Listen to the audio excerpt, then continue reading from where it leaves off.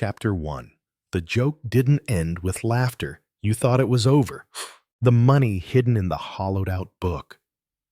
Crisp notes. Folded with care. The final act in your great-uncle's last jest. Everyone had laughed, even Miss Marple. But 2 nights later, sitting in your flat with the study lamp burning into the early hours, you notice something strange. The notes don't smell right. They don't feel right either. The paper's too thick. The print's too clean. You hold them up to the light and your stomach drops.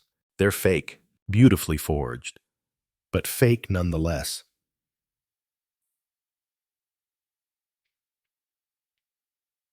And suddenly, the joke isn't funny anymore.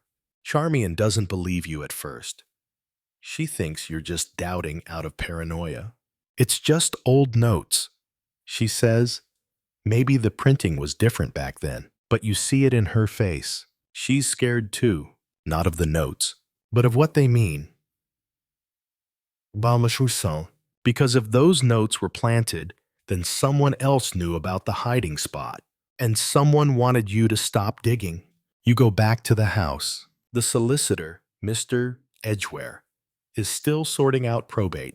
You ask him about the will again. He's polite, too polite, and when you mention the mirror where the book had been hidden, his eyes twitch. Just slightly. I wouldn't go chasing ghosts. Edward, he says, sipping his tea, but you weren't chasing ghosts. You were chasing a truth that doesn't want to be found. That night, you hear the name for the first time. Bland, Miss Lavinia Bland, your great-uncle's former housekeeper, dismissed quietly 2 months before his death. Charmian finds the name in a letter, tucked in the back of a volume of poetry. A small note, too curious for her own good. You read the line 5 times before the cold sets in. Curious enough to get close. Curious enough to know about the real hiding place. Curious enough to be silenced. You return to Miss Marple. She greets you kindly, offers tea, but when you tell her about the forged money, her expression doesn't change, only her voice, softer now, measured. So the real jest wasn't the hiding. She says, it was the substitution. You ask her if she knew. She shakes her head. I suspected something. She admits, but I wanted to see what you would find. She leans in. You found danger. She hands you a folded paper. Anonymous? No stamp. Hand-delivered? Yes. It arrived at her cottage that morning. Inside is a single sentence. He says, stop digging, or you'll find yourself buried with him. No signature, no return address, only a smear of ash on the edge. You stare at the words, and for the first time, you feel it. The weight of the joke cracking open, and inside, something deadly. That night, you don't sleep. You sit in front of the mirror where the book had once rested, and you wonder, what else did your uncle hide? And who else is watching? Waiting. Laughing in the dark. Chapter 2.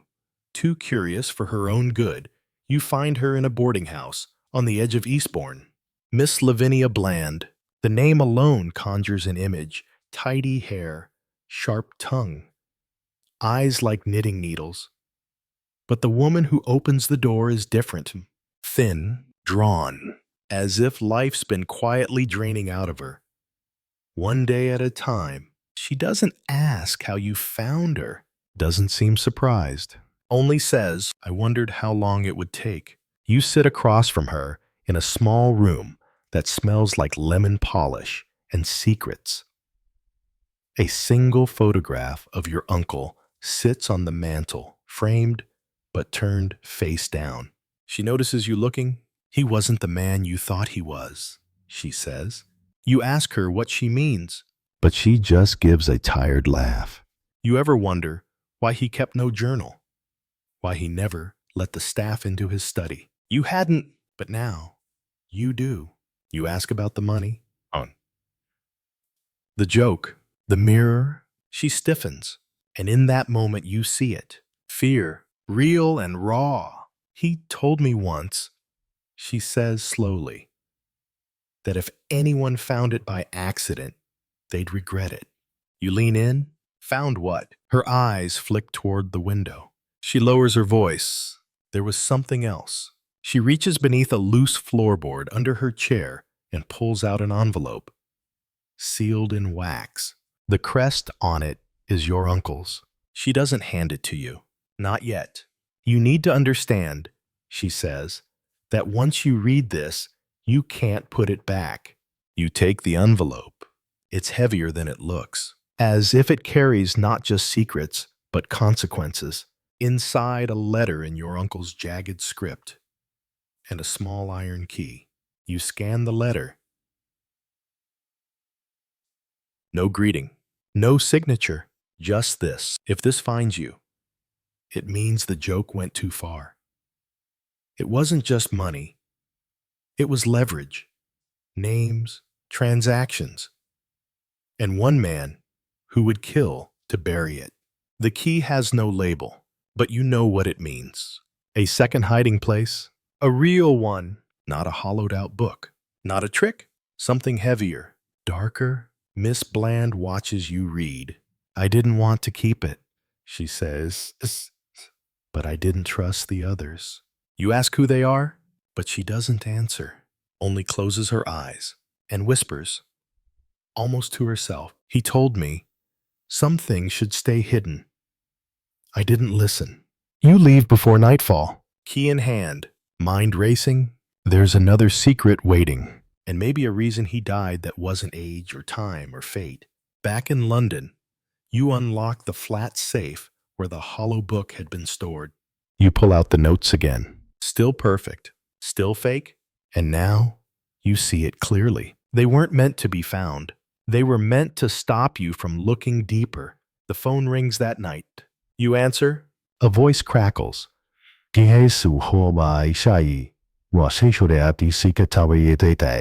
Distorted, unfamiliar, but calm. Put it back. Edward, that letter doesn't belong to you. Click. Deadline. No number. No trace. Just a reminder. You were never the only one playing this game. And now, it's no longer a joke. It's a threat. Chapter 3. The real key doesn't open a box. You sit with the key for hours. Turn it over. Test the teeth. It's old, iron, and cold to the touch. You try the obvious places first, your uncle's roll-top desk, the lockbox in the cellar, the drawer in the cabinet, behind the library's false panel. Nothing fits. Nothing even comes close. Until you remember the greenhouse. It was your uncle's favorite place, strange. Considering he hated gardening, you always thought it was for show. Part of the eccentric performance he liked to play. But now it feels different. The greenhouse is covered in ivy. The air is stale. Half the glass panes cracked from years of silence. You find the hidden door behind a row of rusted watering cans. It leads downward stone steps into darkness. You didn't even know this part existed. A root cellar, maybe, or something older. You use your torch. The dust dances like memories. And at the very end, beneath a rotten sheet and a pile of coal sacks, you find it, a heavy iron safe. Paint flaked, lock covered in grime. And the key, it slides in like it's always been waiting. The door creaks open. Inside, a thick folder wrapped in oilskin. You lift it with both hands. And when you open it, what you find isn't treasure. It's a ledger. Names, dates, amounts, beside each, initials, and 2 columns P and L. Paid, leveraged. You flip through, pages and pages. Some names you recognize: judges, bankers, MPs. Others are just ghosts. You reach the last page. There's a letter tucked into the back. One name underlined, M.E. You read the note. This one never paid. He took the money and buried the rest. If this gets out, he'll bury again. And he won't stop at threats. There's no signature, but the ink has your uncle's scent pipe tobacco, and pride. You photograph every page, scan them into a locked drive, burn a copy to disk. You know enough to be careful now. Because this isn't a jest. This is blackmail. Decades of it. You call Charmian. She doesn't answer. Not unusual, but not comforting either. You try again. Nothing. You try Miss Marple. She answers on the second ring. You found something. She says. You ask how she knows. Her voice goes soft.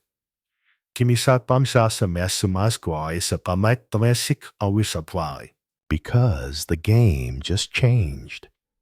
Someone's been following me since yesterday. You meet at the back entrance of the museum cafe. Neutral ground. Miss Marple wears a dark coat. The collar turned up. She looks tired, older. Somehow, you show her the ledger. She doesn't blink, only sighs. I was afraid of this, she says. You ask why your uncle kept it. Because he was clever, she says, and cautious, and maybe a little afraid. You slide her the final page, the one with the initials M.E. She stares at it for a long time, then looks up. You know who that is. You shake your head. She nods toward the door. Then it's time you met him. Chapter 4. Meet M.E. He doesn't live in the kind of house that gets dusty. Marble steps. Brass door knockers. Curtains heavy enough to muffle secrets. You and Miss Marple don't go through the front. You enter through the tradesman's gate because that's how truths arrive, uninvited. His name is Miles Eddington, politician, philanthropist, former war advisor, current untouchable. You've seen his name in papers, in fundraisers, in rumors. You never expected to see it underlined in your uncle's ledger. The butler tries to turn you away. Marple doesn't argue. She simply says, "Tell Mr. Eddington that Jonathan Trevor's nephew is here." And he's holding page 39. The door opens 10 minutes later. Not out of welcome, but necessity. He's taller than you expect and thin, well-tailored. The kind of man who speaks in footnotes and thinks in shadows. His study smells of paper and polish. He closes the door behind him. No words, just a look. You place the copied ledger on his desk, just the last page. The one with his name, the one with the warning. You don't sit. You wait. He reads it slowly, carefully, then calmly. He lights a match. You reach out, snatch the paper away before flame catches. Not the original. You say, he smiles just slightly, but there's nothing warm in it. Your uncle liked to collect people. Eddington says, he thought secrets were a form of currency. You nod, and you were in his vault. His smile fades. He promised discretion. I paid once. That should have been the end. You lean in. But it wasn't, was it? He pours himself a drink. And offers nothing to you. I tremble. Do you know what's in those ledgers? He says. You say yes. He shakes his head. No. You think you do. You see names, numbers, initials. But you don't see the context, the motives, the timing. He sips. The war broke men in strange ways. Mr. Trevor. Some paid for protection, others for silence. Some to keep old mistakes from becoming new scandals. You ask him if he killed your uncle. He doesn't answer, but his eyes narrow. Jonathan Trevor was many things. But clean? No. He was never clean. Miss Marple watches silently from the chair in the corner. Then, for the first time, she speaks. You sent the warning note, didn't you? Eddington turns to her. I asked nicely first. I didn't want this to become theatrical. You feel the weight of something shift in the room, like a trigger. Half pressed. He walks to a cabinet, opens it. reveals a small box. Inside is a revolver. Not drawn, not pointed, but visible, intentional. Intentional. You can walk away, Mr. Trevor. He says, you and your cousin, take the notes, burn the ledger, let the dead bury their debts. You ask why he thinks you do that. He shrugs, because otherwise, people get hurt. You leave with the ledger still in your coat. The air outside bites. Marple is silent until you reach the car. Then she says, if he was bluffing, he wouldn't have shown the gun. You nod, but your mind's already elsewhere, because something else was in that room. A photo, on the bookshelf, framed, familiar, Charmian's mother, standing beside Eddington. Chapter 5. Blood ties and ledger lines. You drive through the rain with a name burning in your head. Charmian, her mother, the photograph. You'd only seen it for a second, framed, tucked just behind a leather-bound biography of wartime strategy. But it was her. No doubt, same eyes, same tilt of the chin. Standing beside Miles Eddington, not 20 years ago. As you first thought, more like 5. You don't tell Miss Marple, not yet. You drop her at her cottage. She doesn't ask where you're going next. Just says, be careful what you're willing to know. Edward, some truths sharpen faster than lies. You reach Charmian's flat by midnight. Her window glows softly. She's awake, reading. You knock once. She opens the door with a smile that flickers the moment she sees your face. What is it, she asks. You don't answer, just step inside. You pull the photo from your coat, not the one from the study, you didn't take it, but a copy from the War Archive, printed hours ago. Her mother, Eddington, smiling. Her eyes don't widen in surprise. She doesn't deny it, doesn't even blink, only says, I hoped you'd never see that. You ask her why? She exhales. I was 17 when he came back into her life. She says, she told me he was just an old friend, but I knew better. You ask the question you don't want to ask. Is he your father? She nods, and just like that, everything fractures. You ask if she knew about the ledger. She shakes her head. No, not until 2 nights ago. She pulls something from her desk drawer. A letter, unmarked, typed, delivered under her door, just like the one sent to Miss Marple. Inside, he's looking too closely. He won't like what he finds. She looks at you, eyes glassy. I think they meant you. You sit in silence. 2 people, 2 truths, 1 too many secrets.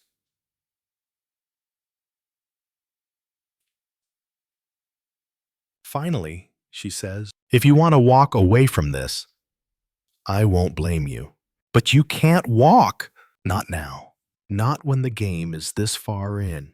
You ask her one last thing. Did your mother know what he did? She hesitates.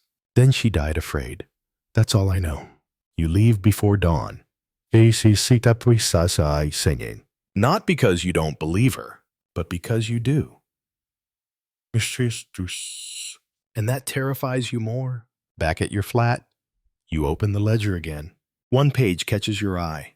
A note beside a line of initials. C.L. Final warning delivered. You scan backward. Find the same initials under the L column. Leveraged. C.L. Charmian's mother was Catherine Lonsdale. Your uncle marked her down. He kept her secret until she couldn't pay anymore. And now she's dead.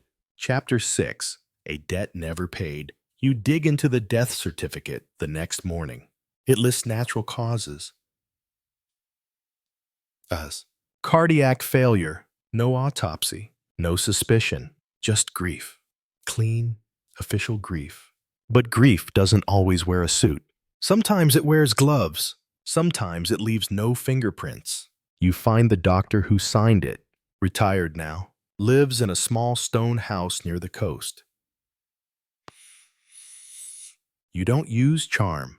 You use the truth, at least part of it. You say you're investigating an old insurance discrepancy.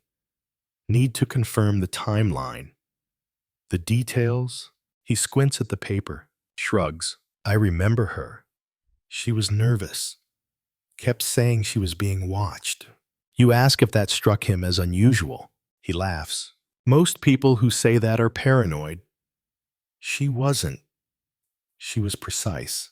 He doesn't remember who called the ambulance, only that when he arrived, she was already gone. You think it wasn't natural, he finally asks. You don't answer, just thank him. Because you don't need to speculate. You already know. Back in London, you visit the last person on the ledger before Catherine's name. Initials are M. A man named Richard Mallory, ex-journalist. Now missing, reported vanished 8 months ago. Case closed as a runaway. But you've seen this dance before. You cross-reference the time. He disappeared 3 weeks after writing an article on off-the-record wartime diplomacy. His name was circled in red ink in the ledger. No payment ever recorded. You call Miss Marple. She listens without interruption. Then, softly, that ledger isn't just a list. It's a countdown. You ask her what that means. Everyone on it was living on borrowed time. You meet her again, this time in the graveyard. Not for poetry, for proximity. Catherine's grave is quiet. Small headstone, simple epitaph. Beloved daughter, devoted mother, at peace. But you can't help wondering who chose those words and what they really meant. Marple brings tea in a thermos. You drink it while staring at names carved in stone. She finally says, you have to ask yourself why your uncle kept the ledger. Was it for leverage? Or was it for insurance? You hadn't thought of that. Maybe he wasn't the blackmailer. Maybe he was the archivist. The only one keeping the game honest. You show her the list of initials, half crossed out, half underlined. Who's next, you ask? She reads the names, then stops. Points to one. T.G. A woman under the P column, but no amount listed. Just one word scribbled beside it. Witness. Miss Marple stiffens, then says quietly, I know her. Chapter 7. The witness who didn't testify. You find her in a small care home north of Oxford. Teresa Garraway, 93, sharp in mind, soft in voice. She's knitting when you walk in. The nurse says she rarely speaks. But when Miss Marple enters, Teresa looks up and smiles. Jane, she says, I thought you were dead. Miss Marple smiles. Not yet. You introduce yourself. She nods once. Then you're the one with the ledger. You sit down, unsure how she knows. She taps her temple. Nothing in this world is hidden, dear. Just delayed. You ask her what she witnessed. Her hand still. The yarn slips from her lap. She speaks quietly, but clearly. I saw a man kill another man during the war. Not in battle. In a drawing room. With no rage, only calculation. You ask who? She doesn't answer that. Only says it was covered up. For the good of morale. And for the good of men who would later wear medals. She pauses, sips her tea. I was told to forget it, but Jonathan didn't let me. Your uncle again, weaving himself through everyone's memory like thread through linen. You ask what he wanted from her. She smiles. Nothing, just to remember. He said if enough of us remembered, the truth would never fully die. You feel your throat tighten, not because of grief, but because of purpose. Your uncle didn't collect secrets to use them. He collected them, to protect people, and that made him dangerous. To someone, to everyone who preferred shadows over shame. You ask her if she ever feared for her life. She nods. Still do. You ask why she's never been touched. She looks to Marple, then back to you. Because I never wrote anything down. On your way out. She presses something into your hand. A locket, old, worn, inside a photo of a young man in uniform. One you recognize from the ledger. Name H. Blakeney. One of the first entries, under L, with a cross beside it. You ask who he was. She says simply, the one they made disappear so no one else would. You ask if he was her lover. She says no, he was my brother. Back in the car, Miss Marple is quiet. So are you? You hold the locket in your palm, like it might still be warm from the past. You think about the names in the ledger, the ones crossed out, the ones still breathing, and one name pulses louder than the rest. Miles Eddington, still alive, still watching, still armed. Marple finally speaks. We're close now. You nod, but you know what she means. Close to the truth, close to the danger, close to the edge. Chapter 8. The man who wasn't supposed to exist. You start with the locket, the photo of H. Blakeney. It's not much, just a sepia blur of a man in uniform with tired eyes and a crooked tie. But it's more than the War Archive has. Because when you search, he's not there. No enlistment records, no service files, no pension, nothing. It's like he never existed, but ghosts don't leave photos.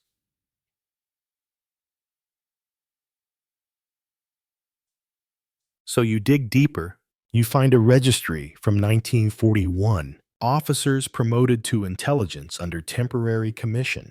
One name stands out. Henry B. Leake, different surname. Same face. Miss Marple confirms it with a single glance. He changed his name. Or had it changed for him. You trace the new identity to a mission in France, classified, unacknowledged, disavowed, a mission that never came back. Except he did, and someone made sure the world forgot. Except one person didn't, your uncle.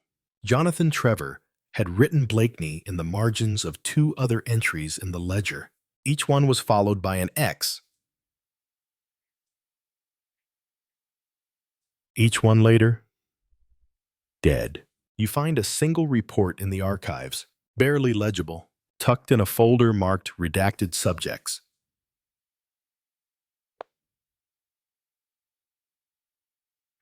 It contains 1 page. No title, no heading, only a phrase. He knew. He took the copy. If it surfaces, neutralize the chain. You know what the copy is now. The ledger, the original, not the one you hold, not the one you're adding to with every breath, but the one that began this long before you were born. You meet Marple at dusk. Say, behind the library. She reads the report, then says, "This is the end game. Edward." You ask what that means. She answers with a question. "Do you know why your uncle sent you the clue as a jest?" You shake your head. "Because he wanted you to laugh, so no one would hear the panic." The next morning, you get a call, the kind you don't forget. Confisum, blocked number, 2 words, a whisper. She's gone. You freeze. The voice hangs in the silence like a noose. Who? The line goes dead, but you already know. Charmian. You drive like the world's on fire. Her flat is empty, door unlocked, books on the floor, a glass shattered. The photograph of her mother, the one she kept hidden, gone. No blood, no note, only the ledger, placed on the kitchen table, and 1 word written on it in thick black ink. Enough. Stiff. Miss Marple arrives 20 minutes later. She surveys the room like a battlefield, then says, "They don't want to kill you yet. They want to see if you'll run." You look at the ledger, then the window, then the photograph still burned into your mind. What if they're right? You ask. She puts a hand on your shoulder, then run toward them. Chapter 9. A joke that ends in blood. You spend the night in your uncle's study. Not for safety, for symbolism. You stack every page of the ledger on the desk, one sheet at a time. Then you open your laptop and you start uploading. Not to a public server. Not yet. To 10 private inboxes. Media. Whistleblower agencies. One trusted journalist your uncle once described as honest enough to die for the wrong cause. Every file encrypted with a message: if I vanish, publish.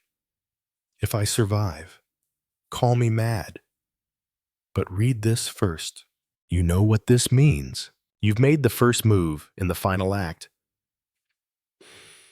The phone rings at 2:14 a.m. Unknown number. You answer. The voice is calm, cultured, British public school, clipped. It says, "We don't need to do this in front of an audience." You reply, "Then come alone." Silence. Then, Berwick Hall, noon. You don't ask why there. You already know. It's where it all started. Where your uncle began collecting lives and ledgers, and where one life is about to be taken off the books. Miss Marple insists on going with you. You say no. She says, "I've lived too long to start obeying men now." You don't argue, just drive. Berwick Hall is quiet. The gates creak open like they've been expecting you. Inside, nothing's changed. Same portraits, same ghosts. Miles Eddington is waiting in the drawing room. By the fire, where it all began. Where Teresa Garraway saw the first death. And maybe where this one ends. He doesn't stand, doesn't greet you, just gestures to the armchair opposite. You sit. Miss Marple stands near the window, watching.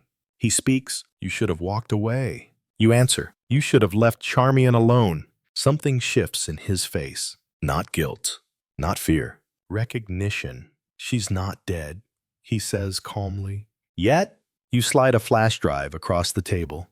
Copies. Scattered. If I don't walk out of here, it goes everywhere. He picks it up, weighs it, then places it gently into the fire. You smile. That was a decoy. Yours is in the post. Registered mail. Good luck intercepting all 10. His eyes narrow. You know, your uncle did the same thing. He says, you nod. I know. That's why you killed him. Silence. Then, I didn't kill him. I just let time do its job. I only kill when people start digging. He leans forward. You're not a digger. Edward, you're a romantic. And romantics get buried quicker than cynics. You stand. So does he. For a moment, the fire crackles louder than your heartbeat. You ask, where is she? He smiles thinly. She's safe. For now. But safety is a debt. And you're running out of credit. Marple steps forward. That's where you miscalculated. Eddington turns. You again. You've always underestimated memory.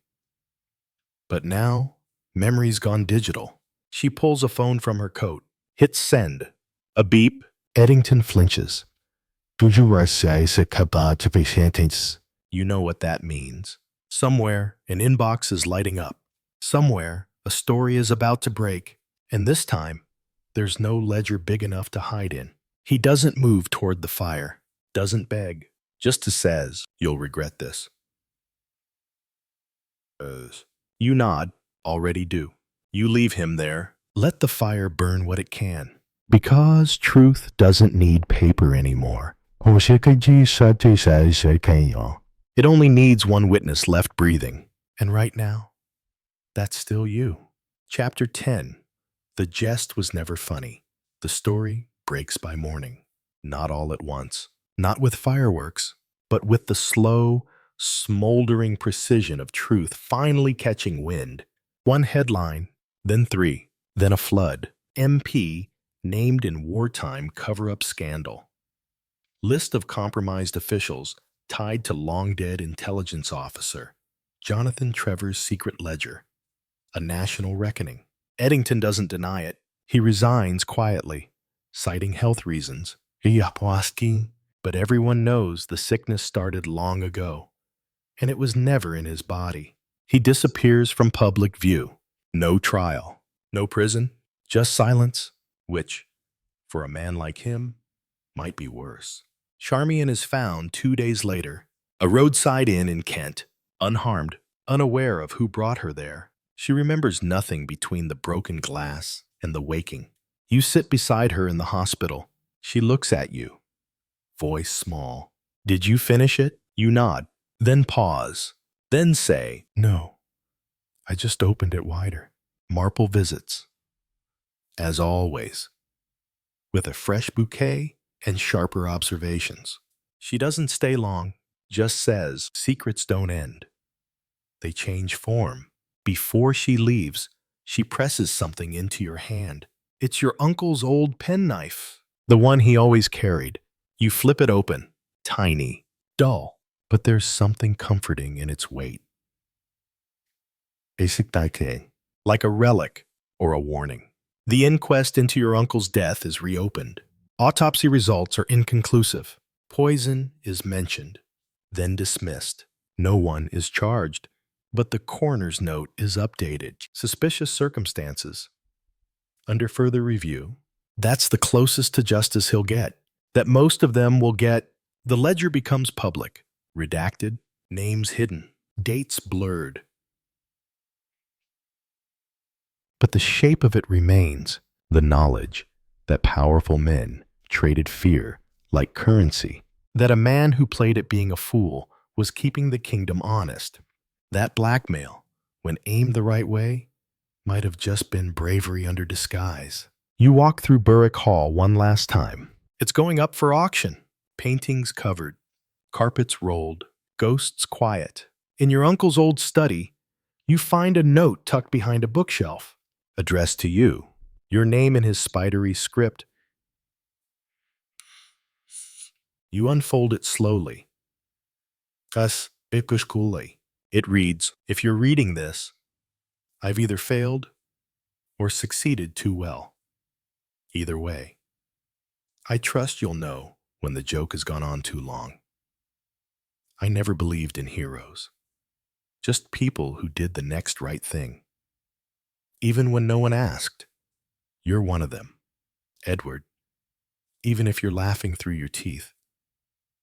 Now go bury the past properly, and maybe, just maybe, start something honest. J.T.T. You keep the letter, and the penknife, and the memory of a man who made a joke so strange it turned into a revolution. Charmian leaves London, quietly, without fanfare. She leaves you a single postcard. It says, some debts don't ask for payment. Some ask for peace. You frame it, hang it above your desk, next to the final, charred page of the ledger, the one with no initials. No sums, just 2 words, the end. But even now, years later, when the headlines have faded and the names are all dead or forgiven, you still dream of that key, the one that opened nothing. But unlocked everything. Chapter 11. Wireless. Wireless was first published in the Sunday Chronicle, Annual 1925, September 1925. Above all, avoid worry and excitement, said Dr. Meinel, in the comfortable fashion affected by doctors. Mrs. Harder, as is often the case with people hearing these soothing but meaningless words, seemed more doubtful than relieved. There is a certain cardiac weakness, continued the doctor fluently, but nothing to be alarmed about. I can assure you of that. All the same, he added, it might be as well to have a lift installed. Eh? What about it? Mrs. Harder looked worried. Dr. Meinel, on the contrary, looked pleased with himself. The reason he liked attending rich patients rather than poor ones was that he could exercise his active imagination in prescribing for their ailments. Yes, a lift, said Dr. Minell, trying to think of something else even more dashing, and failing. Then we shall avoid all undue exertion. Daily exercise on the level on a fine day, but avoid walking up hills, and above all, he added happily, plenty of distraction for the mind. Don't dwell on your health, to the old lady's nephew. Charles Ridgway. The doctor was slightly more explicit. Do not misunderstand me, he said. Your aunt may live for years, probably will. At the same time, shock or overexertion might carry her off like that. He snapped his fingers. She must lead a very quiet life. No exertion, no fatigue. But, of course, she must not be allowed to brood. She must be kept cheerful, and the mind well distracted. Distracted, said Charles Ridgway thoughtfully. Charles was a thoughtful young man. He was also a young man who believed in furthering his own inclinations whenever possible. That evening, he suggested the installation of a wireless set. Mrs. Harder, already seriously upset at the thought of the lift, was disturbed and unwilling. Charles was fluent and persuasive. I do not know that I care for these newfangled things, said Mrs. Harder piteously. The waves, you know, the electric waves, they might affect me. Charles, in a superior and kindly fashion, pointed out the futility of this idea. Mrs. Harder, whose knowledge of the subject was of the vaguest, but who was tenacious of her own opinion, remained unconvinced. All that electricity, she murmured timorously. You may say what you like, Charles, but some people are affected by electricity. I always have a terrible headache before a thunderstorm. I know that. She nodded her head triumphantly. Charles was a patient young man. He was also persistent. My dear Aunt Mary, he said, let me make the thing clear to you. He was something of an authority on the subject. He delivered now quite a lecture on the theme, warming to his task. He spoke of bright emitter valves, of dull emitter valves, of high frequency and low frequency, of amplification, and of condensers. Mrs. Harder, submerged in a sea of words that she did not understand, surrendered. Of course, Charles, she murmured, if you really think, my dear Aunt Mary, said Charles enthusiastically, it is the very thing for you, to keep you from moping and all that. The lift prescribed by Dr. Minell was installed shortly afterwards and was very nearly the death of Mrs. Harder, since, like many other old ladies, she had a rooted objection to strange men in the house. She suspected them one and all of having designs on her old silver. After the lift, the wireless set arrived. Mrs. Harder was left to contemplate the, to her, repellent object, a large, ungainly-looking box, studded with knobs. It took all Charles' enthusiasm to reconcile her to it. Charles was in his element. He turned knobs, discoursing eloquently the while. Mrs. Harder sat in her high-backed chair, patient and polite, with a rooted conviction in her own mind that these new fangled notions were neither more nor less than unmitigated nuisances. Listen, Aunt Mary, we are on to Berlin. Isn't that splendid? Can you hear the fellow? I can't hear anything except a good deal of buzzing and clicking, said Mrs. Harder. Charles continued to twirl knobs. Brussels, he announced with enthusiasm. Is it really? Said Mrs. Harder, with no more than a trace of interest. Charles again turned knobs, and an unearthly howl echoed forth into the room. Now "We seem to be on to the dog's home," said Mrs. Harder, who was an old lady with a certain amount of spirit. "Ha, ha," said Charles. "You will have your joke, won't you, Aunt Mary?" "Very good, that bon." Mrs. Harder could not help smiling at him. She was very fond of Charles. For some years a niece, Miriam Harder, had lived with her. She had intended to make the girl her heiress, but Miriam had not been a success. She was impatient and obviously put by her aunt's society. She was always out, gadding about, as Mrs. Harder called it. In the end, she had entangled herself with a young man of whom her aunt thoroughly disapproved. Miriam had been returned to her mother with a curt note, much as if she had been goods on approval. She had married the young man in question, and Mrs. Harder usually sent her a handkerchief case or a table center at Christmas, having found nieces disappointing. Mrs. Harder turned her attention to nephews. Charles, from the first, had been an unqualified success. He was always pleasantly deferential to his aunt, and listened with an appearance of intense interest to the reminiscences of her youth. In this, he was a great contrast to Miriam, who had been frankly bored and showed it. Charles was never bored. He was always good-tempered, always gay. He told his aunt many times a day that she was a perfectly marvelous old lady, highly satisfied with her new acquisition. Mrs. Harder had written to her lawyer with instructions as to the making of a new will. This was sent to her, duly approved by her and signed, and now, even in the matter of the wireless, Charles was soon proved to have won fresh laurels. Mrs. Harder, at first antagonistic, became tolerant and finally fascinated. She enjoyed it very much better when Charles went out. The trouble with Charles was that he could not leave the thing alone.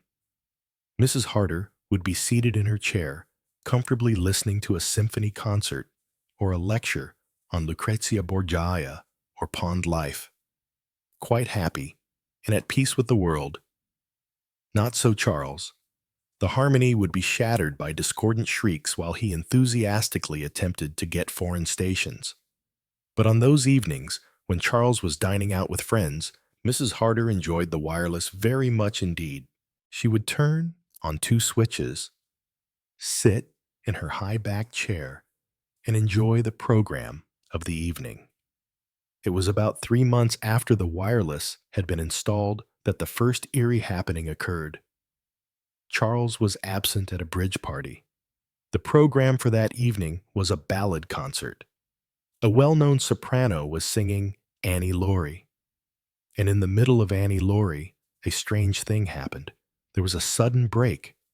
The music ceased for a moment. The buzzing, clicking noise continued, and then that too died away. There was dead silence. And then very faintly, a low buzzing sound was heard. Mrs. Harder got the impression, why she did not know, that the machine was tuned into somewhere very far away. And then clearly and distinctly a voice spoke, a man's voice with a faint Irish accent. "Mary, can you hear me? Mary, it is Patrick speaking. I am coming for you soon. You will be ready, won't you, Mary?" Then, almost immediately, the strains of Annie Laurie once more filled the room. Mrs. Harder sat rigid in her chair, her hands clenched on each arm of it. Had she been dreaming Patrick's voice? Patrick's voice in this very room, speaking to her?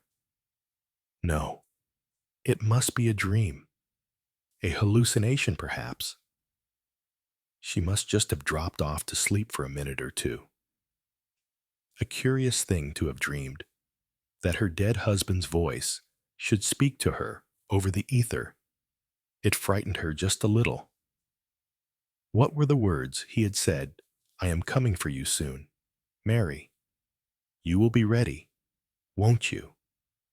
Was it? Could it be a premonition? Cardiac weakness? Her heart? After all, she was getting on in years. It's a warning. That's what it is, said Mrs. Harder, rising slowly and painfully from her chair, and added characteristically, all that money wasted on putting in a lift. She said nothing of her experience to anyone, but for the next day or two, she was thoughtful and a little preoccupied. And then came the second occasion. Again, she was alone in the room. The wireless, which had been playing an orchestral selection, died away with the same suddenness as before.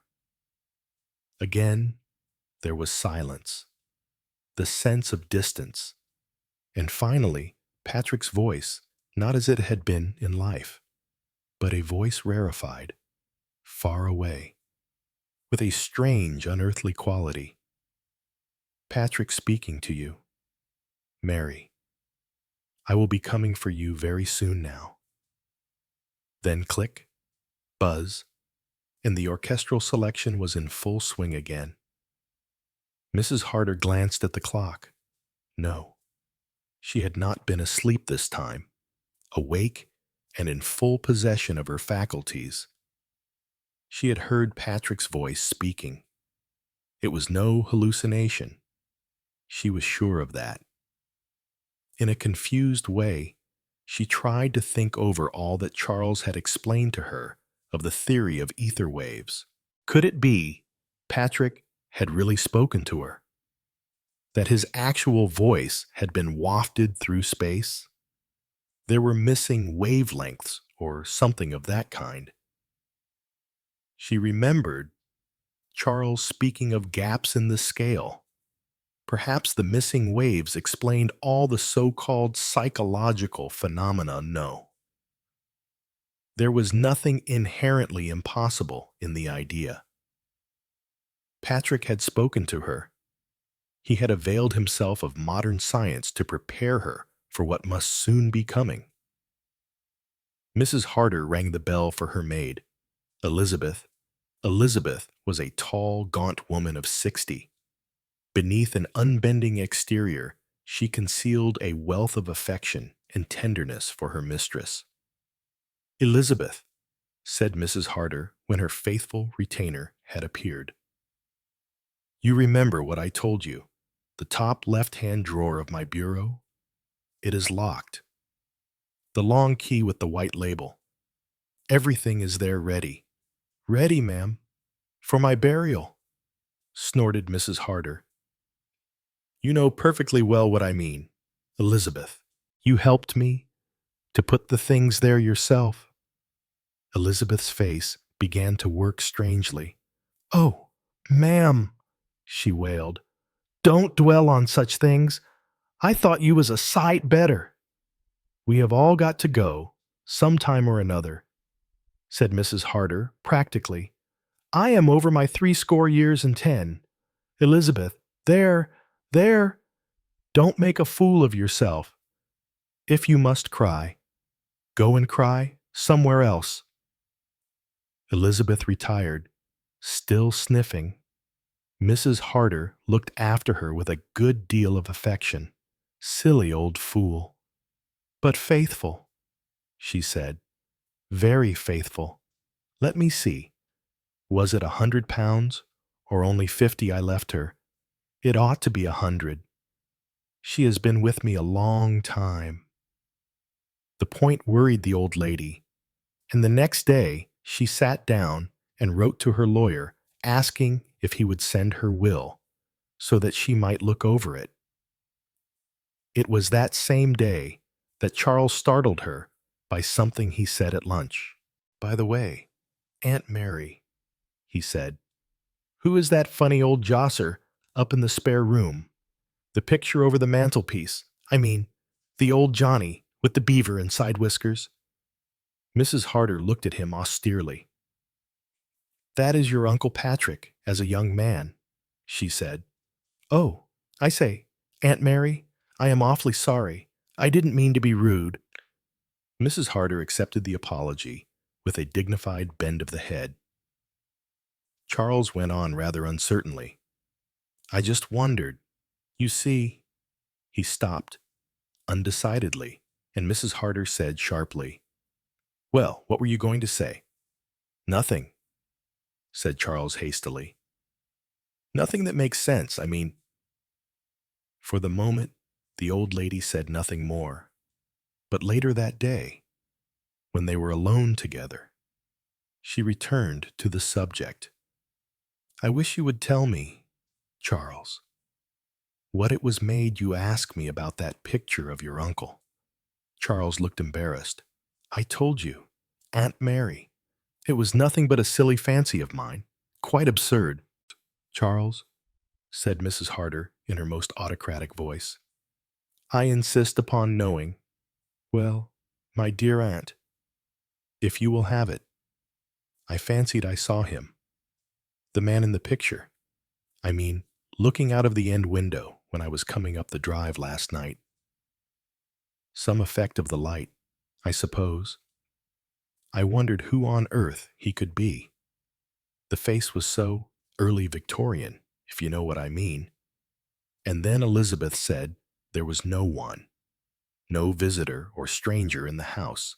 And later in the evening, I happened to drift into the spare room. And there was the picture over the mantelpiece. My man to the life. It is quite easily explained, really. I expect, subconscious and all that, must have noticed the picture before, without realizing that I had noticed it, and then just fancied the face at the window." "The end window," said Mrs. Harder sharply. "Yes. Why?" "Nothing," said Mrs. Harder. But she was startled all the same. That room had been her husband's dressing room that same evening. Charles again being absent. Mrs. Harder sat, listening to the wireless with feverish impatience. If for the third time she heard the mysterious voice, it would prove to her finally, and without a shadow of doubt, that she was really in communication with some other world. Although her heart beat faster, she was not surprised when the same break occurred, and after the usual interval of deathly silence, the faint, faraway Irish voice spoke once more. "Mary, you are prepared now. On Friday, I shall come for you. Friday at 9:30. Do not be afraid. There will be no pain. Be ready." Then, almost cutting short the last word, the music of the orchestra broke out again, clamorous and discordant. Mrs. Harder sat very still for a minute or two.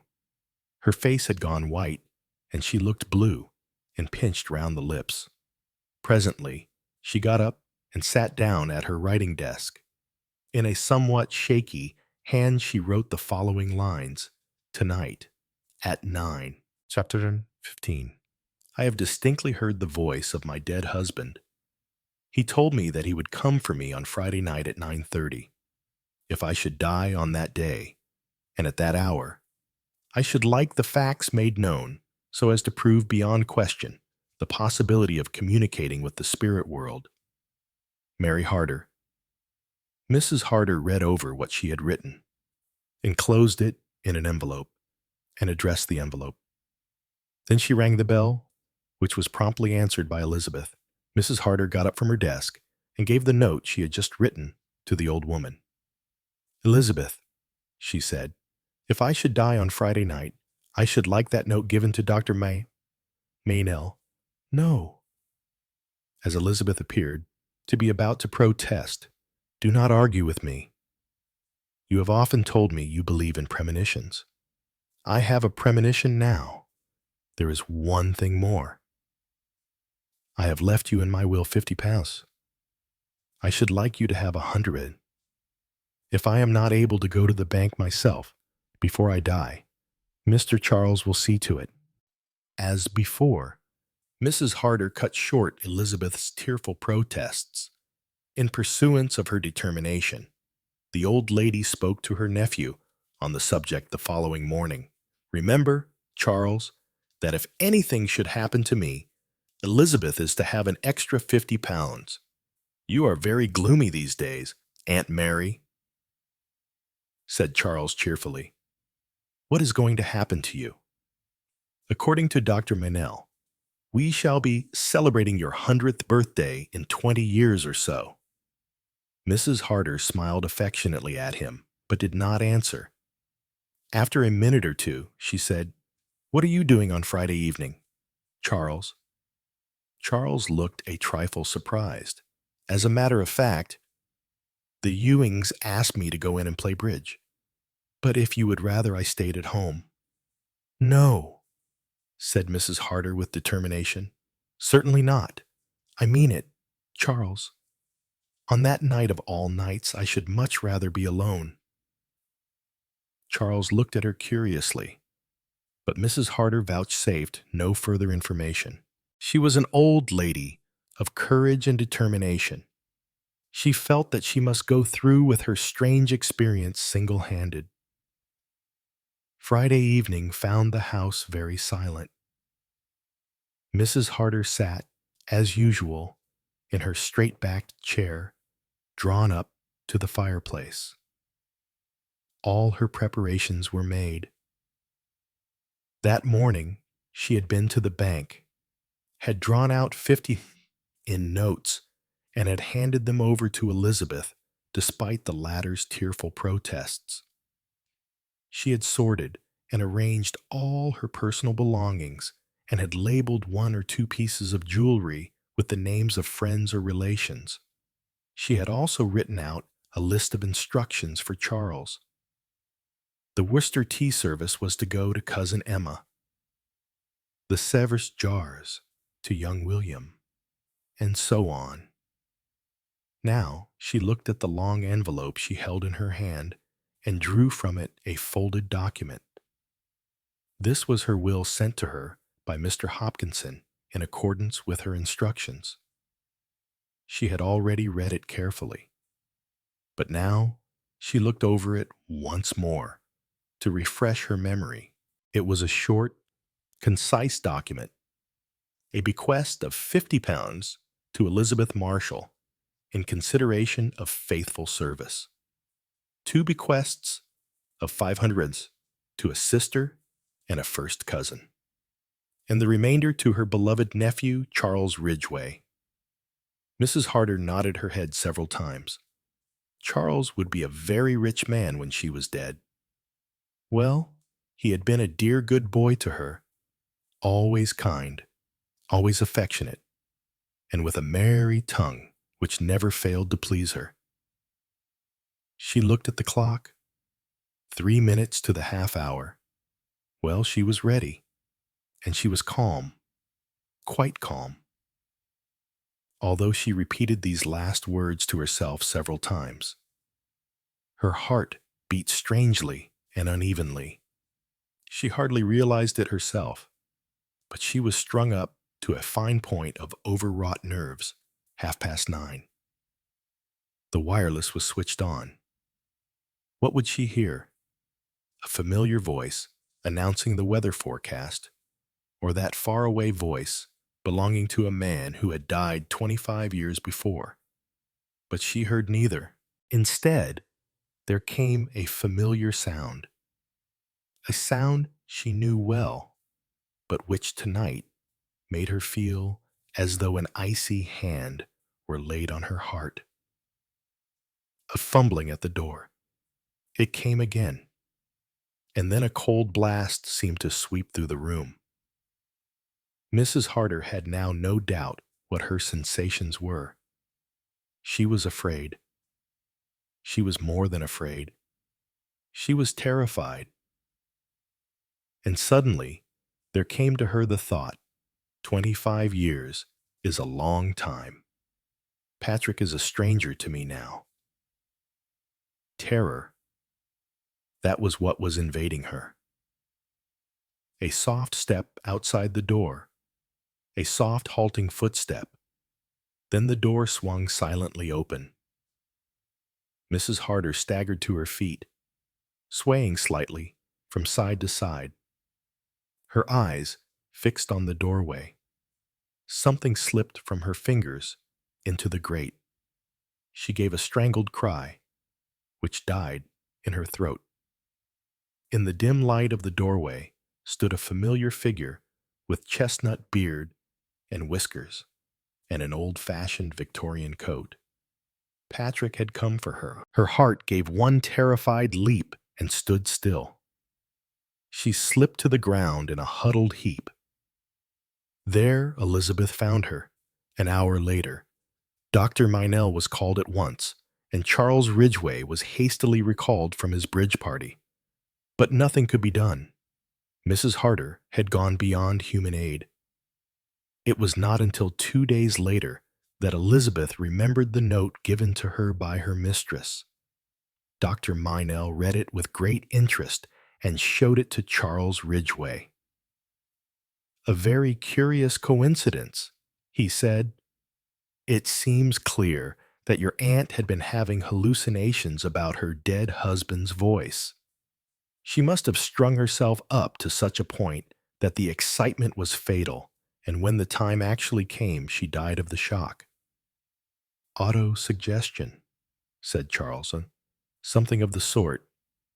I will let you know the result of the autopsy as soon as possible, though I have no doubt of it myself. In the circumstances, an autopsy was desirable, though purely as a matter of form." Charles nodded comprehendingly. On the preceding night, when the household was in bed, he had removed a certain wire which ran from the back of the wireless cabinet to his bedroom on the floor above. Also, since the evening had been a chilly one, he had asked Elizabeth to light a fire in his room, and in that fire he had burned a chestnut beard and whiskers. Some Victorian clothing belonging to his late uncle he replaced in the camphor-scented chest in the attic. As far as he could see, he was perfectly safe. His plan, the shadowy outline of which had first formed in his brain when Dr. Minell had told him that his aunt might with due care live for many years, had succeeded admirably. A sudden shock. Dr. Minell had said, "Charles, that affectionate young man, beloved of old ladies," smiled to himself. When the doctor departed, Charles went about his duties mechanically. Certain funeral arrangements had to be finally settled. Relatives coming from a distance had to have trains looked out for them. In 1 or 2 cases, they would have to stay the night. Charles went about it all efficiently and methodically, to the accompaniment of an undercurrent of his own thoughts, a very good stroke of business. That was the burden of them.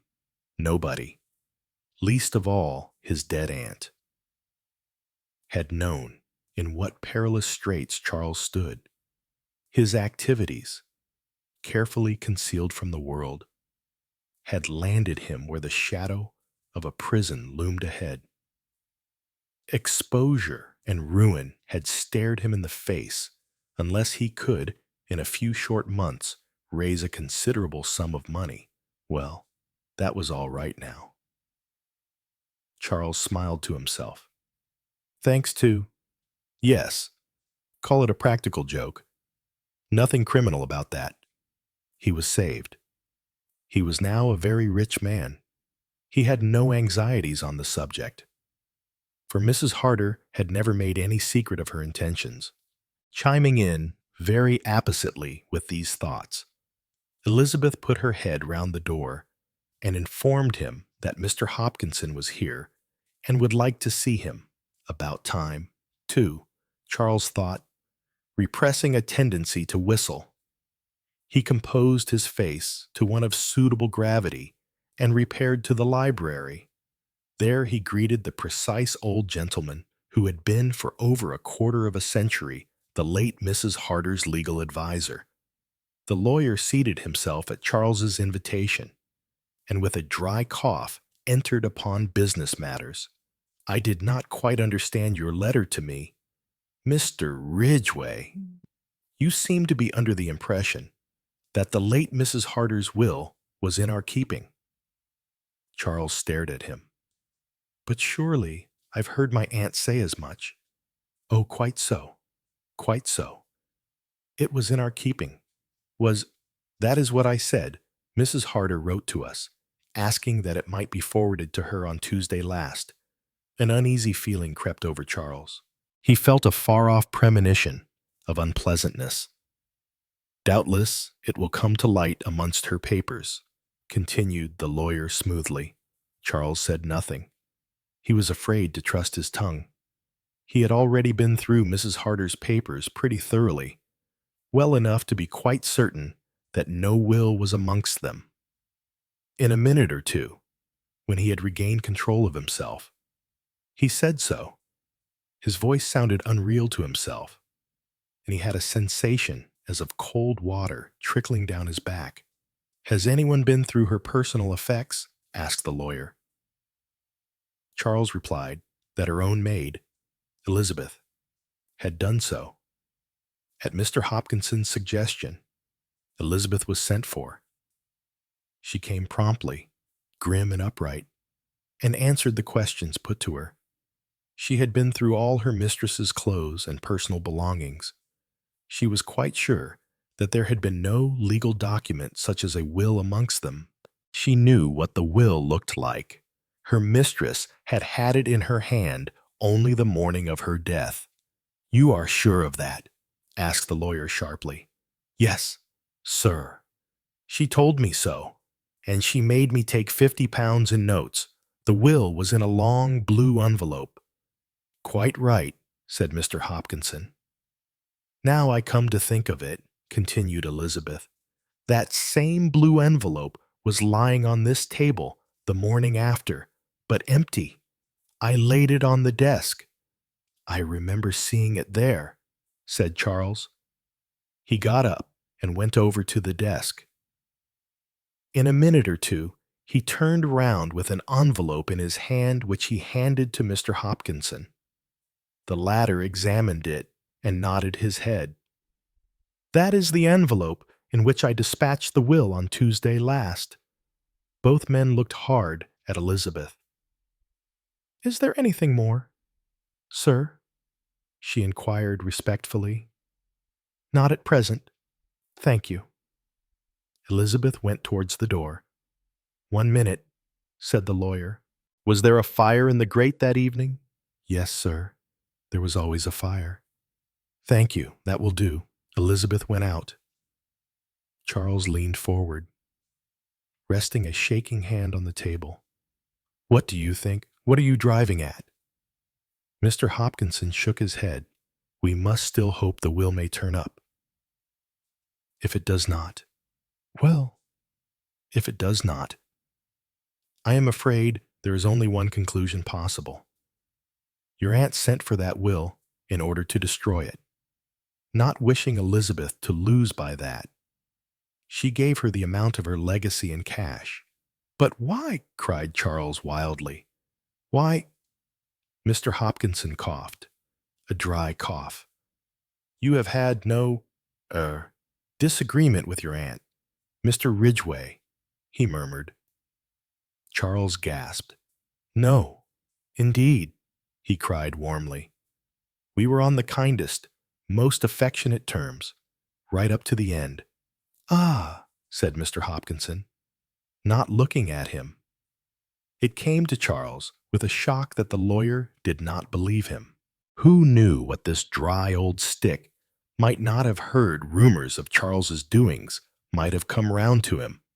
What more natural than that he should suppose that these same rumors had come to Mrs. Harder, and the aunt and nephew should have had an altercation on the subject? But it wasn't so. Charles knew one of the bitterest moments of his career. His lies had been believed. Now that he spoke the truth, belief was withheld. The irony of it. Of course, his aunt had never burnt the will. Of course, his thoughts came to a sudden check. What was that picture rising before his eyes? An old lady with one hand clasped to her heart. Something slipping. A paper. Falling on the red-hot embers. Charles's face grew livid. He heard a hoarse voice, his own, asking, if that will's never found. There is a former will of Mrs. Harder's still extant. Dated September 1920. By it, Mrs. Harder leaves everything to her niece, Miriam Harder, now Miriam Robinson. What was the old fool saying, Miriam, Miriam, with her nondescript husband and her 4 whining brats, all his cleverness for Miriam? The telephone rang sharply at his elbow. He took up the receiver. It was the doctor's voice, hearty and kindly. That you, Ridgway? Thought you'd like to know. The autopsy's just concluded. Cause of death, as I surmised. But as a matter of fact, the cardiac trouble was much more serious than I suspected when she was alive. With the utmost care, she couldn't have lived longer than 2 months at the outside. Thought you'd like to know. Might console you more or less.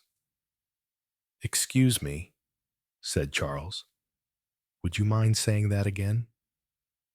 She couldn't have lived longer than 2 months, said the doctor in a slightly louder tone. All things work out for the best. You know, my dear fellow. But Charles had slammed back the receiver on its hook. He was conscious of the lawyer's voice speaking from a long way off. Dear me, Mr. Ridgway, are you ill? Damn them all. The smug-faced lawyer, that poisonous old-ass Manel, no hope in front of him, only the shadow of the prison wall. He felt that somebody had been playing with him like a cat with a mouse. Somebody must be laughing. Chapter 12. Within a Wall.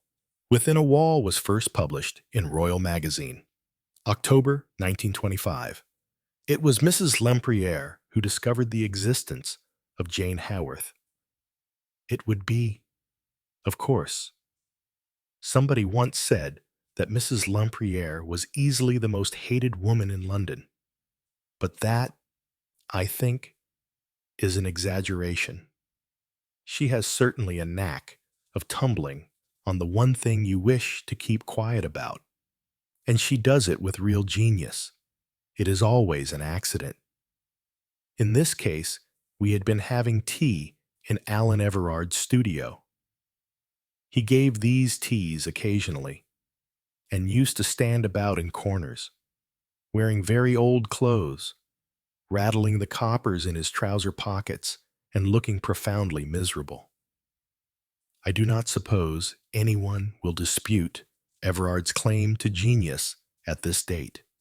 His 2 most famous pictures, Color and The Connoisseur, which belonged to his early period, before he became a fashionable portrait painter, were purchased by the nation last year, and for once the choice went unchallenged. But at the date of which I speak, Everard was only beginning to come into his own, and we were free to consider that we had discovered him. It was his wife who organized these parties. Everard's attitude to her was a peculiar one. That he adored her was evident, and only to be expected. Adoration was Isabel's due, but he seemed always to feel himself slightly in her debt. He assented to anything she wished, not so much through tenderness as through an unalterable conviction that she had a right to her own way. I suppose that was natural enough, too, when one comes to think of it. For Isabel, Loring had been really very celebrated. When she came out, she had been the debutante of the season. She had everything except money, beauty, position, breeding, brains. Nobody expected her to marry for love. She wasn't that kind of girl. In her second season, she had 3 strings to her bow, the heir to a dukedom, a rising politician, and a South African millionaire. And then, to everyone's surprise, she married Alan Everard, a struggling young painter whom no one had ever heard of. It is a tribute to her personality, I think, that everyone went on calling her Isabel Loring. Nobody ever alluded to her as Isabel Everard. It would be, I saw Isabel Loring this morning. Yeah, with her husband, young Everard, the painter fellow. People said Isabel had done for herself. It would, I think, have done for most men to be known as Isabel Loring's husband. But Everard was different. Isabel's talent for success hadn't failed her after all. Alan Everard painted color. I suppose everyone knows the picture, a stretch of road with a trench dug down it. The turned earth, reddish in color, a shining length of brown glazed drain pipe, and the huge navvy, resting for a minute on his spade, a Herculean figure in stained corduroys with a scarlet neckerchief. His eyes look out at you from the canvas, without intelligence, without hope, but with a dumb, unconscious pleading. The eyes of a magnificent brute beast. It is a flaming thing, a symphony of orange and red. A lot has been written about its symbolism, about what it is meant to express. Alan Everard himself says he didn't mean it to express anything. He said, nauseated by having had to look at a lot of pictures of Venetian sunsets, and a sudden longing for a riot of purely English color assailed him.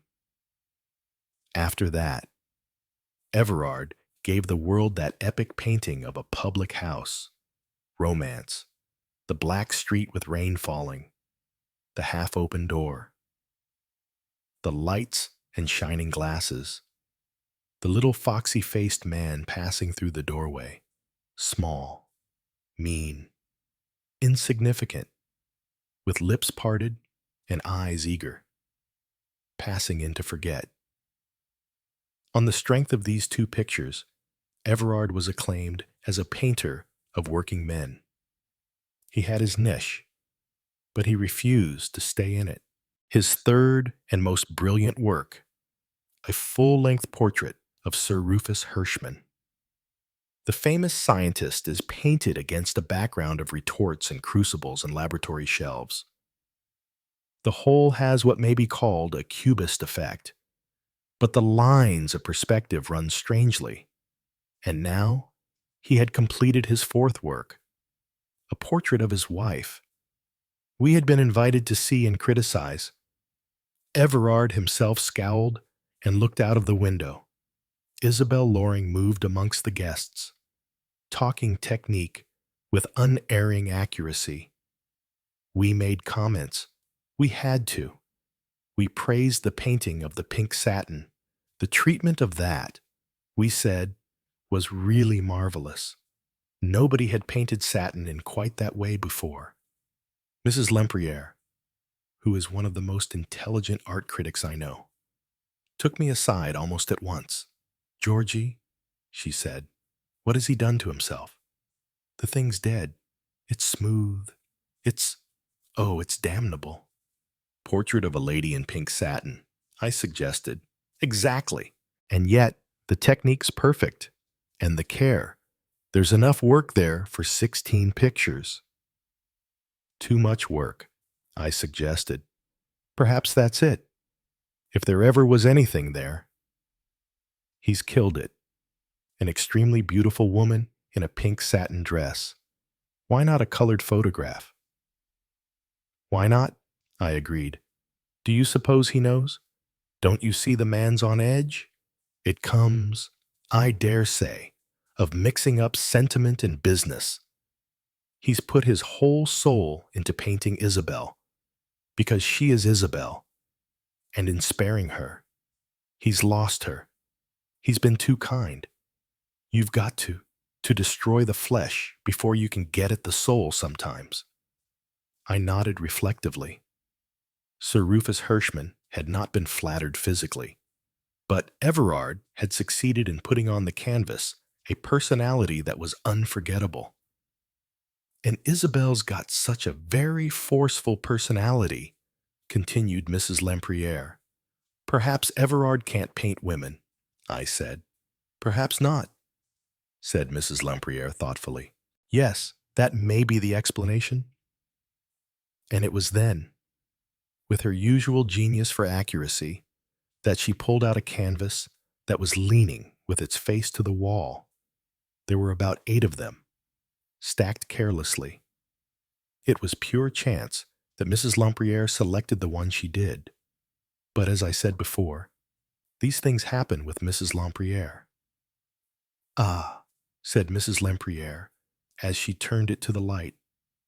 It was unfinished, a mere rough sketch.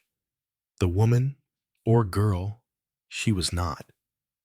I thought more than 25 or 6, was leaning forward, her chin on her hand. 2 things struck me at once, the extraordinary vitality of the picture and the amazing cruelty of it. Everard had painted with a vindictive brush. The attitude even was a cruel one. It had brought out every awkwardness, every sharp angle, every crudity. It was a study in brown, brown dress, brown background, brown eyes, wistful, eager eyes.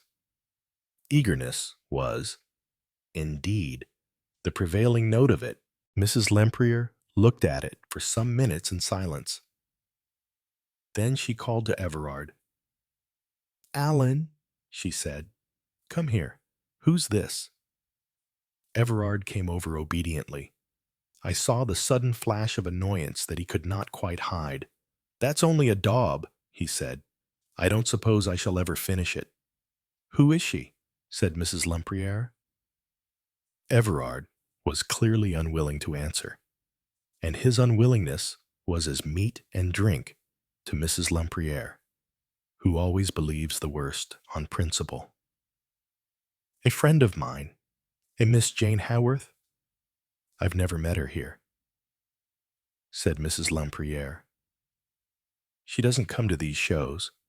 He paused a minute, then added, "She's Winnie's godmother." Winnie was his little daughter, aged 5. "Really?" said Mrs. Lempriere. "Where does she live? Battersea? A flat?" "Really?" said Mrs. Lempriere again, and then added, "And what has she ever done to you, to me, to you, to make you so ruthless?" "Oh, that!" He laughed. "Well, you know, she's not a beauty. I can't make her one out of friendship, can I?" "You've done the opposite," said Mrs. Lempriere. "You've caught hold of every defect of hers, and exaggerated it, and twisted it. You've tried to make her ridiculous, but you haven't succeeded, my child. That portrait, if you finish it, will live." Everard looked annoyed. "It's not bad," he said lightly. "For a sketch, that is. But, of course, it's not a patch on Isabel's portrait. That's far and away the best thing I've ever done." He said the last words defiantly and aggressively. Neither of us answered. "Far and away the best thing," he repeated. Some of the others had drawn near us. They, too, caught sight of the sketch. There were exclamations, comments. The atmosphere began to brighten up. It was in this way that I first heard of Jane Haworth. Later, I was to meet her, twice. I was to hear details of her life from one of her most intimate friends. I was to learn much from Alan Everard himself. Now that they are both dead, I think it is time to contradict some of the stories Mrs. Lempriere is busily spreading abroad. Call some of my story invention, if you will. It is not far from the truth. When the guests had left, Alan Everard turned the portrait of Jane Hayworth with its face to the wall again. Isabel came down the room and stood beside him. A success, do you think? She asked thoughtfully. Or not quite a success? The portrait, he asked quickly. No, silly. The party. Of course the portrait's a success. It's the best thing I've done, Everard declared aggressively. We're getting on, said Isabel. Lady Charmington wants you to paint her. Oh, Lord, he frowned. I'm not a fashionable portrait painter. You know. You will be. You'll get to the top of the tree. That's not the tree I want to get to the top of. But, Alan, dear, that's the way to make mints of money. Who wants mints of money? Perhaps I do, she said, smiling. At once, he felt apologetic, ashamed.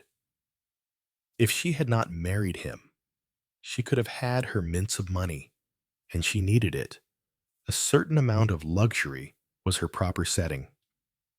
We've not done so badly just lately, he said wistfully.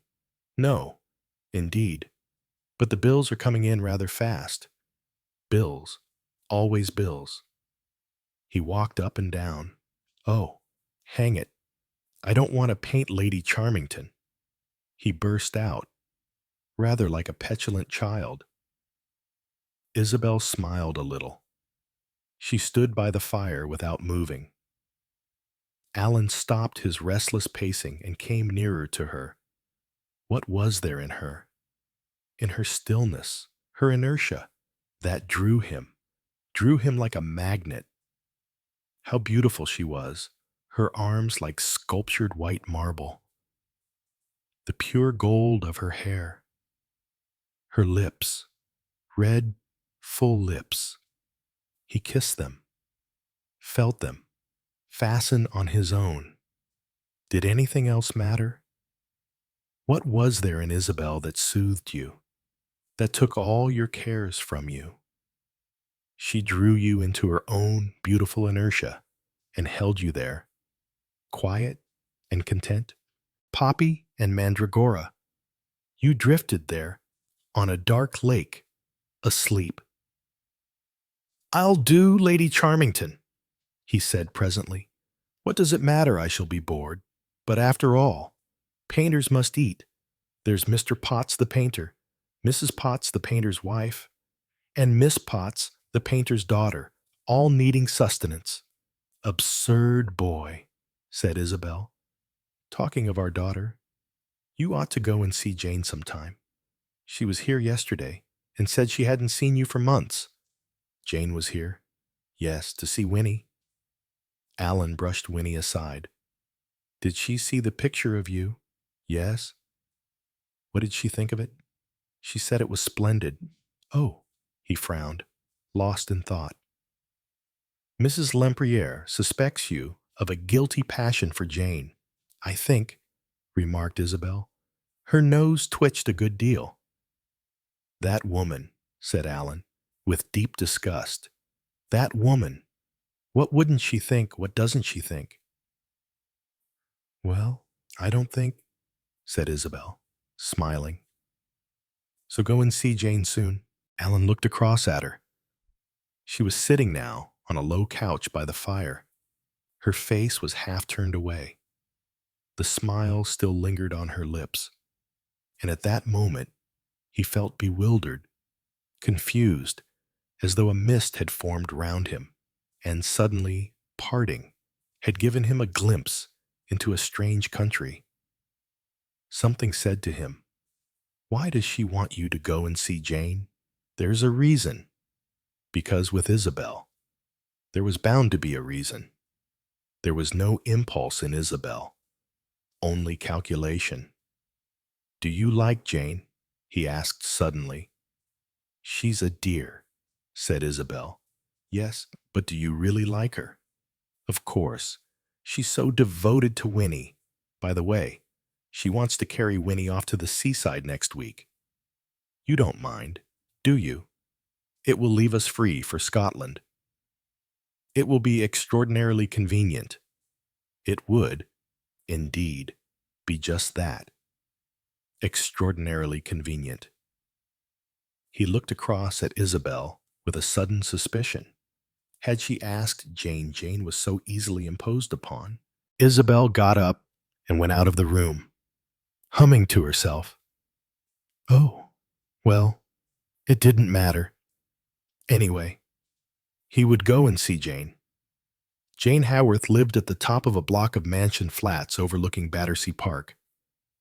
When Everard had climbed 4 flights of stairs and pressed the bell, he felt annoyed with Jane. Why couldn't she live somewhere more get-atable? When, not having obtained an answer, he had pressed the bell 3 times. His annoyance had grown greater.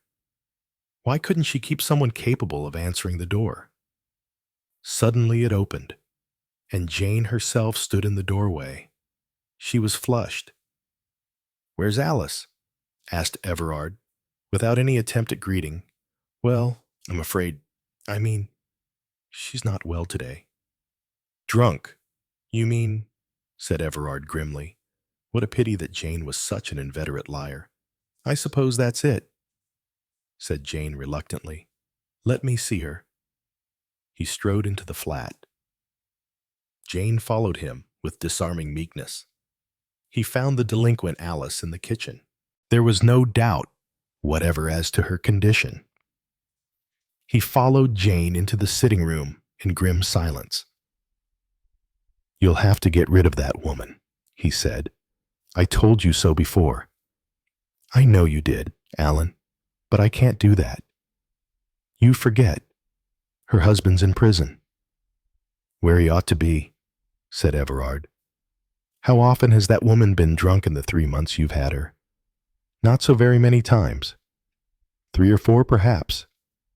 She gets depressed, you know. 3 or 4. 9 or 10 would be nearer the mark. How does she cook rottenly? Is she the least assistance or comfort to you in this flat?" "None whatever. For God's sake, get rid of her tomorrow morning and engage a girl who is of some use." Jane looked at him unhappily. "You won't," said Everard gloomily, sinking into a big armchair. "You're such an impossibly sentimental creature. What's this I hear about your taking Winnie to the seaside? Who suggested it? You or Isabel?" Jane said very quickly, "I did, of course."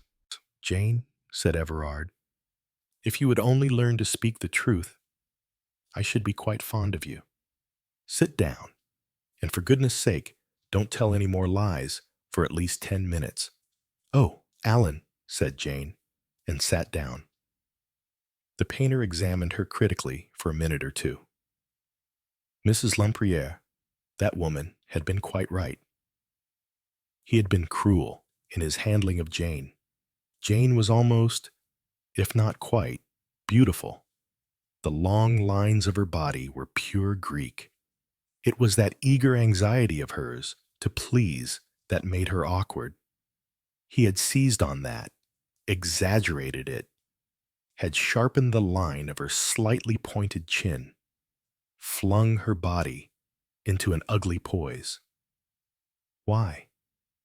Why was it impossible for him to be 5 minutes in the room with Jane without feeling violent irritation against her rising up in him? Say what you would.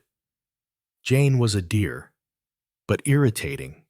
He was never soothed and at peace with her as he was with Isabel. And yet Jane was so anxious to please, so willing to agree with all he said, but alas, so transparently unable to conceal her real feelings. He looked around the room. Typically Jane. Some lovely things. Pure gems. That piece of Battersea enamel, for instance. And there, Next to it, an atrocity of a vase hand-painted with roses. He picked the ladder up. Would you be very angry, Jane, if I pitched this out of the window? Oh, Alan, you mustn't. What do you want with all this trash? You've plenty of taste if you care to use it, mixing things up. I know, Alan. It isn't that I don't know, but people give me things. That vase, Miss Bates brought it back from Margate, and she's so poor and has to scrape, and it must have cost her quite a lot for her, you know, and she thought I'd be so pleased. I simply had to put it in a good place. Everard said nothing. He went on looking round the room. There were one or two etchings on the walls. There were also a number of photographs of babies. Babies, whatever their mothers may think, do not always photograph well. Any of Jane's friends who acquired babies hurried to send photographs of them to her, expecting these tokens to be cherished. Jane had duly cherished them. "Who's this little horror?" asked Everard, inspecting a pudgy edition with a squint. "I've not seen him before." "It's a her," said Jane. "Mary Carrington's new baby." "Poor Mary Carrington," said Everard. "I suppose you'll pretend that you like having that atrocious infant squinting at you all day." Jane's chin shot out. "She's a lovely baby. Mary is a very old friend of mine." "Loyal Jane," said Everard, smiling at her. "So Isabel landed you with Winnie, did she? Well, she did say you wanted to go to Scotland, and I jumped at it. You will let me have Winnie, won't you? I've been wondering if you would let her come to me for ages, but I haven't liked to ask." "Oh, you can have her, but it's awfully good of you." "Then that's all right," said Jane happily. Everard lit a cigarette. "Isabel show you the new portrait?" he asked, rather indistinctly. "She did. What did you think of it?" Jane's answer came quickly. Too quickly. "It's perfectly splendid. Absolutely splendid." Alan sprang suddenly to his feet. The hand that held the cigarette shook. "Damn you, Jane. Don't lie to me." "But, Alan, I'm sure. It is perfectly splendid. Haven't you learnt by now, Jane, that I know every tone of your voice? You lie to me like a hatter, so as not to hurt my feelings. I suppose. Why can't you be honest? Do you think I want you to tell me a thing is splendid when I know as well as you do that it's not? The damn thing's dead. Dead. There's no life in it. Nothing behind. Nothing but surface. Damned smooth surface. I've cheated myself all along. Yes, even this afternoon. I came along to you to find out. Isabel doesn't know, but you know. You always do know. I knew you'd tell me it was good. You've no moral sense about that sort of thing, but I can tell by the tone of your voice. When I showed you romance, you didn't say anything at all. You held your breath and gave a sort of gasp. Alan. Everard gave her no chance to speak. Jane was producing the effect upon him he knew so well. Strange that so gentle a creature could stir him to such furious anger. You think I've lost the power, perhaps, he said angrily. But I haven't. I can do work every bit as good as romance. Better, perhaps. I'll show you. Jane Highworth. He fairly rushed out of the flat, walking rapidly. He crossed through the park and over Albert Bridge. He was still tingling all over with irritation and baffled rage. Jane. Indeed. What did she know about painting? What was her opinion worth? Why should he care? But he did care. He wanted to paint something that would make Jane gasp. Her mouth would open just a little, and her cheeks would flush red. She would look first at the picture, and then at him. She wouldn't say anything at all, probably. In the middle of the bridge, he saw the picture he was going to paint. It came to him from nowhere at all. Out of the blue. He saw it, there in the air. Or was it in his head? A little, dingy curio shop, rather dark and musty looking. Behind the counter, a Jew, a small Jew with cunning eyes. In front of him, the customer, a big man, sleek, well-fed, opulent, bloated, a great jowl on him. Above them, on a shelf, a bust of white marble. The light there, on the boy's marble face, the deathless beauty of old Greece, scornful, unheeding of sale and barter. The Jew, the rich collector, the Greek boy's head, he saw them all. The connoisseur, that's what I'll call it, muttered Alan Everard, stepping off the curb and just missing being annihilated by a passing bus. Yes, the connoisseur. I'll show Jane. When he arrived home, he passed straight into the studio. Isabel found him there, sorting out canvases. Alan, don't forget we're dining with the Marches. Everard shook his head impatiently. Damn the Marches. I'm going to work. I've got hold of something. But I must get it fixed. Fixed at once on the canvas before it goes. Ring them up. Tell them I'm dead. Isabel looked at him thoughtfully for a moment or two, and then went out. She understood the art of living with a genius very thoroughly. She went to the telephone and made some plausible excuse. She looked round her, yawning a little. Then she sat down at her desk and began to write. Dear Jane, many thanks for your check received today. You are good to your godchild. £100 will do all sorts of things. Children are a terrible expense. You are so fond of Winnie that I felt I was not doing wrong in coming to you for help. Alan, like all geniuses, can only work at what he wants to work at. And unfortunately, that doesn't always keep the pot boiling. Hope to see you soon. Yours, Isabel. When the connoisseur was finished, some months later, Alan invited Jane to come and see it. The thing was not quite as he had conceived it.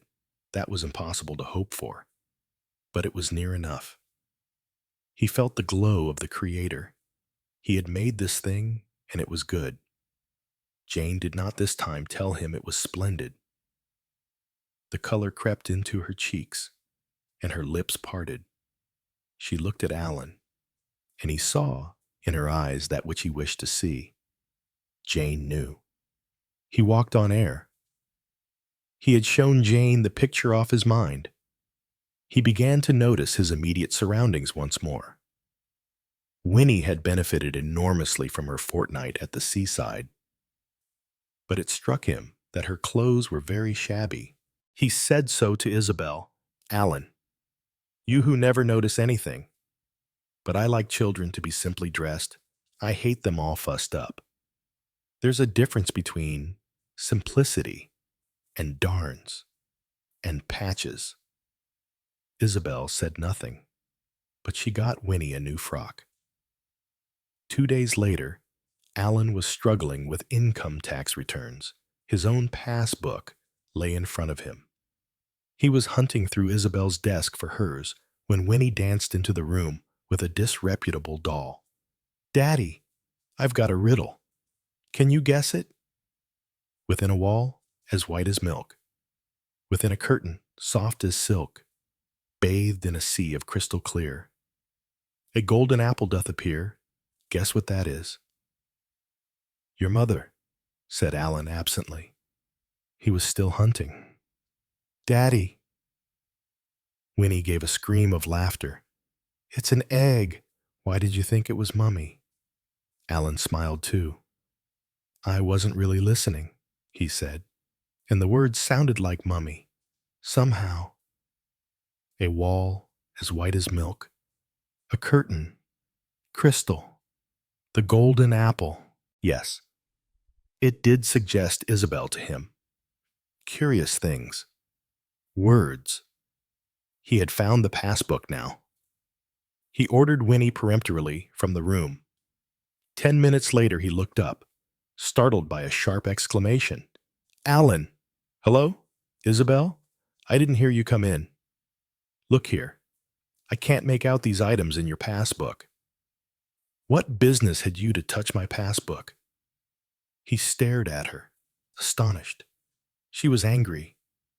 He had never seen her angry before. I had no idea you would mind. I do mind, very much indeed. You have no business to touch my things. Alan suddenly became angry too.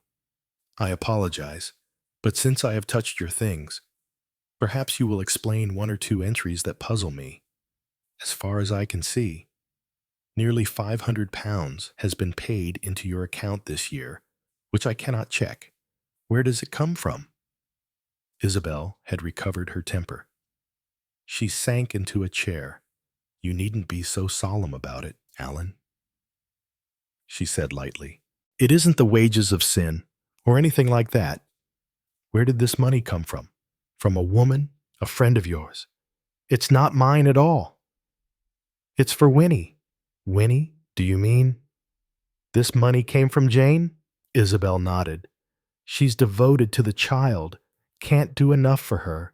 Yes, but surely the money ought to have been invested for Winnie. Oh, it isn't that sort of thing at all. It's for current expenses, clothes and all that. Alan said nothing. He was thinking of Winnie's frocks, all darns and patches. Your account's overdrawn, too. Isabel, is it? That's always happening to me? Yes, but that 500, my dear Alan, I've spent it on Winnie in the way that seemed best to me. I can assure you, Jane is quite satisfied. Alan was not satisfied, yet such was the power of Isabel's calm that he said nothing more. After all, Isabel was careless in money matters. She hadn't meant to use for herself money given to her for the child. A receipted bill came that day addressed by a mistake to Mr. Everard. It was from a dressmaker in Hanover Square, and was for 200-odd pounds. He gave it to Isabel without a word. She glanced over it, smiled, and said, Poor boy, I suppose it seems an awful lot to you, but one really must be more or less clothed. The next day, he went to see Jane. Jane was irritating and elusive as usual. He wasn't to bother. Winnie was her godchild. Women understood these things. Men didn't. Of course, she didn't want Winnie to have £500 worth of frocks. Would he please leave it to her and Isabel? They understood each other perfectly. Alan went away in a state of growing dissatisfaction. He knew perfectly well that he had shirked the one question he really wished to ask. He wanted to say, Has Isabel ever asked you for money for Winnie? He didn't say it because he was afraid that Jane might not lie well enough to deceive him. But he was worried. Jane was poor. He knew she was poor. She mustn't denude herself. He made up his mind to speak to Isabel. Isabel was calm and reassuring. Of course, she wouldn't let Jane spend more than she could afford. A month later, Jane died. It was influenza, followed by pneumonia. She made Alan Everard her executor and left all she had to Winnie. But it wasn't very much. It was Alan's task to go through Jane's papers. She left a record there that was clear to follow, numerous evidences of acts of kindness, begging letters, grateful letters, and lastly, he found her diary. With it was a scrap of paper to be read. After my death, by Alan Everard. He has often reproached me with not speaking the truth. The truth is all here. So he came to know at last. Finding the one place where Jane had dared to be honest, it was a record, very simple and unforced, of her love for him. There was very little sentiment about it, no fine language, but there was no blinking of facts. I know you are often irritated by me. She had written, everything I do or say seems to make you angry sometimes. I do not know why this should be, for I try so hard to please you, but I do believe, all the same, that I mean something real to you. One isn't angry with the people who don't count. It was not Jane's fault that Alan found other matters. Jane was loyal, but she was also untidy. She filled her drawers too full. She had, shortly before her death, burnt carefully all Isabel's letters. The one Alan found was wedged behind a drawer. When he had read it, the meaning of certain Kabbalistic signs on the counterfoils of Jane's checkbook became clear to him. In this particular letter, Isabel had hardly troubled to keep up the pretense of the money being required for Winnie. Alan sat in front of the desk, staring with unseeing eyes out of the window for a long time. Finally, he slipped the checkbook into his pocket and left the flat. He walked back to Chelsea, conscious of an anger that grew rapidly stronger. Isabel was out when he got back, and he was sorry. He had so clearly in his mind what he wanted to say. Instead, he went up to the studio and pulled out the unfinished portrait of Jane. He set it on an easel near the portrait of Isabel in pink satin. The Lempriere woman had been right. There was life in Jane's portrait. He looked at her, the eager eyes, the beauty that he had tried so unsuccessfully to deny her. That was Jane, the aliveness. More than anything else, was Jane. She was, he thought, the most alive person he had ever met. So much so, that even now he could not think of her as dead. And he thought of his other pictures, color, romance, Sir Rufus Hirschman. They had all, in a way, been pictures of Jane. She had kindled the spark for each one of them, had sent him away fuming and fretting to show her. And now Jane was dead. Would he ever paint a picture? A real picture, again? He looked again at the eager face on the canvas. Perhaps. Jane wasn't very far away. A sound made him wheel round.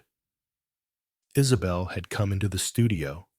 She was dressed for dinner in a straight white gown that showed up the pure gold of her hair. She stopped dead and checked the words on her lips, eyeing him warily. She went over to the divan and sat down. She had every appearance of calm. Alan took the checkbook from his pocket. I've been going through Jane's papers. Yes. He tried to imitate her calm, to keep his voice from shaking. For the last 4 years, she's been supplying you with money. Yes, for Winnie. No, not for Winnie, shouted Everard. You pretended, both of you, that it was for Winnie, but you both knew that that wasn't so. Do you realize that Jane has been selling her securities, living from hand to mouth, to supply you with clothes? Clothes that you didn't really need. Isabel never took her eyes from his face. She settled her body more comfortably on the cushions, as a white Persian cat might do. I can't help it if Jane denuded herself more than she should have done, she said. I supposed she could afford the money. She was always crazy about you. I could see that. Of course, some wives would have kicked up a fuss about the way you were always rushing off to see her and spending hours there. I didn't know, said Alan, very white in the face. You made her pay instead. You are saying very offensive things. Alan, be careful. Aren't they true? Why did you find it so easy to get money out of Jane? Not for love of me. Certainly. It must have been for love of you. That's just what it was, said Alan simply. She paid for my freedom. Freedom to work in my own way. So long as you had a sufficiency of money, you'd leave me alone, not badger me to paint a crowd of awful women. Isabel said nothing. Well, cried Alan angrily. Her quiescence infuriated him. Isabel was looking at the floor. Presently, she raised her head and said quietly, Come here, Alan. She touched the divan at her side. Uneasily, unwillingly. He came and sat there, not looking at her. But he knew that he was afraid. Alan, said Isabel presently. Well. He was irritable, nervous. All that you say may be true. It doesn't matter. I'm like that. I want things. Clothes. Money. You. Jane's dead, Alan. What do you mean? Jane's dead. You belong to me altogether now. You never did before. Not quite. He looked at her, saw the light in her eyes. Acquisitive, possessive, was revolted, yet fascinated. Now you shall be all mine. He understood Isabel then, as he had never understood her before. You want me as a slave? I'm to paint what you tell me to paint. Live as you tell me to live. Be dragged at your chariot wheels. Put it like that, if you please. What are words? He felt her arms round his neck, white, smooth, firm as a wall. Words danced through his brain, a wall as white as milk. Already he was inside the wall. Could he still escape? Did he want to escape? He heard her voice close against his ear. Poppy and mandragora. What else is there to live for? Isn't this enough? Love, happiness, success, love. The wall was growing up all round him now. The curtain soft as silk, the curtain wrapping him round, stifling him a little, but so soft, so sweet. Now they were drifting together, at peace, out on the crystal sea. The wall was very high now, shutting out all those other things, those dangerous, disturbing things that hurt, that always hurt, out on the sea of crystal. The golden apple between their hands. The light faded from Jane's picture. Chapter 13. The Listerdale Mystery. The Listerdale Mystery was first published as The Benevolent Butler in Grand Magazine, December 1925. Mrs. St. Vincent was adding up figures. Once or twice she sighed, and her hand stole to her aching forehead. She had always disliked arithmetic. It was unfortunate that nowadays her life should seem to be composed entirely of one particular kind of sum, the ceaseless adding together of small necessary items of expenditure, making a total that never failed to surprise and alarm her. Surely it couldn't come to that. She went back over the figures. She had made a trifling error in the pence, but otherwise the figures were correct. Mrs. St. Vincent sighed again. Her headache by now was very bad indeed. She looked up as the door opened and her daughter Barbara came into the room. Barbara St. Vincent was a very pretty girl. She had her mother's delicate features and the same proud turn of the head, but her eyes were dark instead of blue. And she had a different mouth, a sulky red mouth, not without attraction. "Oh, mother," she cried, "still juggling with those horrid old accounts. Throw them all into the fire. We must know where we are," said Mrs. St. Vincent uncertainly. The girl shrugged her shoulders. "We're always in the same boat," she said dryly. "Damned hard up, down to the last penny as usual." Mrs. St. Vincent sighed.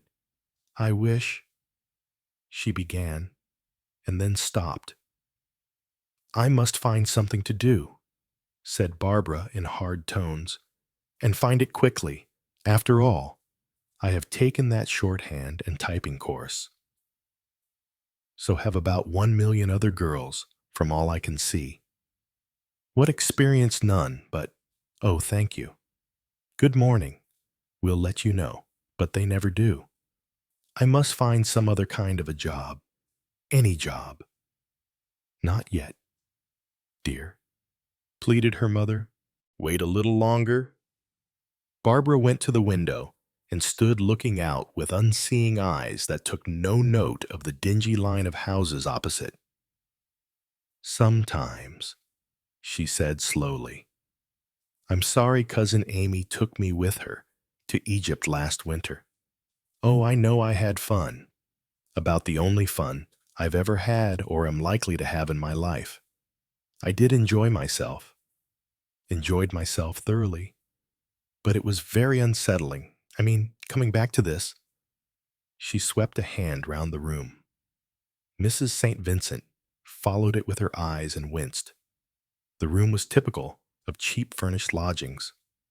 A dusty aspidistra, showily ornamental furniture, a gaudy wallpaper faded in patches. There were signs that the personality of the tenants had struggled with that of the landlady. One or two pieces of good china, much cracked and mended, so that their saleable value was nil. A piece of embroidery thrown over the back of the sofa, a watercolor sketch of a young girl in the fashion of 20 years ago. Near enough still to Mrs. St. Vincent not to be mistaken. "It wouldn't matter," continued Barbara, "if we'd never known anything else.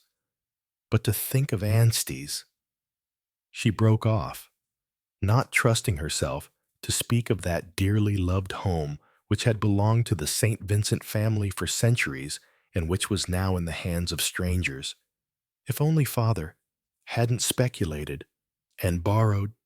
"My dear," said Mrs. St. Vincent, "your father was never, in any sense of the word, a businessman." She said it with a graceful kind of finality, and Barbara came over and gave her an aimless sort of kiss, as she murmured, "Poor old Mums, I won't say anything." Mrs. St. Vincent took up her pen again and bent over her desk. Barbara went back to the window.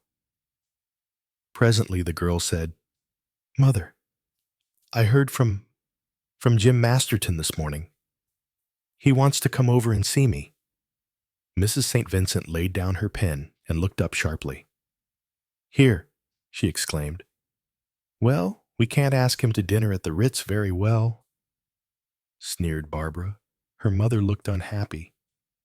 Again she looked round the room with innate distaste. "You're right," said Barbara. "It's a disgusting place. Genteel poverty. Sounds all right. A whitewashed cottage in the country. Shabby chintzes of good design. Bowls of roses. Crown Derby tea service that you wash up yourself. That's what it's like in books, in real life. With a son starting on the bottom rung of office life. It means London, frowsy landladies, dirty children on the stairs, fellow lodgers who always seem to be half-castes, haddocks for breakfasts that aren't quite, and so on. If only, began Mrs. St. Vincent. But really, I'm beginning to be afraid we can't afford even this room much longer. That means a bed-sitting room, horror, for you and me, said Barbara, and a cupboard under the tiles for Rupert. And when Jim comes to call, I'll receive him in that dreadful room downstairs with tabbies all round the walls knitting and staring at us and coughing that dreadful kind of gulping cough they have. There was a pause. "Barbara," said Mrs. St. Vincent at last, would you? She stopped, flushing a little. "You needn't be delicate, Mother," said Barbara. "Nobody is nowadays. Marry Jim. I suppose you mean I would like a shot if he asked me, but I'm so awfully afraid he won't." "Oh, Barbara, dear." "Well, it's one thing seeing me out there with Cousin Amy, moving as they say in novelettes in the best society. He did take a fancy to me. Now he'll come here and see me in this, and he's a funny creature, fastidious and old-fashioned. I rather like him for that. It reminds me of Anstey's and the village. Everything 100 years behind the times. But so, I don't know, so fragrant, like lavender." She laughed, half ashamed of her eagerness. Mrs. St. Vincent spoke with a kind of earnest simplicity. "I should like you to marry Jim Masterton," she said. "He is one of us. He is very well off, also, but that I don't mind about so much." "I do," said Barbara. "I'm sick of being hard up. But, Barbara, it isn't. Only for that, no. I do really. Oh, Mother, can't you see I do?" Mrs. St. Vincent looked very unhappy. "I wish he could see you in your proper setting, darling," she said wistfully. "Oh, well," said Barbara, "why worry? We might as well try and be cheerful about things. Sorry I've had such a grouch. Cheer up, darling." She bent over her mother, kissed her forehead lightly, and went out. Mrs. St. Vincent, relinquishing all attempts at finance, sat down on the uncomfortable sofa. Her thoughts ran round in circles like squirrels in a cage. One may say what one likes. Appearances do put a man off.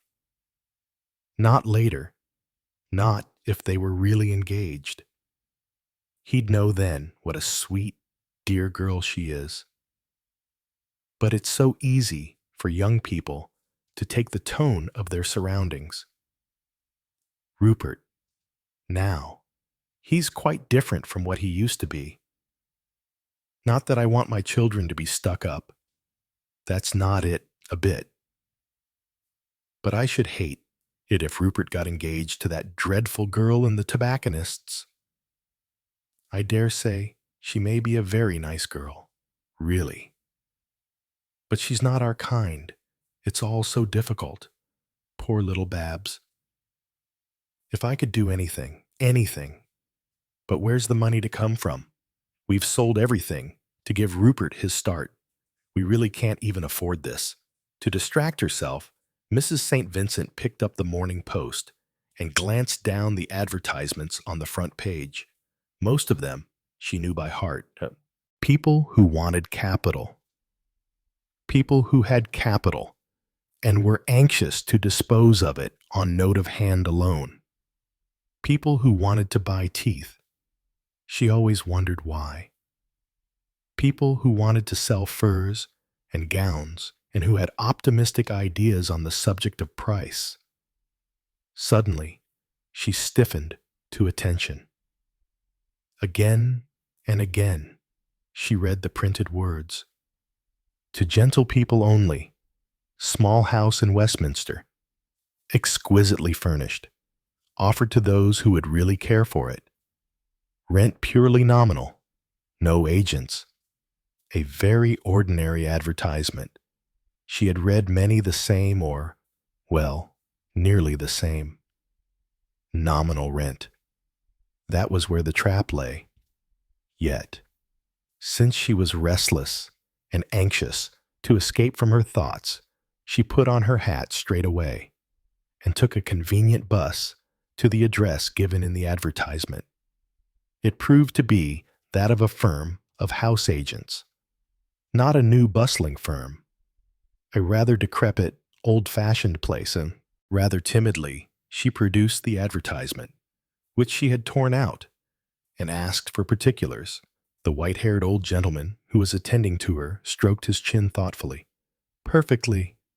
Yes, perfectly, madam. That house. The house mentioned in the advertisement is No. 7 Cheviot Place. You would like an order. I should like to know the rent first, said Mrs. St. Vincent. Ah, the rent. The exact figure is not settled, but I can assure you that it is purely nominal. Ideas of what is purely nominal can vary, said Mrs. St. Vincent. The old gentleman permitted himself to chuckle a little. Yes, that's an old trick, but you can take my word for it. It isn't so in this case. 2 or 3 guineas a week, perhaps, not more. Mrs. St. Vincent decided to have the order. Not, of course, that there was any real likelihood of her being able to afford the place. But, after all, she might just see it. There must be some grave disadvantage attaching to it, to be offered at such a price. But her heart gave a little throb as she looked up at the outside of 7 Cheviot Place. A gem of a house, Queen Anne. And in perfect condition, a butler answered the door. He had gray hair and little side whiskers, and the meditative calm of an archbishop. A kindly archbishop, Mrs. St. Vincent thought. He accepted the order with a benevolent air. Certainly, madam. I will show you over. The house is ready for occupation. He went before her, opening doors, announcing rooms, the drawing room, the white study, a powder closet through here. Madam? It was perfect, a dream. The furniture all of the period, each piece with signs of wear, but polished with loving care. The loose rugs were of beautiful dim old colors. In each room were bowls of fresh flowers. The back of the house looked over the green park. The whole place radiated an old-world charm. The tears came into Mrs. St. Vincent's eyes, and she fought them back with difficulty. So had Anstey's looked. Anstey's. She wondered whether the butler had noticed her emotion. If so, he was too much the perfectly trained servant to show it. She liked these old servants. One felt safe with them, at ease. They were like friends. It is a beautiful house, she said softly. Very beautiful. I am glad to have seen it. Is it for yourself alone, madam? For myself and my son and daughter. But I'm afraid. She broke off. She wanted it so dreadfully, so dreadfully. She felt instinctively that the butler understood. He did not look at her. As he said in a detached, impersonal way, I happen to be aware, madam, that the owner requires above all suitable tenants. The rent is of no importance to him. He wants the house to be tenanted by someone who will really care for and appreciate it. I should appreciate it, said Mrs. St. Vincent in a low voice. She turned to go. Thank you for showing me over, she said courteously. Not at all, madam. He stood in the doorway, very correct and upright, as she walked away down the street. She thought to herself, he knows. He's sorry for me. He's one of the old lot, too. He'd like me to have it. Not a labor member. Or a button manufacturer. We're dying out. Our sort. But we band together. In the end, she decided not to go back to the agents. What was the good? She could afford the rent, but there were servants to be considered. There would have to be servants in a house like that. The next morning, a letter lay by her plate. It was from the house agents.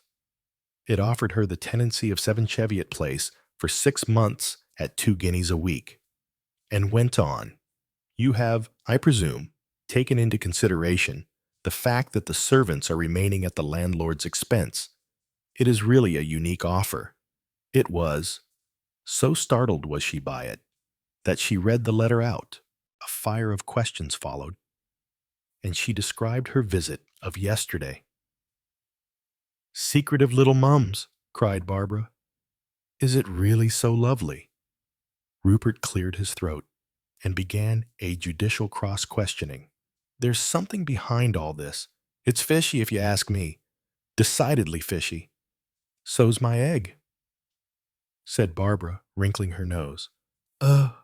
Why should there be something behind it that's just like you, Rupert, always making mysteries out of nothing?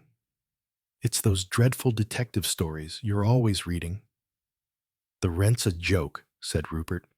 In the city, he added importantly.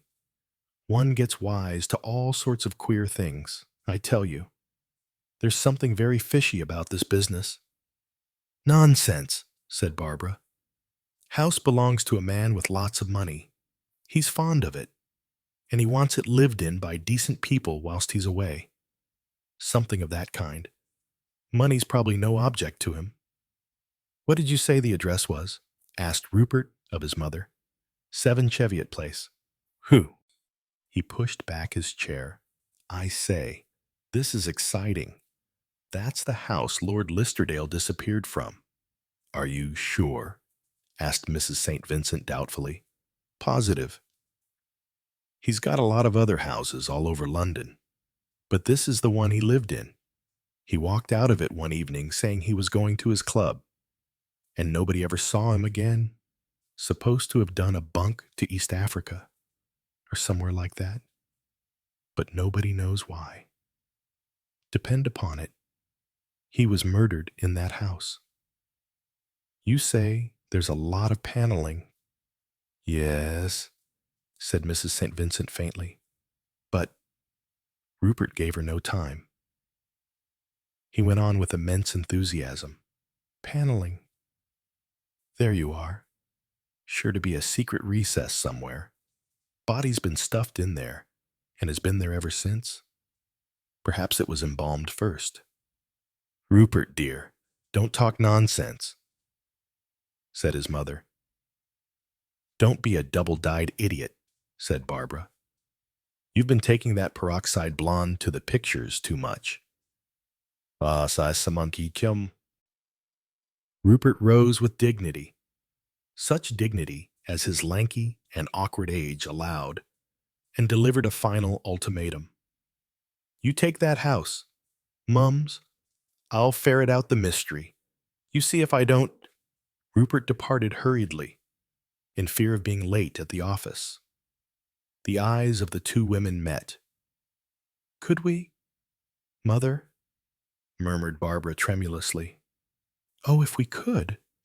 The servants, said Mrs. St. Vincent pathetically, would eat. You know, I mean, of course, one would want them to. But that's the drawback. One can so easily just do without things when it's only oneself. She looked piteously at Barbara, and the girl nodded. We must think it over, said the mother. But in reality, her mind was made up. She had seen the sparkle in the girl's eyes. She thought to herself, Jim Masterton must see her in proper surroundings. This is a chance, a wonderful chance. I must take it. She sat down and wrote to the agents, accepting their offer. Quentin, where did the lilies come from? I really can't buy expensive flowers. They were sent up from King's Cheviot, madam. It has always been the custom here. The butler withdrew. Mrs. St. Vincent heaved a sigh of relief. What would she do without Quentin? He made everything so easy. She thought to herself, it's too good to last. I shall wake up soon. I know I shall. And find it's been all a dream. I'm so happy here. 2 months already. And it's passed like a flash. Life, indeed, had been astonishingly pleasant. Quentin, the butler, had displayed himself the autocrat of 7 Cheviot Place. If you will leave everything to me, madam, he had said respectfully, you will find it the best way. Each week, he brought her the housekeeping books, their totals astonishingly low. There were only 2 other servants, a cook and a housemaid. They were pleasant in manner and efficient in their duties, but it was Quentin who ran the house. Game and poultry appeared on the table sometimes, causing Mrs. St. Vincent solicitude. Quentin reassured her. Sent up from Lord Listerdale's country seat, King's Cheviot, or from his Yorkshire moor.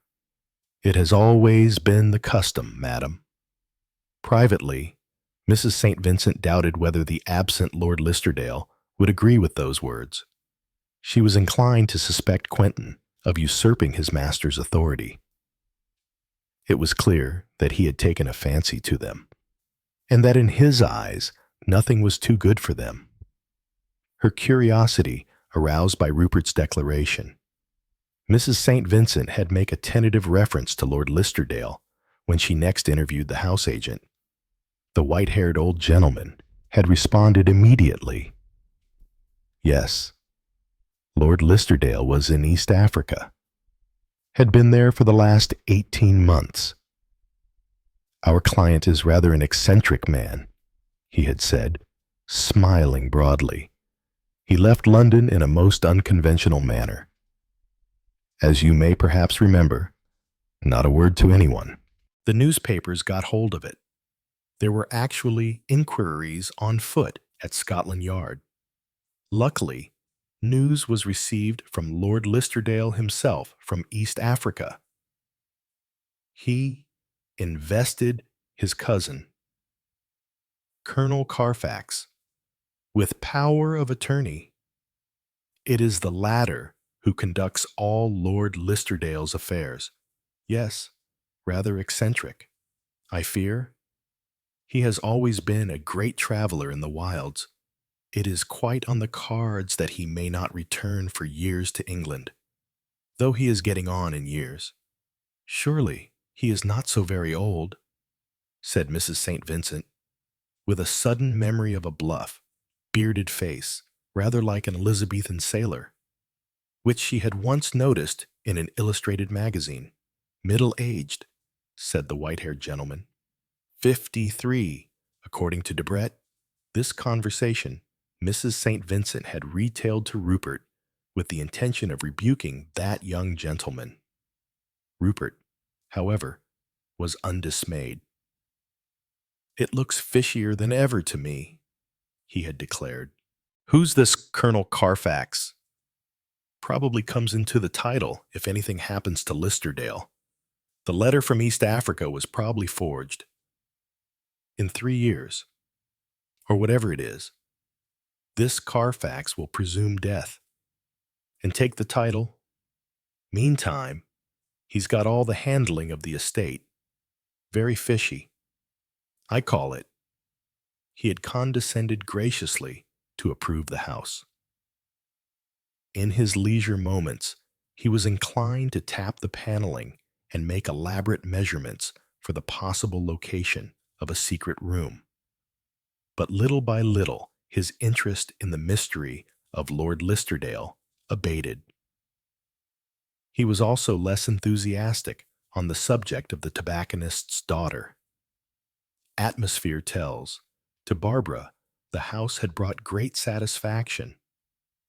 Jim Masterton had come home and was a frequent visitor. He and Mrs. St. Vincent got on splendidly together, and he said something to Barbara one day that startled her. "This house is a wonderful setting for your mother, you know." For mother, yes, it was made for her. She belongs to it in an extraordinary way. You know there's something queer about this house altogether. Something uncanny and haunting. Don't get like Rupert, Barbara implored him. He is convinced that the wicked Colonel Carfax murdered Lord Listerdale and hid his body under the floor. Masterton laughed. I admire Rupert's detective zeal. No, I didn't mean anything of that kind. But there's something in the air, some atmosphere that one doesn't quite understand. They had been 3 months in Cheviot Place when Barbara came to her mother with a radiant face. Jim and we're engaged. Yes, last night. Oh, Mother, it all seems like a fairy tale come true. Oh, my dear, I'm so glad, so glad. Mother and daughter clasped each other close. You know Jim's almost as much in love with you as he is with me, said Barbara at last, with a mischievous laugh. Mrs. St. Vincent blushed very prettily. He is, persisted the girl. You thought this house would make such a beautiful setting for me, and all the time it's really a setting for you. Rupert and I don't quite belong here. You do. Don't talk nonsense, darling. It's not nonsense. There's a flavor of enchanted castle about it, with you as an enchanted princess and Quentin as, a benevolent magician. Mrs. St. Vincent laughed and admitted the last item. Rupert received the news of his sister's engagement very calmly. I thought there was something of the kind in the wind. He observed sapiently. He and his mother were dining alone together. Barbara was out with Jim. Quentin placed the port in front of him and withdrew noiselessly. That's a rum old bird, said Rupert, nodding towards the closed door. There's something odd about him. You know, something not fishy, interrupted Mrs. St. Vincent, with a faint smile. Why, Mother, how did you know what I was going to say? Demanded Rupert in all seriousness. It's rather a word of yours, darling. You think everything is fishy. I suppose you have an idea that it was Quentin who did away with Lord Listerdale and put him under the floor? Behind the paneling, corrected Rupert. You always get things a little bit wrong. Mother, no, I've inquired about that. Quentin was down at King's Cheviot at the time. Mrs. St. Vincent smiled at him as she rose from table and went up to the drawing room. In some ways, Rupert was a long time growing up, yet a sudden wonder swept over her for the first time as to Lord Listerdale's reasons for leaving England so abruptly. There must be something behind it to account for that sudden decision. She was still thinking the matter over when Quentin came in with the coffee tray, and she spoke out impulsively. You have been with Lord Listerdale a long time, haven't you, Quentin? Yes, madam. Since I was a lad of 21. That was in the late Lord's time. I started as third footman. You must know Lord Listerdale very well. What kind of a man is he? The butler turned the tray a little. so that she could help herself to sugar more conveniently. As he replied, in even unemotional tones, Lord Listerdale was a very selfish gentleman, madame with no consideration for others. He removed the tray and bore it from the room. Mrs. St. Vincent sat with her coffee cup in her hand and a puzzled frown on her face. Something struck her as odd in the speech apart from the views it expressed. In another minute, it flashed home to her. Quentin had used the word was, not is, but then he must think, must believe. She pulled herself up. She was as bad as Rupert. But a very definite uneasiness assailed her. Afterwards, she dated her first suspicions from that moment. With Barbara's happiness and future assured, she had time to think her own thoughts. And against her will, they began to center round the mystery of Lord Listerdale. What was the real story? Whatever it was, Quentin knew something about it. Those had been odd words of his. A very selfish gentleman, no consideration for others. What lay behind them? He had spoken as a judge might speak, detachedly and impartially. Was Quentin involved in Lord Listerdale's disappearance? Had he taken an active part in any tragedy there might have been? After all, ridiculous as Rupert's assumption had seemed at the time, that single letter with its power of attorney coming from East Africa was, well, open to suspicion. But try as she would, she could not believe any real evil of Quentin. Quentin, she told herself over and over again, was good. She used the word as simply as a child might have done. Quentin was good, but he knew something. She never spoke with him again of his master. The subject was apparently forgotten. Rupert and Barbara had other things to think of, and there were no further discussions. It was towards the end of August that her vague surmises crystallized into realities. Rupert had gone for a fortnight's holiday with a friend who had a motorcycle and trailer. It was some 10 days after his departure that Mrs. St. Vincent was startled to see him rush into the room where she sat writing. "Rupert," she exclaimed, "I know, Mother, you didn't expect to see me for another 3 days, but something's happened. Anderson, my pal, you know, didn't much care where he went, so I suggested having a look in at King's Cheviot." King's Cheviot. But why? You know perfectly well, Mother, that I've always scented something fishy about things here. Well, I had a look at the old place. It's let, you know, nothing there. Not that I actually expected to find anything. I was just nosing around, so to speak. Yes, she thought. Rupert was very like a dog at this moment, hunting in circles for something vague and undefined, led by instinct, busy and happy. It was when we were passing through a village about 8 or 9 miles away that it happened, that I saw him. Saw whom? Quentin, just going into a little cottage. Something fishy here, I said to myself, and we stopped the bus. And I went back, I rapped on the door, and he himself opened it. But I don't understand. Quentin hasn't been away. I'm coming to that. Mother, if you'd only listen and not interrupt. It was Quentin, and it wasn't Quentin, if you know what I mean. Mrs. St. Vincent clearly did not know, so he elucidated matters further. It was Quentin, all right, but it wasn't our Quentin. It was the real man, Rupert. You listen.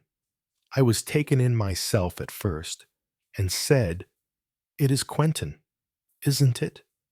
And the old Johnny said, "Quite right, sir. That is my name. What can I do for you?" And then I saw that it wasn't our man, though it was precious like him, voice and all. I asked a few questions, and it all came out. The old chap hadn't an idea of anything fishy being on. He'd been butler to Lord Listerdale, all right, and was retired on a pension and given this cottage just about the time that Lord Listerdale was supposed to have gone off to Africa. You see where that leads us. This man's an impostor. He's playing the part of Quentin for purposes of his own. My theory is that he came up to town that evening, pretending to be the butler from King's Cheviot, got an interview with Lord Listerdale, killed him, and hid his body behind the paneling.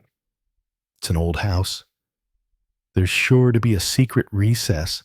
Oh, don't let's go into all that again, interrupted Mrs. St. Vincent wildly. I can't bear it. Why should he? That's what I want to know. Why, if he did such a thing, which I don't believe for 1 minute. Mind you, what was the reason for it all? You're right, said Rupert. Motive. That's important. Now, I've made inquiries. Lord Listerdale had a lot of house property. In the last 2 days, I've discovered that practically every one of these houses of his has been let in the last 18 months to people like ourselves for a merely nominal rent, and with the proviso that the servants should remain. And in every case, Quentin himself, the man calling himself Quentin, has been there for part of the time as butler. That looks as though there were something, jewels, or papers, secreted in one of Lord Listerdale's houses, and the gang doesn't know which. I'm assuming a gang.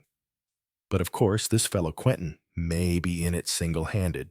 Mrs. St. Vincent interrupted him with a certain amount of determination.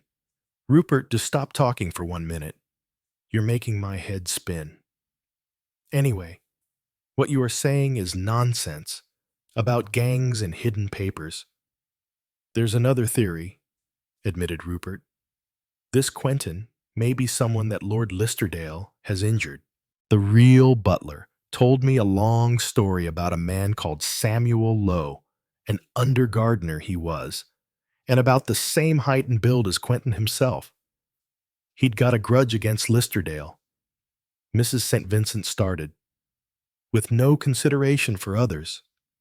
The words came back to her mind in their passionless, measured accents, inadequate words, but what might they not stand for? In her absorption, she hardly listened to Rupert. He made a rapid explanation of something that she did not take in and went hurriedly from the room. Then she woke up. Where had Rupert gone? What was he going to do? She had not caught his last words. Perhaps he was going for the police. In that case, she rose abruptly and rang the bell. With his usual promptness, Quentin answered it. You rang, Madame? Yes, come in, please, and shut the door. The butler obeyed, and Mrs. St. Vincent was silent a moment, whilst she studied him with earnest eyes. She thought, he's been kind to me, nobody knows how kind. The children wouldn't understand. This wild story of Rupert's may be all nonsense. On the other hand, there may be something in it. Why should one judge one can't know? The rights and wrongs of it, and I'd stake my life. Yes, I would, on his being a good man.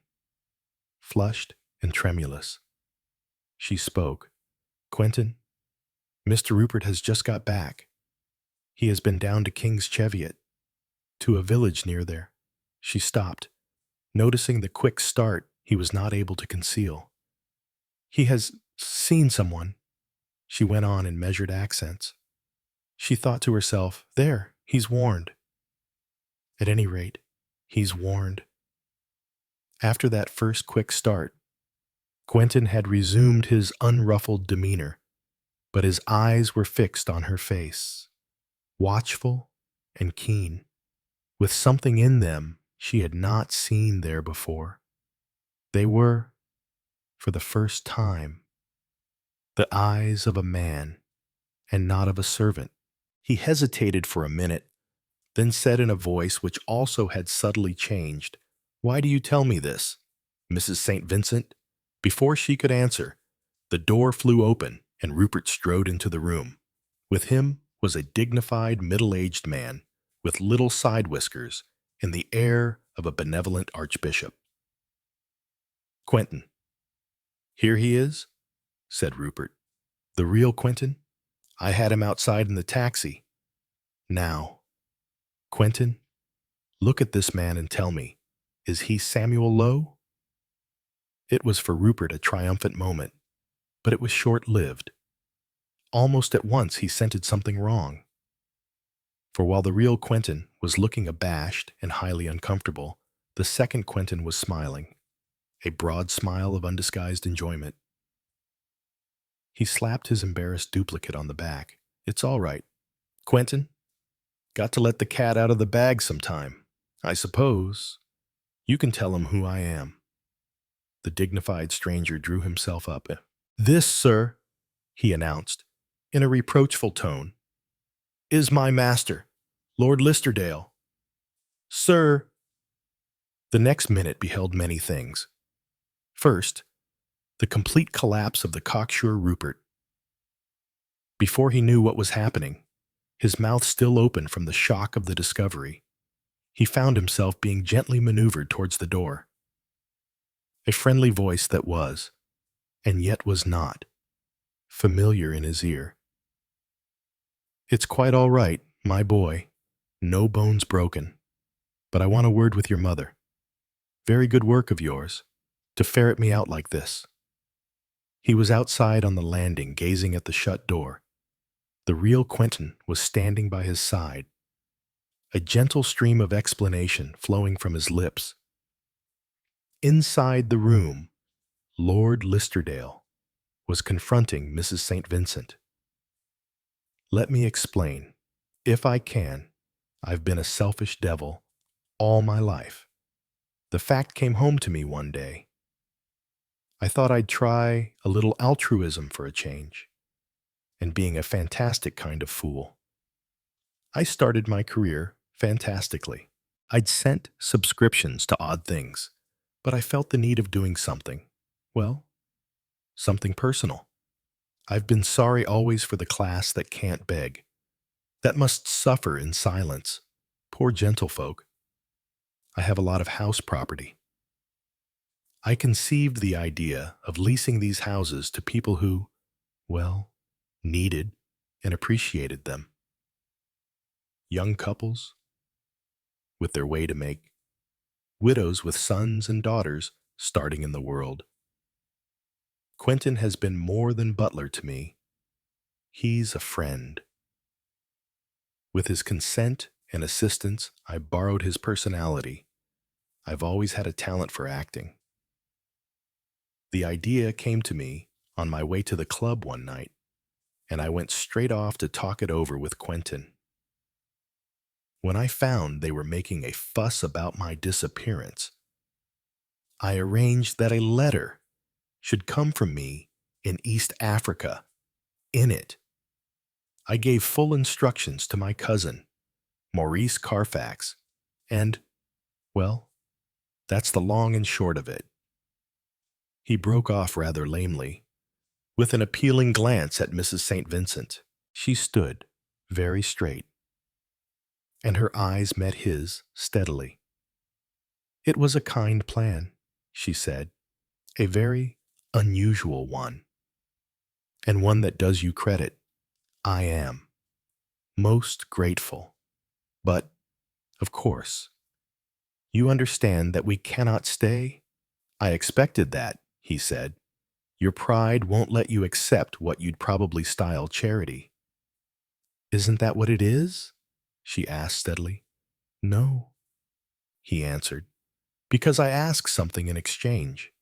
Something, everything." His voice rang out. the voice of one accustomed to dominate. When I was 23, he went on, I married the girl I loved. She died a year later. Since then, I have been very lonely. I have wished very much I could find a certain lady, the lady of my dreams. Am I that fussy? She asked, very low. I am so old, so faded. He laughed. Old. You are younger than either of your children. Now I am old, if you like. But her laugh rang out in turn, a soft ripple of amusement. You are a boy still, a boy who loves to dress up and... She held out her hands, and he caught them in his. Chapter 14, The Fourth Man. The Fourth Man was first published in Pearson's Magazine, December 1925. Canon Parfit panted a little. Running for trains was not much of a business for a man of his age. For one thing, his figure was not what it was, and with the loss of his slender silhouette went an increasing tendency to be short of breath. This tendency the canon himself always referred to, with dignity, as my heart, you know. He sank into the corner of the first-class carriage with a sigh of relief. The warmth of the heated carriage was most agreeable to him. Outside, the snow was falling. Lucky to get a corner seat on a long night journey. Miserable business if you didn't. There ought to be a sleeper on this train. The other three corners were already occupied, and noting this fact, Canon Parfit became aware that the man in the far corner was smiling at him in gentle recognition. He was a clean-shaven man with a quizzical face and hair just turning gray on the temples. His profession was so clearly the law that no one could have mistaken him for anything else for a moment. Sir George Durand was, indeed, a very famous lawyer. Well, Parfit, he remarked genially, you had a run for it, didn't you? Very bad for my heart, I'm afraid, said the canon. Quite a coincidence meeting you. Sir George, are you going far north? Newcastle, said Sir George laconically. By the way, he added, do you know Dr. Campbell Clark? The man sitting on the same side of the carriage as the canon inclined his head pleasantly. We met on the platform, continued the lawyer. Another coincidence. Canon Parfit looked at Dr. Campbell Clark with a good deal of interest. It was a name of which he had often heard. Dr. Clark was in the forefront as a physician and mental specialist. And his last book, The Problem of the Unconscious Mind, had been the most discussed book of the year. Canon Parfit saw a square jaw, very steady blue eyes, and reddish hair untouched by gray, but thinning rapidly. And he received also the impression of a very forceful personality. By a perfectly natural association of ideas, the canon looked across to the seat opposite him, half expecting to receive a glance of recognition there also. But the fourth occupant of the carriage proved to be a total stranger, a foreigner. The canon fancied. He was a slight, dark man, rather insignificant in appearance, huddled in a big overcoat. He appeared to be fast asleep. Canon Parfit of Bradchester, inquired Dr. Campbell Dr. Campbell Clark, in a pleasant voice. The canon looked flattered. Those scientific sermons of his had really made a great hit, especially since the press had taken them up. Well, that was what the church needed. Good, modern, up-to-date stuff. I have read your book with great interest. Dr. Campbell Clark, he said, though it's a bit technical here and there for me to follow. Durand broke in. Are you for talking or sleeping? Canon, he asked, I'll confess at once that I suffer from insomnia, and that therefore I'm in favor of the former. Oh, certainly, by all means, said the canon. I seldom sleep on these night journeys, and the book I have with me is a very dull one. We are at any rate a representative gathering, remarked the doctor with a smile. The church, the law, the medical profession. Not much we couldn't give an opinion on between us. Eh? Laughed Durand. The church for the spiritual view, myself for the purely worldly and legal view, and you, doctor, with widest field of all, ranging from the purely pathological to the super psychological. Between us three, we should cover any ground pretty completely, I fancy. Not so completely as you imagine. I think, said Dr. Clark, there's another point of view, you know, that you left out, and that's rather an important one. Meaning, queried the lawyer, the point of view of the man in the street. Is that so important? Isn't the man in the street usually wrong? Oh, almost always. But he has the thing that all expert opinion must lack, the personal point of view. In the end, you know, you can't get away from personal relationships. I've found that in my profession, for every patient who comes to me genuinely ill. At least 5 come who have nothing whatever the matter with them except an inability to live happily with the inmates of the same house. They call it everything, from housemaid's knee to writer's cramp, but it's all the same thing. The raw surface produced by mind rubbing against mind, you have a lot of patients with nerves, I suppose. The canon remarked disparagingly. His own nerves were excellent. Ah, and what do you mean by that? The other swung round on him, quick as a flash. Nerves. People use that word and laugh after it, just as you did. Nothing the matter with so-and-so, they say. Just nerves. But, good God, man, you've got the crux of everything there. You can get at a mere bodily ailment and heal it. But at this day, we know very little more about the obscure causes of the 101 forms of nervous disease than we did in, well, the reign of Queen Elizabeth. Dear me, said Canon Parfit, a little bewildered by this onslaught. Is that so? Mind you, it's a sign of grace, Dr. Campbell Clark went on. In the old days, we considered man a simple animal, body and soul, with stress laid on the former.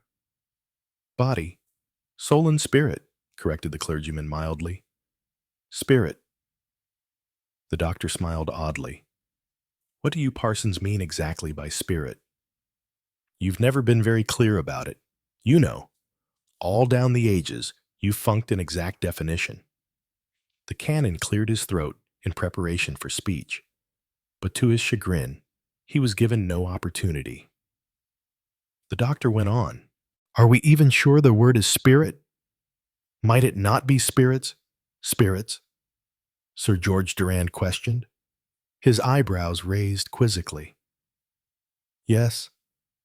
Campbell Clark's gaze transferred itself to him. He leaned forward and tapped the other man lightly on the breast.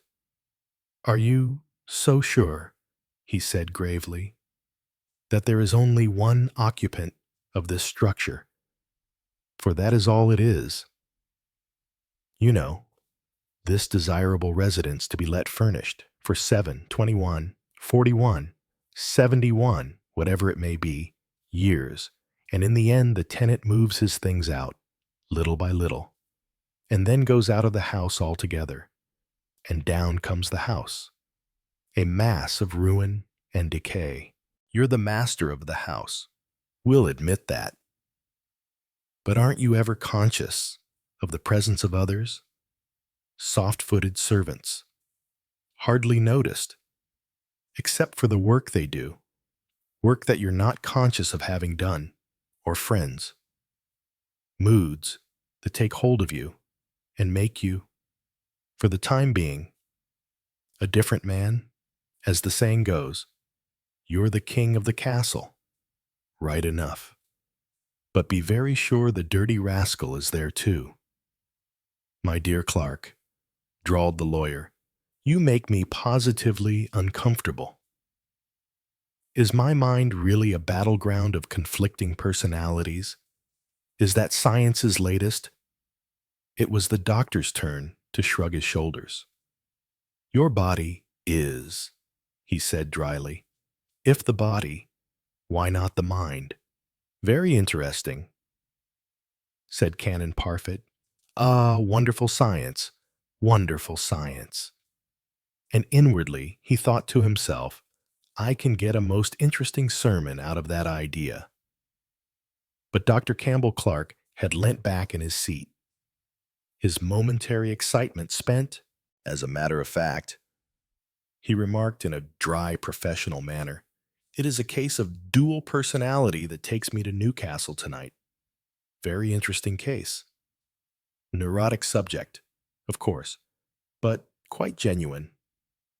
Dual personality, said Sir George Durand thoughtfully. It's not so very rare, I believe. There's loss of memory as well.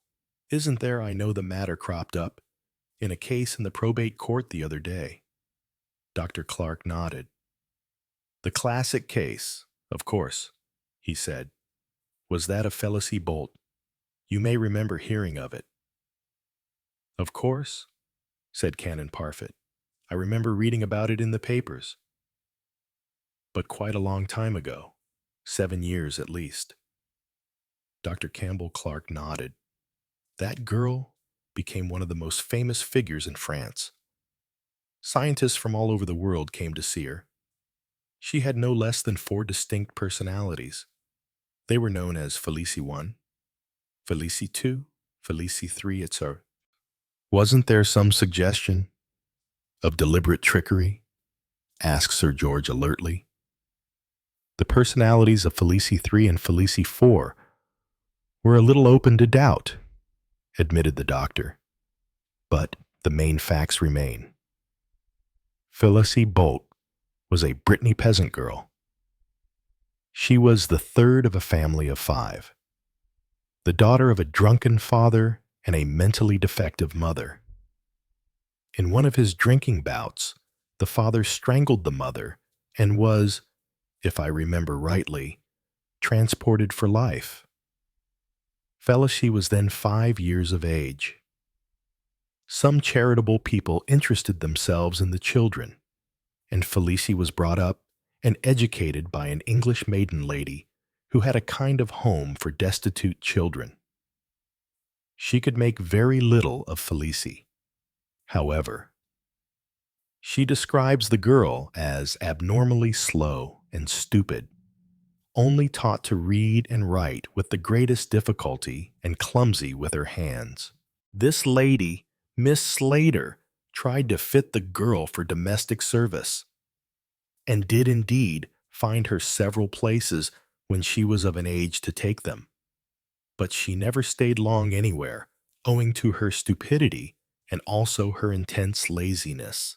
The doctor paused for a minute, and the canon, recrossing his legs and arranging his traveling rug more closely round him, was suddenly aware that the man opposite him had moved very slightly.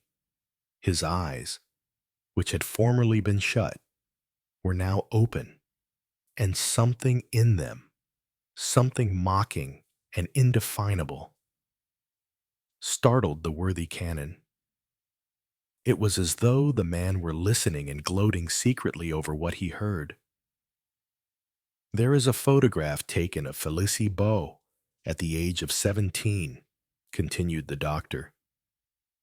It shows her as a loutish peasant girl, heavy of build.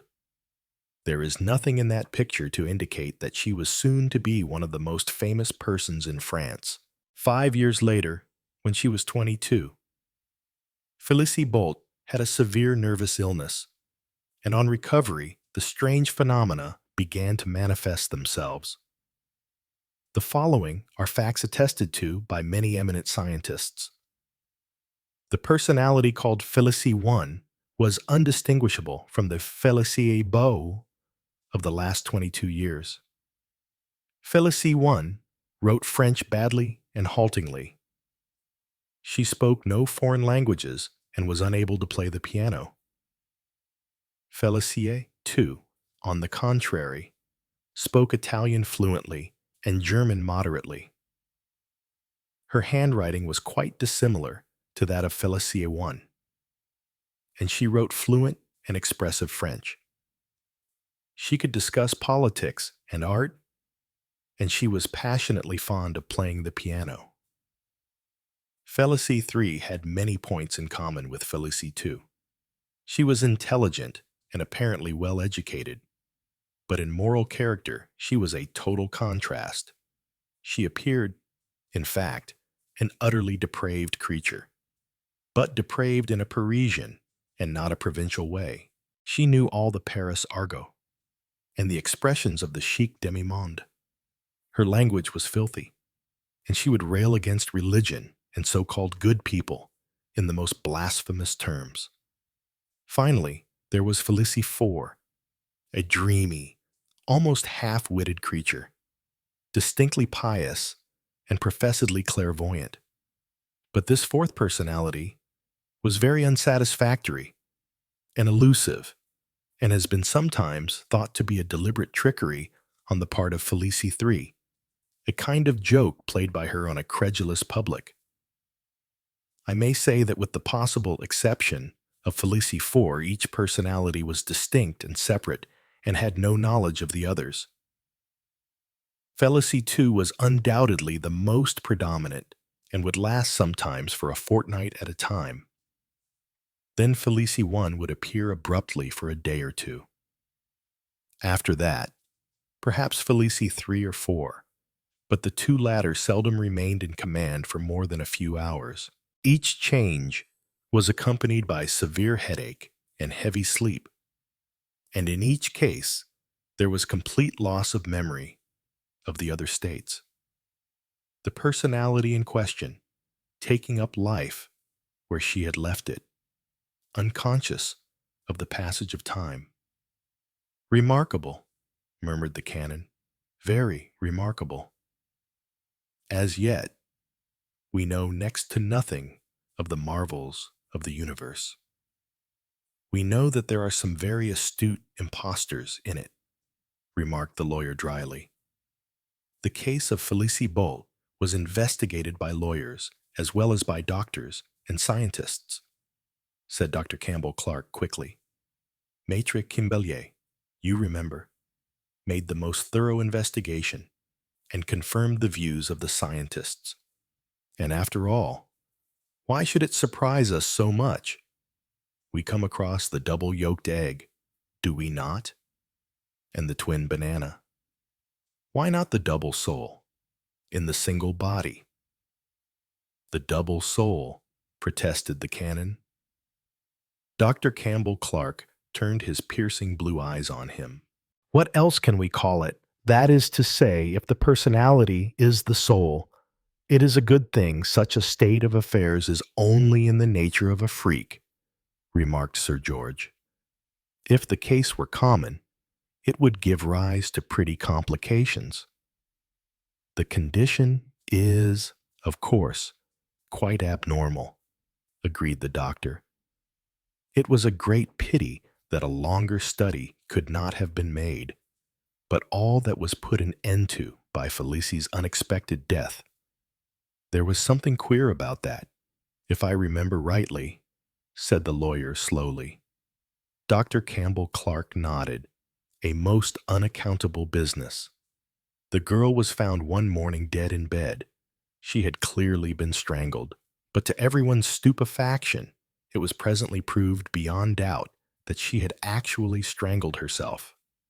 The marks on her neck were those of her own fingers, a method of suicide which, though not physically impossible, must have necessitated terrific muscular strength and almost superhuman willpower.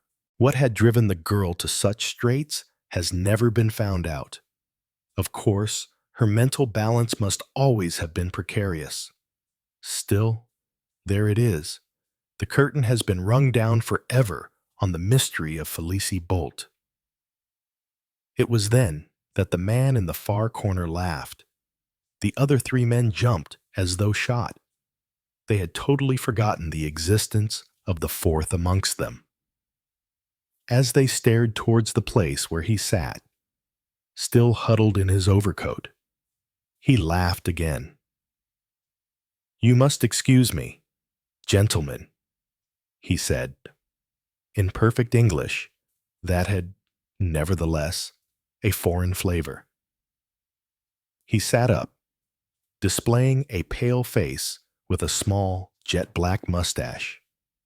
"Yes, you must excuse me," he said with a mock bow. "But really in science, is the last word ever said?" "You know something of the case we have been discussing?"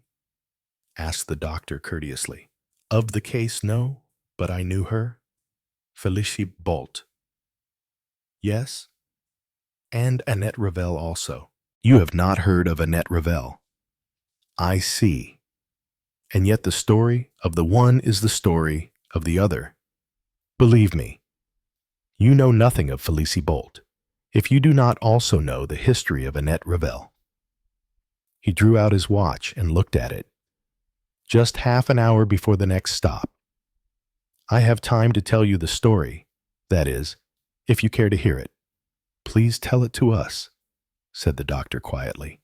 "Delighted," said the canon. "Delighted." Sir George Durand merely composed himself in an attitude of keen attention. "My name, gentlemen," began their strange traveling companion, "is Raoul Letardeau. You have spoken just now of an English lady, Miss Slater, who interested herself in works of charity. I was born in that Brittany fishing village, and when my parents were both killed in a railway accident, it was Miss Slater who came to the rescue and saved me from the equivalent of your English workhouse. There were some 20 children under her care, girls and boys. Amongst these children were Felicie Bolt and Annette Ravel. If I cannot make you understand the personality of Annette, gentlemen, you will understand nothing. She was the child of what you call a fille de joie, who had died of consumption, abandoned by her lover. The mother had been a dancer, and Annette, too, had the desire to dance. When I saw her first, she was 11 years old, a little shrimp of a thing with eyes that alternately mocked and promised, a little creature all fire and life. And at once, yes, at once, she made me her slave. It was Raoul. Do this for me. Raoul, do that for me. And me. I obeyed. Already I worshipped her, and she knew it. We would go down to the shore together, we three, for Felicie would come with us, and there Annette would pull off her shoes and stockings and dance on the sand. And then, when she sank down breathless, she would tell us of what she meant to do and to be. See you, I shall be famous. Yes, exceedingly famous. I will have hundreds and thousands of silk stockings, the finest silk, and I shall live in an exquisite apartment. All my lovers shall be young and handsome, as well as being rich. And when I dance, all Paris shall come to see me. They will yell and call and shout and go mad over my dancing. And in the winters I shall not dance. I shall go south to the sunlight. There are villas there with orange trees. I shall have one of them. I shall lie in the sun on silk cushions. eating oranges. As for you, Raoul, I will never forget you. However rich and famous I shall be, I will protect you and advance your career. Felicia here shall be my maid. No, her hands are too clumsy.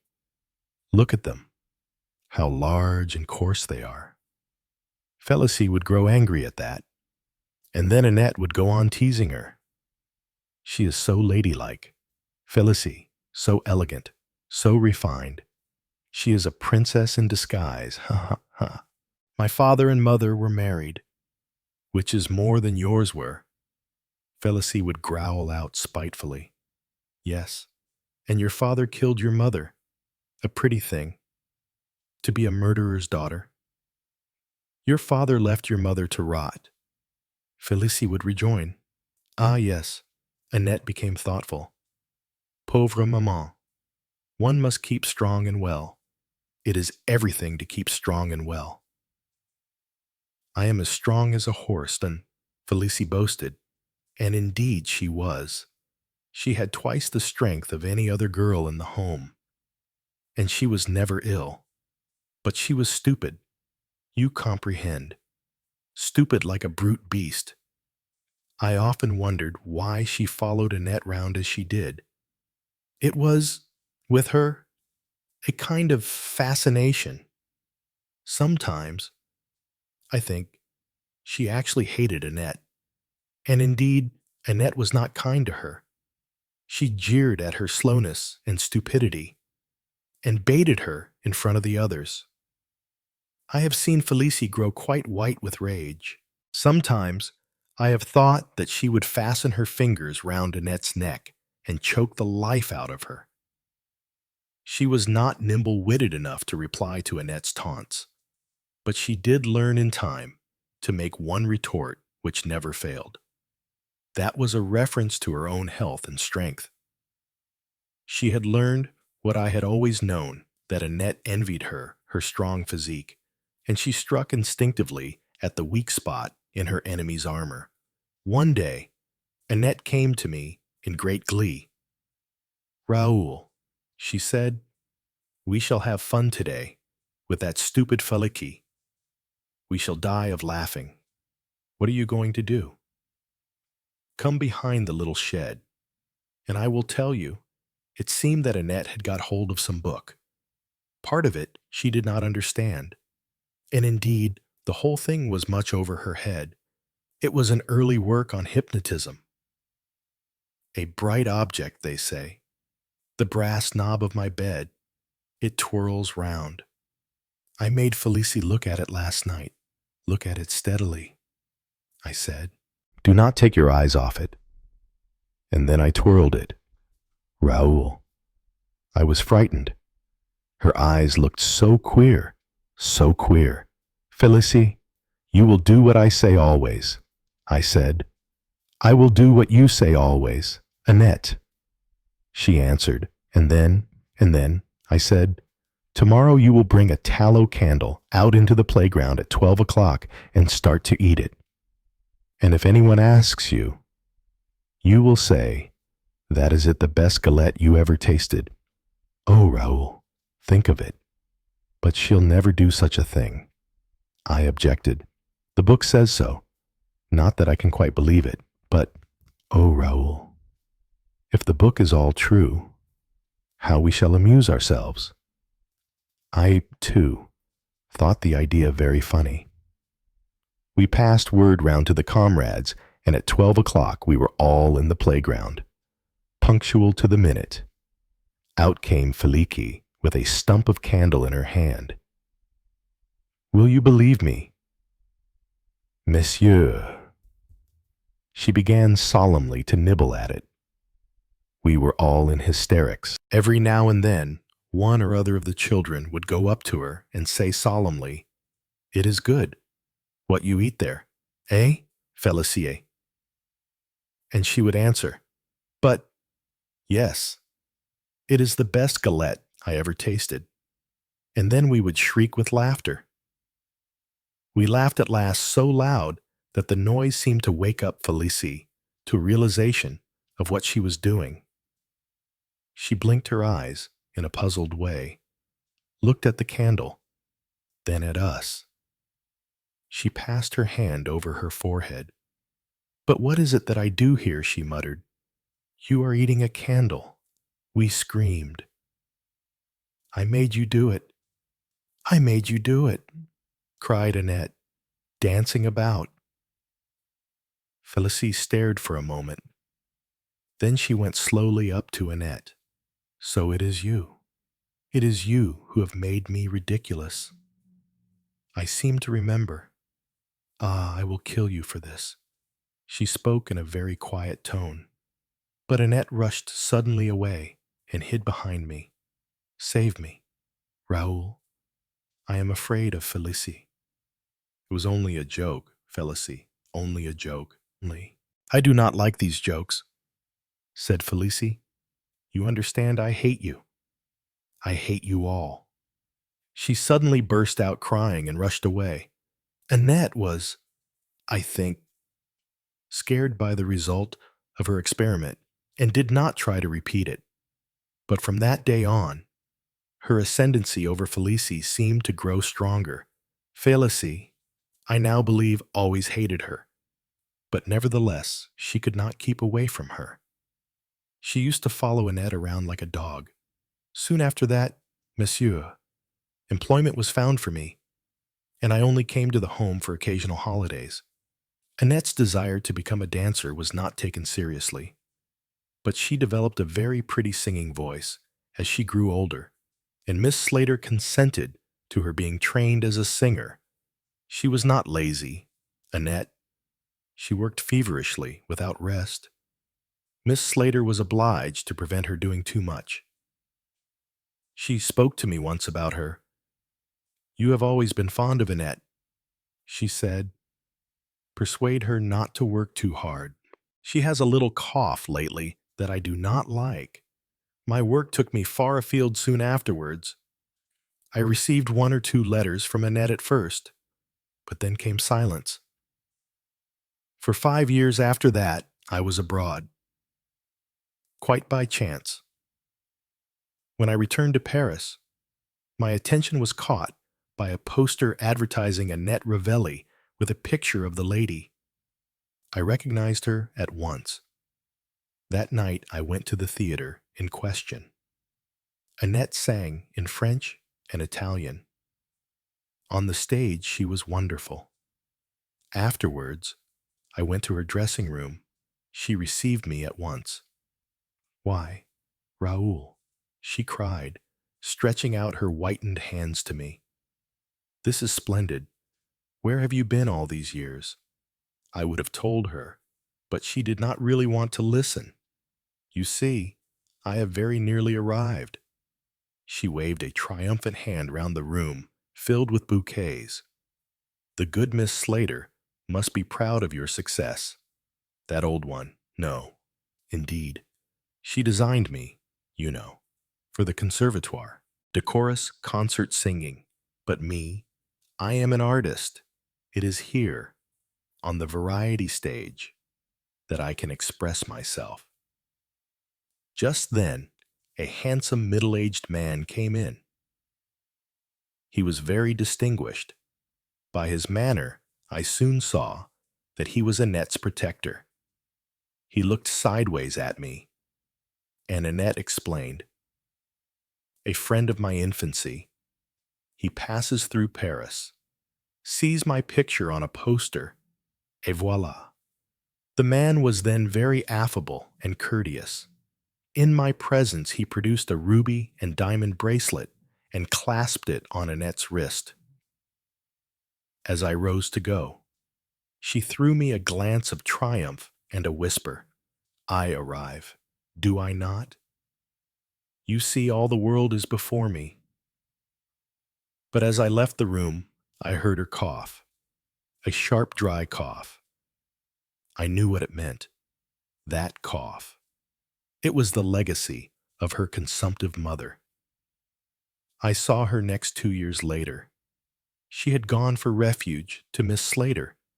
Her career had broken down. She was in a state of advanced consumption, for which the doctors said nothing could be done. Ah, I shall never forget her, as I saw her then. She was lying in a kind of shelter in the garden. She was kept outdoors night and day. Her cheeks were hollow and flushed, her eyes bright and feverish, and she coughed repeatedly. She greeted me with a kind of desperation that startled me. "It is good to see you, Raoul. You know what they say, that I may not get well. They say it behind my back. You understand? To me they are soothing and consolatory, but it is not true. Raoul, it is not true. I shall not permit myself to die. Die. With beautiful life stretching in front of me. It is the will to live that matters. All the great doctors say that nowadays. I am not one of the feeble ones who let go. Already I feel myself infinitely better. Infinitely better. Do you hear?" She raised herself on her elbow to drive her words home, then fell back, attacked by a fit of coughing that racked her thin body. The cough. "It is nothing," she gasped, "and hemorrhages do not frighten me. I shall surprise the doctors. It is the will that counts. Remember, Raoul, I am going to live." It was pitiful. You understand? Pitiful. Just then, Felicie Bolt came out with a tray, a glass of hot milk. She gave it to Annette and watched her drink it with an expression that I could not fathom. There was a kind of smug satisfaction in it. Annette too caught the look. She flung the glass down angrily, so that it smashed to bits. You see her. That is how she always looks at me.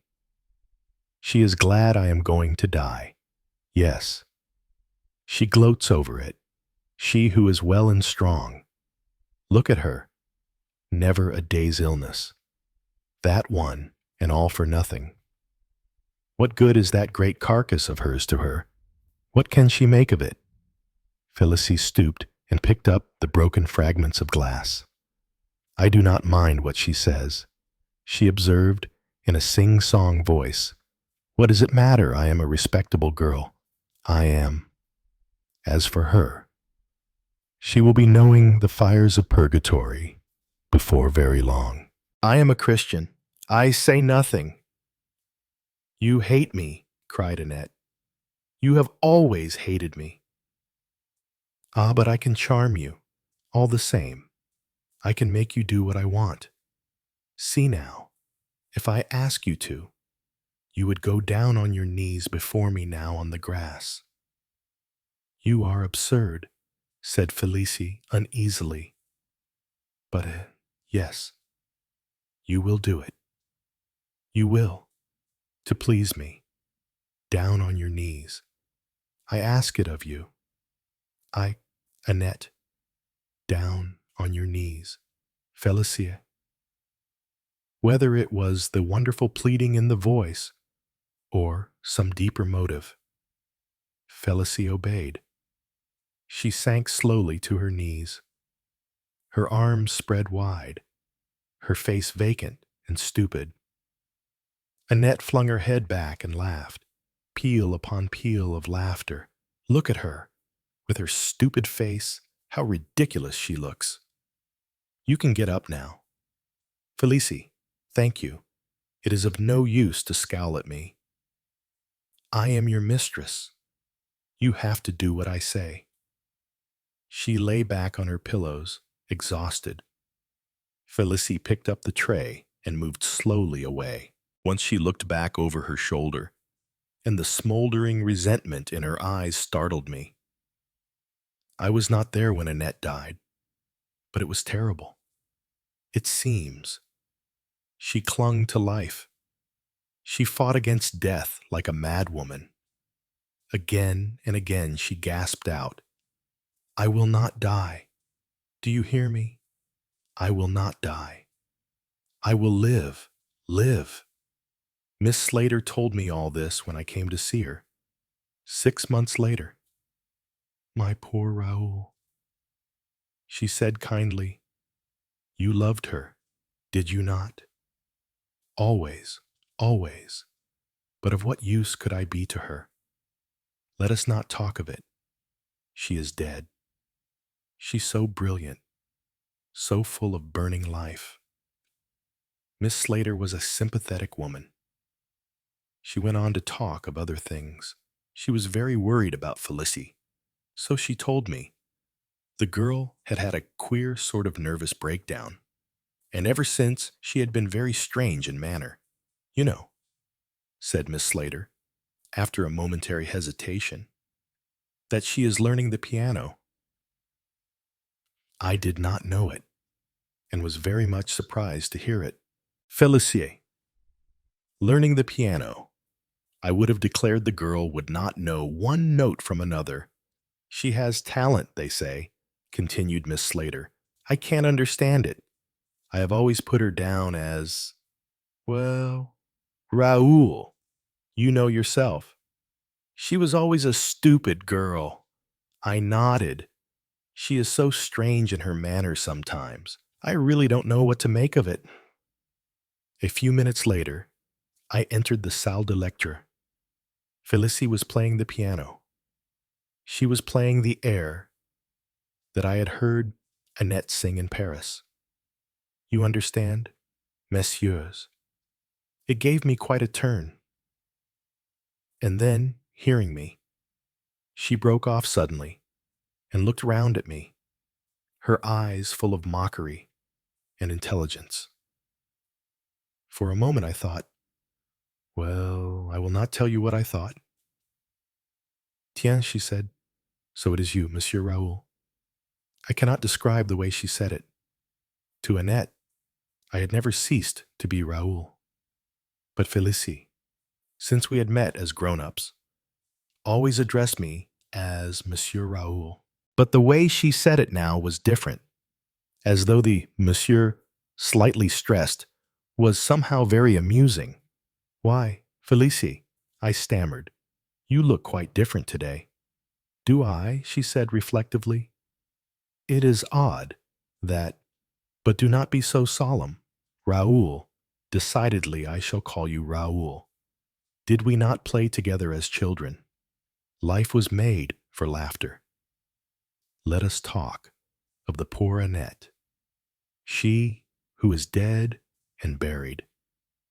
Is she in purgatory, I wonder, or where?" And she hummed a snatch of song, untunefully enough. But the words caught my attention. "Felicie," I cried, "you speak Italian." "Why not?" "Raoul, I am not as stupid as I pretend to be. Perhaps." She laughed at my mystification. "I don't understand." I began. "But I will tell you. I am a very fine actress, though no one suspects it.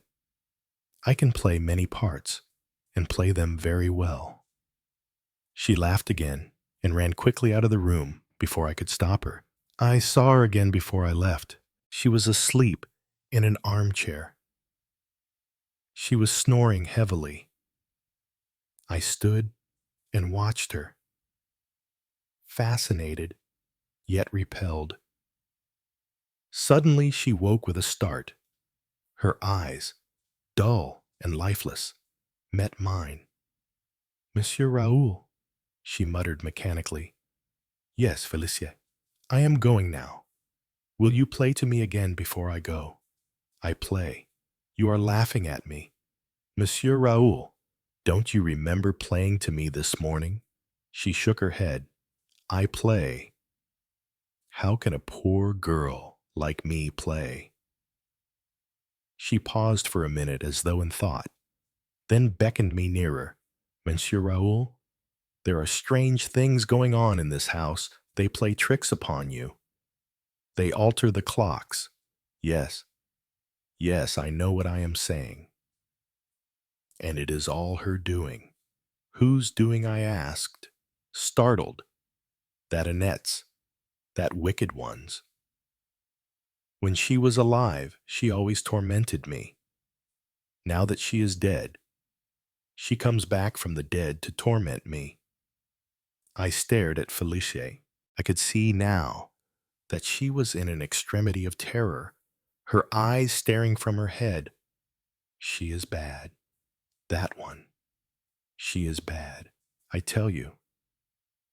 She would take the bread from your mouth, the clothes from your back, the soul from your body. She clutched me suddenly.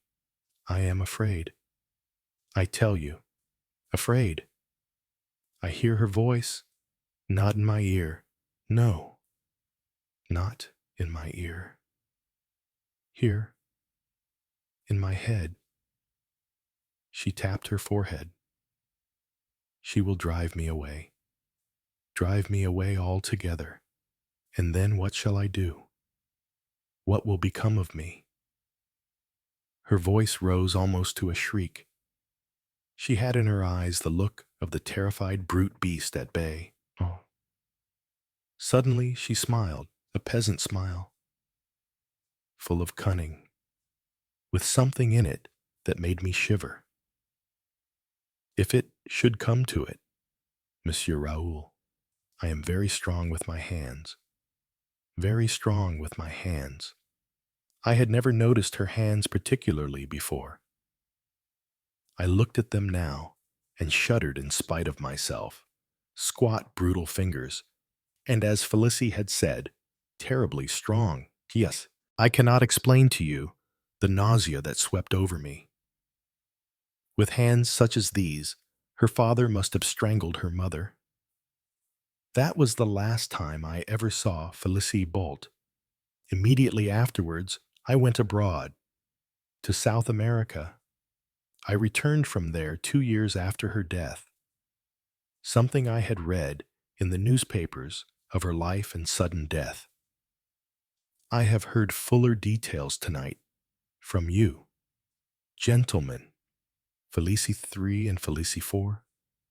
I wonder she was a good actress. You know. The train suddenly slackened speed. The man in the corner sat erect and buttoned his overcoat more closely. What is your theory? Asked the lawyer, leaning forward. I can hardly believe, began Canon Parfit, and stopped. The doctor said nothing. He was gazing steadily at Raoul Leperdeau. The clothes from your back, the soul from your body, quoted the Frenchman lightly. He stood up. I say to you, messieurs, that the history of Felicie Beau is the history of Annette Revel.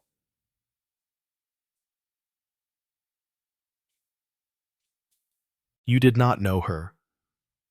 Gentlemen, I did. She was very fond of life. His hand on the door, ready to spring out. He turned suddenly, and bending down, tapped Canon Parfit on the chest. Le docteur over there. He said just now that all this... His hand smote the canon's stomach, and the canon winced, was only a residence. Tell me, if you find a burglar in your house, what do you do? Shoot him. Do you not? No, cried the canon. No, indeed. I mean, not in this country. But he spoke the last words to empty air. The carriage door banged. The clergyman, the lawyer, and the doctor were alone. The fourth corner was vacant. Chapter 15. The House of Dreams. The House of Dreams was first published in the Sovereign magazine, January 1926.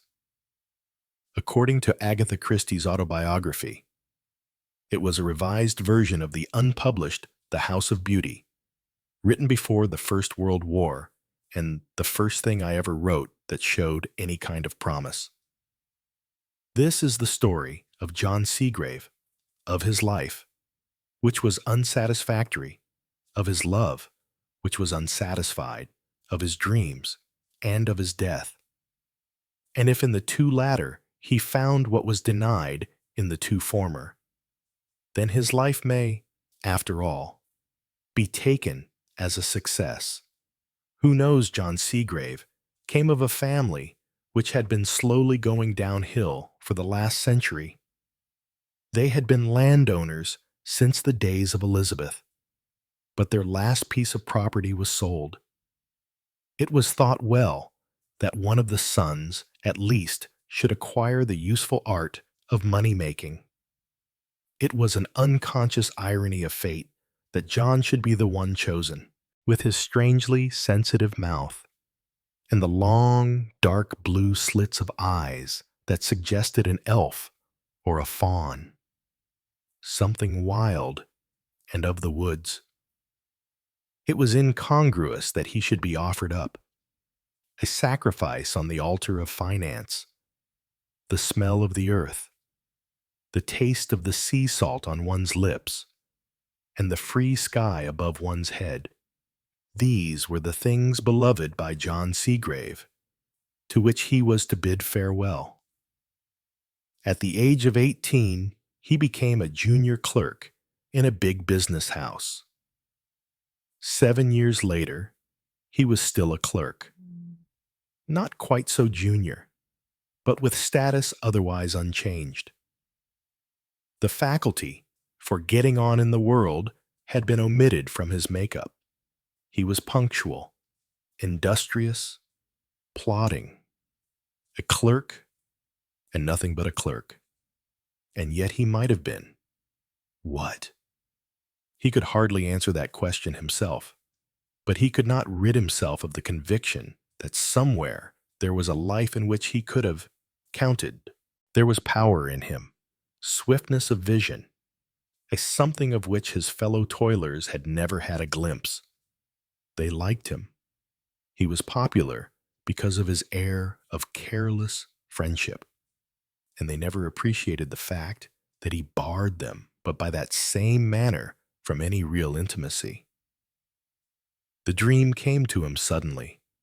It was no childish fantasy growing and developing through the years. It came on a midsummer night, or rather early morning, and he woke from it tingling all over, striving to hold it to him as it fled, slipping from his clutch in the elusive way dreams have. Desperately, he clung to it. It must not go. It must not. He must remember the house. It was the house. Of course, the house he knew so well. Was it a real house? Or did he merely know it in dreams he didn't remember? But he certainly knew it. Knew it very well. The faint gray light of the early morning was stealing into the room. The stillness was extraordinary at 4:30 a.m. London, weary London, found her brief instant of peace. John Seagrave lay quiet, wrapped in the joy, the exquisite wonder and beauty of his dream. How clever it had been of him to remember it. A dream flitted so quickly as a rule, ran past you just as with waking consciousness your clumsy fingers sought to stop and hold it. But he had been too quick for this dream. He had seized it as it was slipping swiftly by him. It was really a most remarkable dream.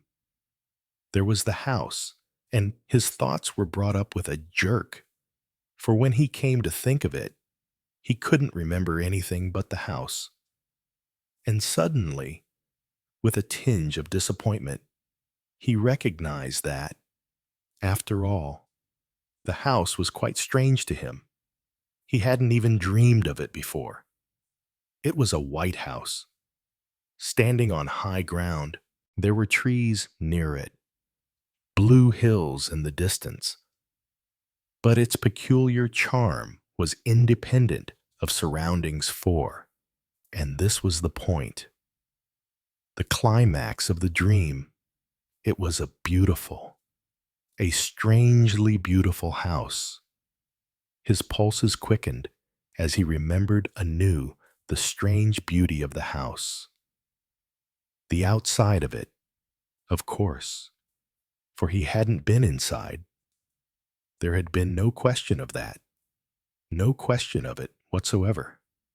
Then, as the dingy outlines of his bed sitting room began to take shape in the growing light, he experienced the disillusion of the dreamer. Perhaps, after all, his dream hadn't been so very wonderful, or had the wonderful, the explanatory part, slipped past him and laughed at his ineffectual clutching hands. A White House, standing on high ground. There wasn't much there to get excited about. Surely it was rather a big house. He remembered, with a lot of windows in it, and the blinds were all down. Not because the people were away, he was sure of that, but because it was so early that no one was up yet. Then he laughed at the absurdity of his imaginings, and remembered that he was to dine with Mr. Wetterman that night. Maisie Wetterman was Rudolph Wetterman's only daughter, and she had been accustomed all her life to having exactly what she wanted. Paying a visit to her father's office one day, she had noticed John Seagrave. He had brought in some letters that her father had asked for. When he had departed again, she asked her father about him. Wetterman was communicative, one of Sir Edward Seagrave's sons. Fine old family, but on its last legs. This boy will never set the Thames on fire. I like him all right, but there's nothing to him. No punch of any kind. Maisie was, perhaps, indifferent to punch. It was a quality valued more by her parent than herself. Anyway, a fortnight later, she persuaded her father to ask John Seagrave to dinner. It was an intimate dinner. Herself and her father, John Seagrave, and a girlfriend who was staying with her. The girlfriend was moved to make a few remarks. On approval, I suppose. Maisie later.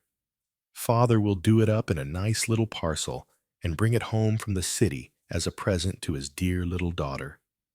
Duly bought and paid for. Allegra, you are the limit. Allegra Kerr laughed.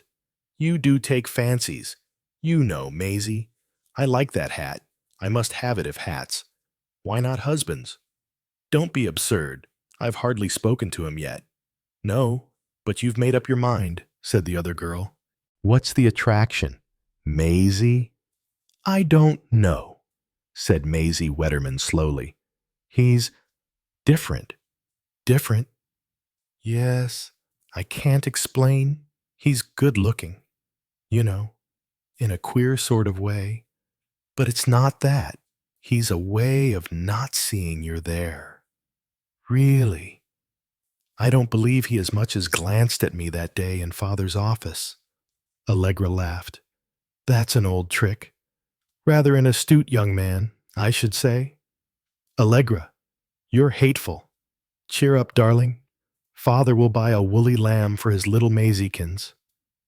I don't want it to be like that. Love with a capital L, is that it? Why shouldn't he fall in love with me? No reason at all. I expect he will. Allegra smiled as she spoke, and let her glance sweep over the other. Maisie Wetterman was short, inclined to be plump. She had dark hair, well shingled and artistically waved. Her naturally good complexion was enhanced by the latest colors in powder and lipstick. She had a good mouth and teeth, dark eyes, rather small and twinkly, and a jaw and chin slightly on the heavy side. She was beautifully dressed. Yet, said Allegra, finishing her scrutiny, I've no doubt he will. The whole effect is really very good. Maisie, her friend looked at her doubtfully. I mean it, said Allegra. I mean it, honor bright. But just supposing, for the sake of argument, that he shouldn't fall in love. I mean, Suppose his affection was to become sincere, but platonic. What then? I may not like him at all when I know him better. Quite so. On the other hand, you may like him very much indeed. And in that latter case, Maisie shrugged her shoulders. I should hope I've too much pride, Allegra interrupted. Pride comes in handy for masking one's feelings. It doesn't stop you from feeling them. Well, said Maisie, flushed. I don't see why I shouldn't say it. I am a very good match. I mean, from his point of view, father's daughter and everything. Partnership in the offing, etc., said Allegra. Yes, Maisie, your father's daughter. All right, I'm awfully pleased. I do like my friends to run true to type. The faint mockery of her tone made the other uneasy. You are hateful, Allegra, but stimulating, darling. That's why you have me here. I'm a student of history, you know, and it always intrigued me why the court jester was permitted and encouraged. Now that I'm one myself, I see the point. It's rather a good role. You see, I had to do something. There was I, proud and penniless, like the heroine of a novelette, well-born and badly educated. What to do? Girl God wot, saith she, the poor relation type of girl. All willingness to do without a fire in her room, and content to do odd jobs, and help dear cousin so-and-so. I observed to be at a premium. Nobody really wants her, except those people who can't keep their servants, and they treat her like a galley slave. So I became the court fool. Insolence, plain speaking, a dash of wit now and again, not too much, lest I should have to live up to it. And behind it all, a very shrewd observation of human nature. People rather like being told how horrible they really are. That's why they flock to popular preachers. It's been a great success. I'm always overwhelmed with invitations. I can live on my friends with the greatest ease. And I'm careful to make no pretense of gratitude. There's no one quite like you, Allegra. You don't mind in the least what you say. That's where you're wrong. I mind very much. I take care and thought about the matter. My seeming outspokenness is always calculated. I've got to be careful. This job has got to carry me on to old age. Why not marry? I know heaps of people have asked you. Allegra's face grew suddenly hard. I can never marry? Because... Maisie left the sentence unfinished. Looking at her friend, the latter gave a short nod of assent. Footsteps were heard on the stairs. The butler threw open the door and announced, Mr. Seagrave. John came in without any particular enthusiasm. He couldn't imagine why the old boy had asked him. If he could have got out of it, he would have done so. The house depressed him, with its solid magnificence and the soft pile of its carpet. A girl came forward and shook hands with him. He remembered vaguely having seen her one day in her father's office. How do you do? Mr. Seagrave, Mr. Seagrave. Miss Kerr? Then he woke. Who was she? Where did she come from? From the flame-colored draperies that floated round her, to the tiny mercury wings on her small Greek head.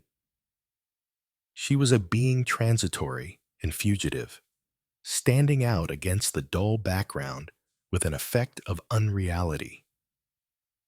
Rudolph Wetterman came in, his broad expanse of gleaming shirt front creaking as he walked. Esau.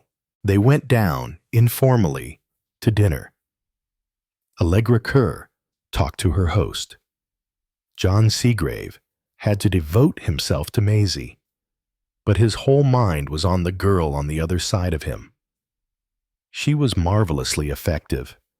Her effectiveness was, he thought, more studied than natural. But behind all that, there lay something else. Flickering fire, fitful, capricious, like the will-o'-the-wisps that of old lured men into the marshes. At last, he got a chance to speak to her. Maisie was giving her father a message from some friend she had met that day. Now that the moment had come, he was tongue-tied. His glance pleaded with her dumbly.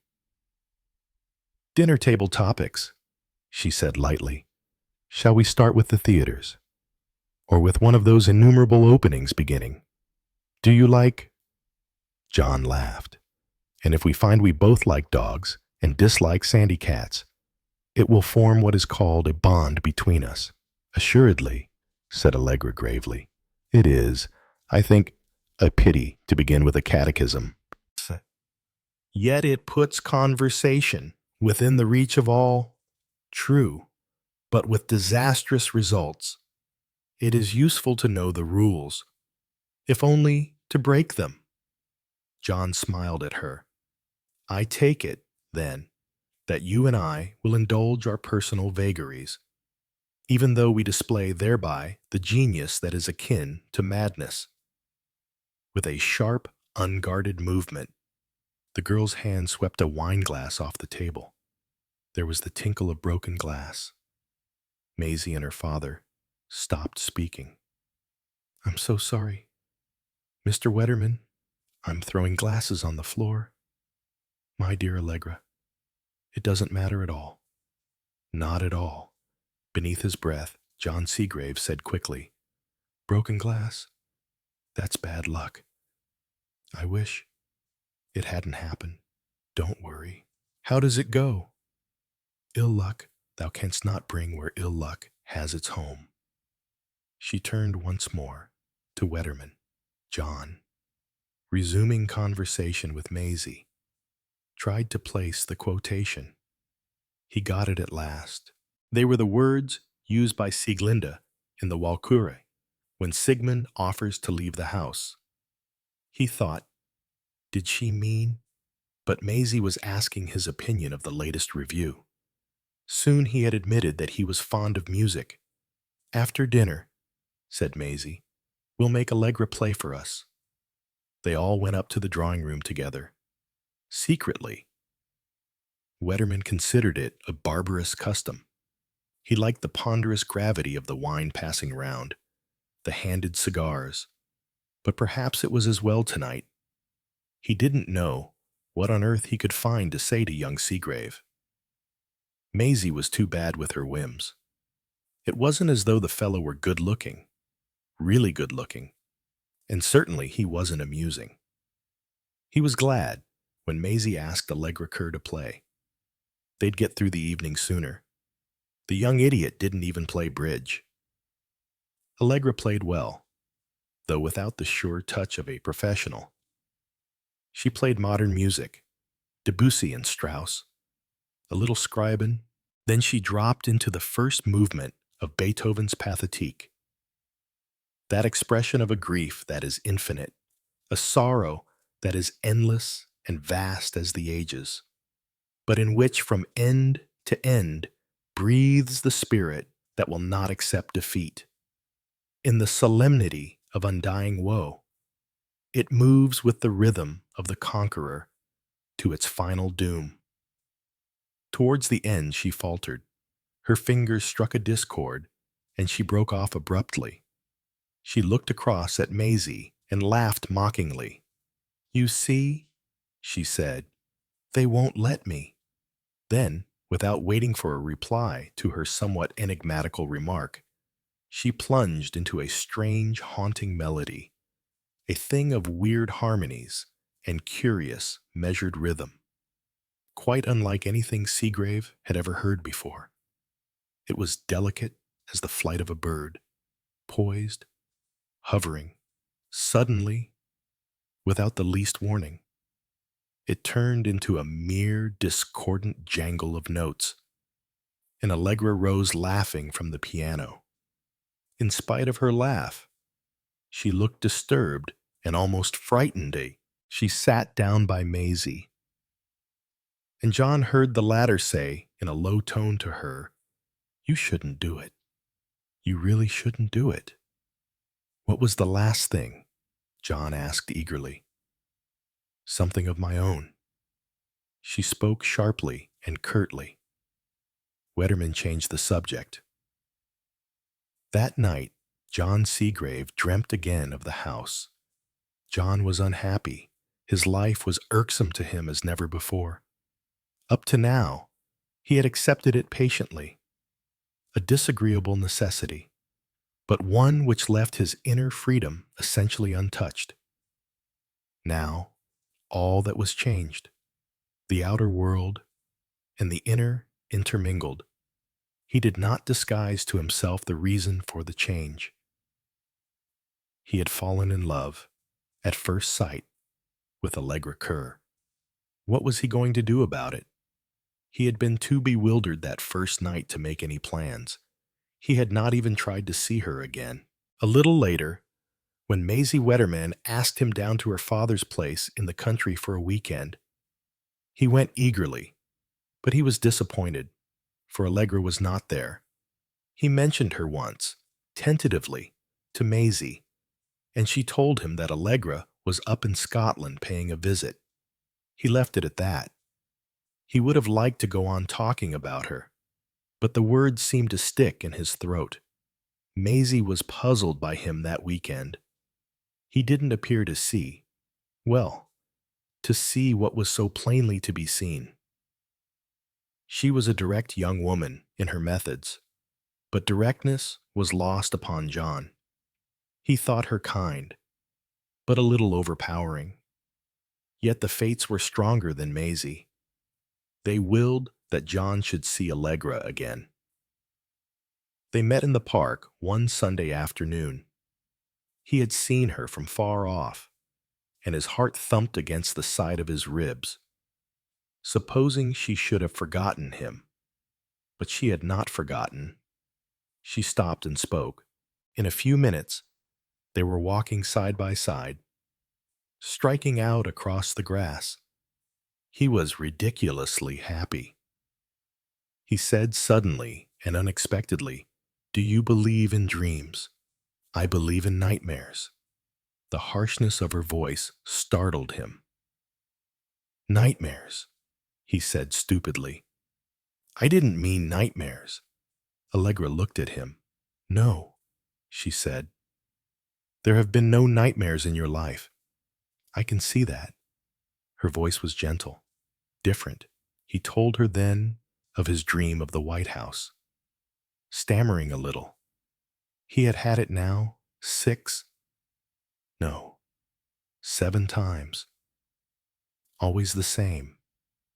It was beautiful, so beautiful. He went on. "You see, it's to do with you, in some way. I had it first the night before I met you. To do with me." She laughed, a short, bitter laugh. "Oh, no, that's impossible. The house was beautiful." "So are you," said John Seagrave. Allegra flushed a little with annoyance. "I'm sorry. I was stupid. I seemed to ask for the compliment, didn't I? But I didn't really mean that at all. The outside of me is all right. I know." "I haven't seen the inside of the house yet," said John Seagrave. "When I do, I know it will be quite as beautiful as the outside." He spoke slowly and gravely, giving the words a meaning that she chose to ignore. "There is something more I want to tell you. If you will listen." "I will listen," said Allegra. "I am chucking up this job of mine. I ought to have done it long ago. I see that now. I have been content to drift along knowing I was an utter failure, without caring much, just living from day to day. A man shouldn't do that.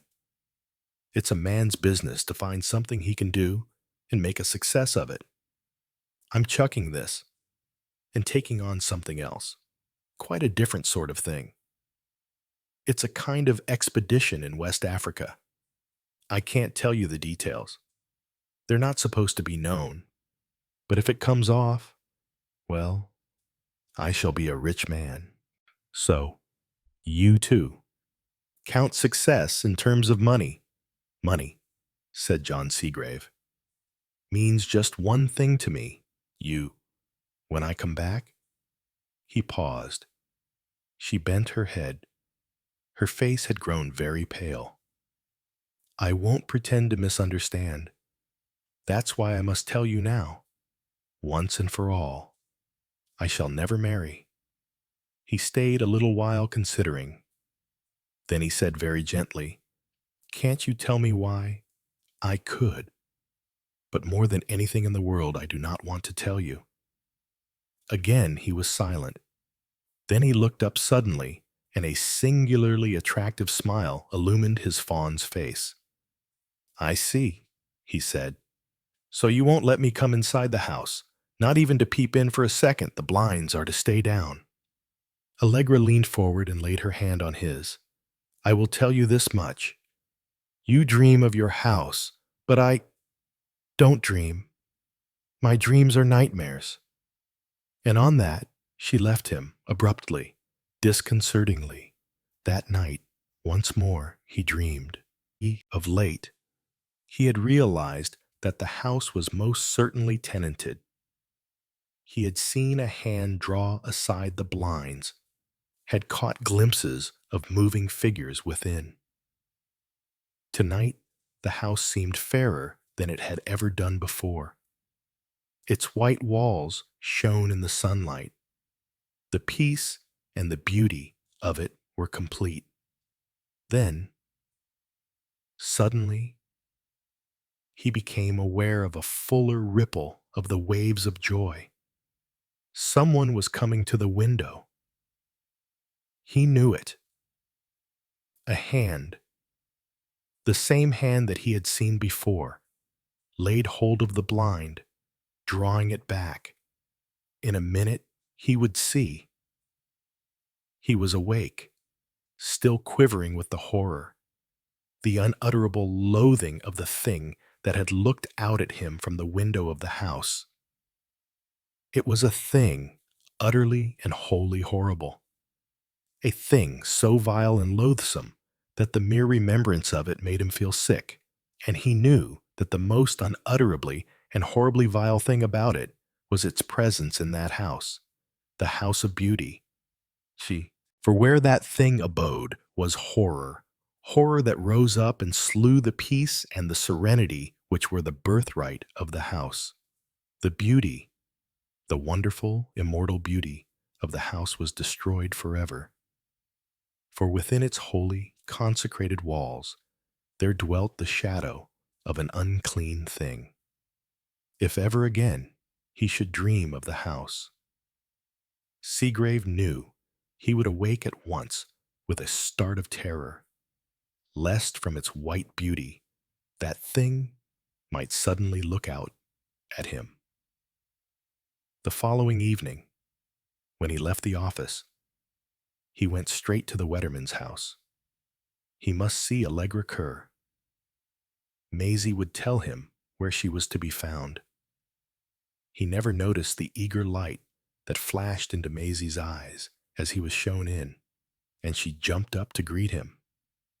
He stammered out his request at once, with her hand still in his. Miss Kerr, I met her yesterday, but I don't know where she's staying. He did not feel Maisie's hand grow limp in his as she withdrew it. The sudden coldness of her voice told him nothing. Allegra is here, staying with us, but I'm afraid you can't see her. But, you see, her mother died this morning. We've just had the news. Oh, he was taken aback. It is all very sad, said Maisie. She hesitated just a minute, then went on. You see, she died in, well, practically an asylum. There's insanity in the family. The grandfather shot himself, and one of Allegra's aunts is a hopeless imbecile, and another drowned herself. John Seagrave made an inarticulate sound. I thought I ought to tell you, said Maisie virtuously. We're such friends, aren't we? And of course, Allegra is very attractive. Lots of people have asked her to marry them, but naturally, she won't marry at all. She couldn't, could she? She's all right, said Seagrave. There's nothing wrong with her. His voice sounded hoarse and unnatural in his own ears. One never knows. Her mother was quite all right when she was young, and she wasn't just peculiar. You know, she was quite raving mad. It's a dreadful thing. Insanity. Yes, he said. It's a most awful thing.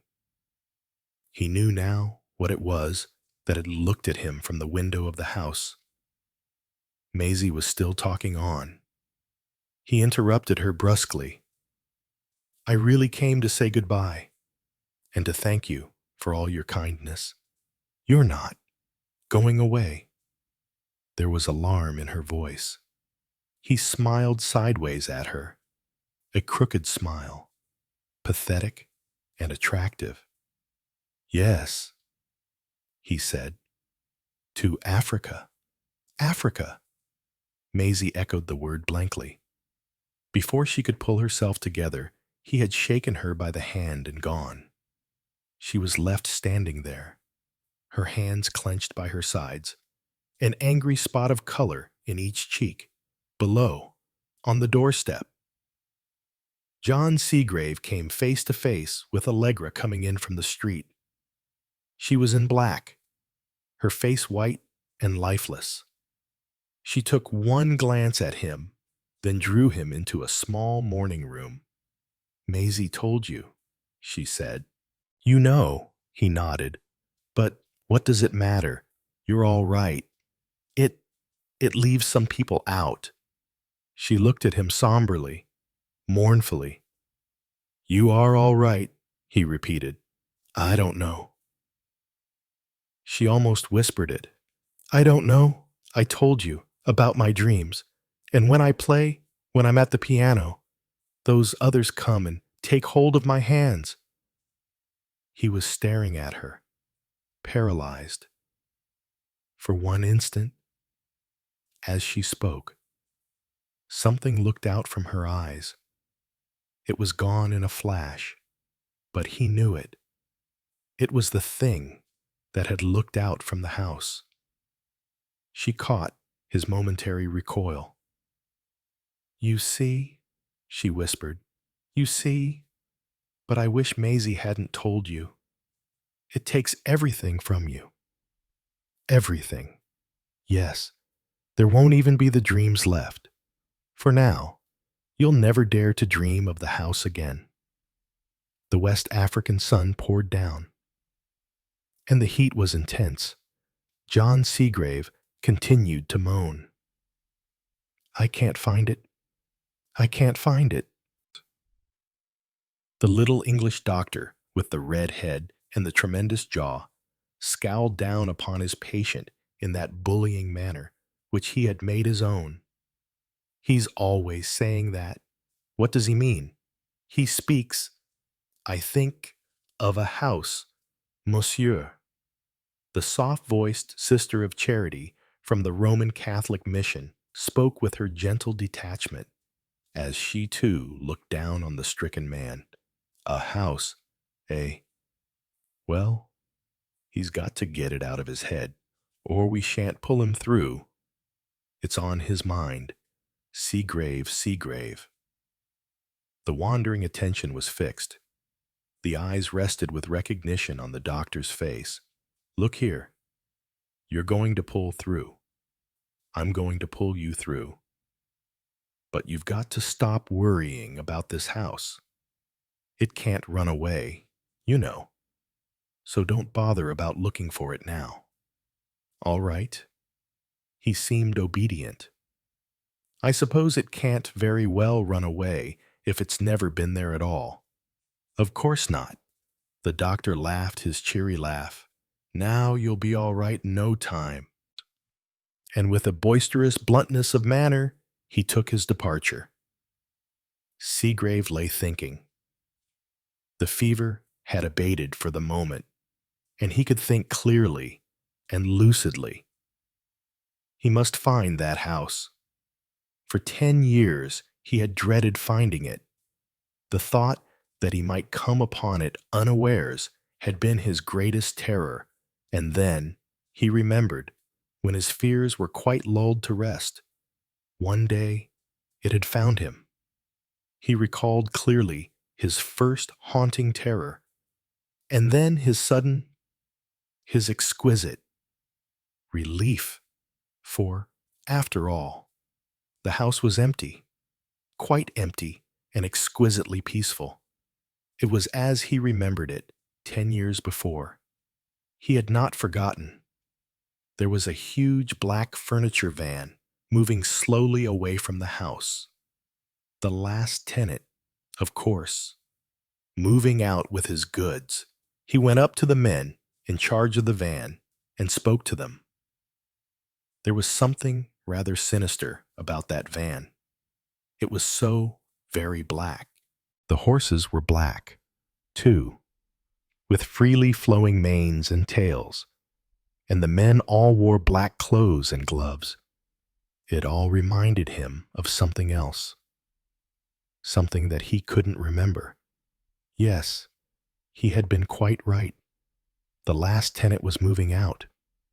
As his lease was up, the house was to stand empty for the present, until the owner came back from abroad, and waking, he had been full of the peaceful beauty of the empty house.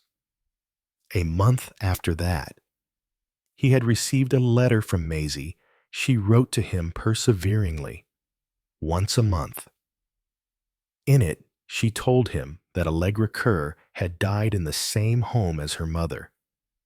And wasn't it dreadfully sad, Doma? Though, of course, a merciful release. It had really been very odd indeed. Coming after his dream like that. He didn't quite understand it all. But it was odd, and the worst of it was that he'd never been able to find the house since. Somehow, he'd forgotten the way. The fever began to take hold of him once more. He tossed restlessly. Of course, he'd forgotten. The house was on high ground. He must climb to get there. But it was hot work climbing cliffs, dreadfully hot. Up, up, up. Oh, he had slipped. He must start again from the bottom. Up, up, up. Days passed, weeks. He wasn't sure that years didn't go by, and he was still climbing. Once he heard the doctor's voice, but he couldn't stop climbing to listen. Besides, the doctor would tell him to leave off looking for the house. He thought it was an ordinary house. He didn't know. He remembered suddenly that he must be calm, very calm. You couldn't find the house unless you were very calm. It was no use looking for the house in a hurry or being excited. If he could only keep calm. But it was so hot. Hot, it was cold. Yes, cold. These weren't cliffs. They were icebergs. Jagged, cold. Icebergs. He was so tired. He wouldn't go on looking. It was no good. Ah, here was a lane. That was better than icebergs. Anyway, how pleasant and shady it was in the cool, green lane. And those trees, they were splendid. They were rather like what? He couldn't remember, but it didn't matter. Ah, here were flowers, all golden and blue. How lovely it all was, and how strangely familiar. Of course, he had been here before. There, through the trees. was the gleam of the house, standing on the high ground. How beautiful it was! The green lane, and the trees, and the flowers were as nothing to the paramount, the all-satisfying beauty of the house. He hastened his steps to think that he had never yet been inside. How unbelievably stupid of him, when he had the key in his pocket all the time. And of course, the beauty of the exterior was as nothing to the beauty that lay within, especially now that the owner had come back from abroad. He mounted the steps to the great door. Cruel, strong hands were dragging him back. They fought him, dragging him to and fro, backwards and forwards. The doctor was shaking him, roaring in his ear. "Hold on, man. You can. Don't let go. Don't let go." His eyes were alight with the fierceness of one who sees an enemy. Seagrave wondered who the enemy was. The black-robed nun was praying. That, too, was strange, and all he wanted was to be left alone, to go back to the house. For every minute, the house was growing fainter. That, of course, was because the doctor was so strong. He wasn't strong enough to fight the doctor. If he only could. But stop. There was another way. The way dreams went in the moment of waking. No strength could stop them. They just flitted past. The doctor's hands wouldn't be able to hold him if he slipped. Just slipped. Yes, that was the way. The white walls were visible once more. The doctor's voice was fainter. His hands were barely felt. He knew now how dreams laugh when they give you the slip. He was at the door of the house. The exquisite stillness was unbroken. He put the key in the lock and turned it. Just a moment he waited to realize to the full, the perfect, the ineffable, the all-satisfying completeness of joy. Then he passed over the threshold. Chapter 16. S.O.S. was first published in Grand Magazine, February 1926. "Ah," said Mr. Dinsmead appreciatively. He stepped back and surveyed the round table with approval. The firelight gleamed on the coarse white tablecloth, the knives and forks, and the other table appointments. Is everything ready?"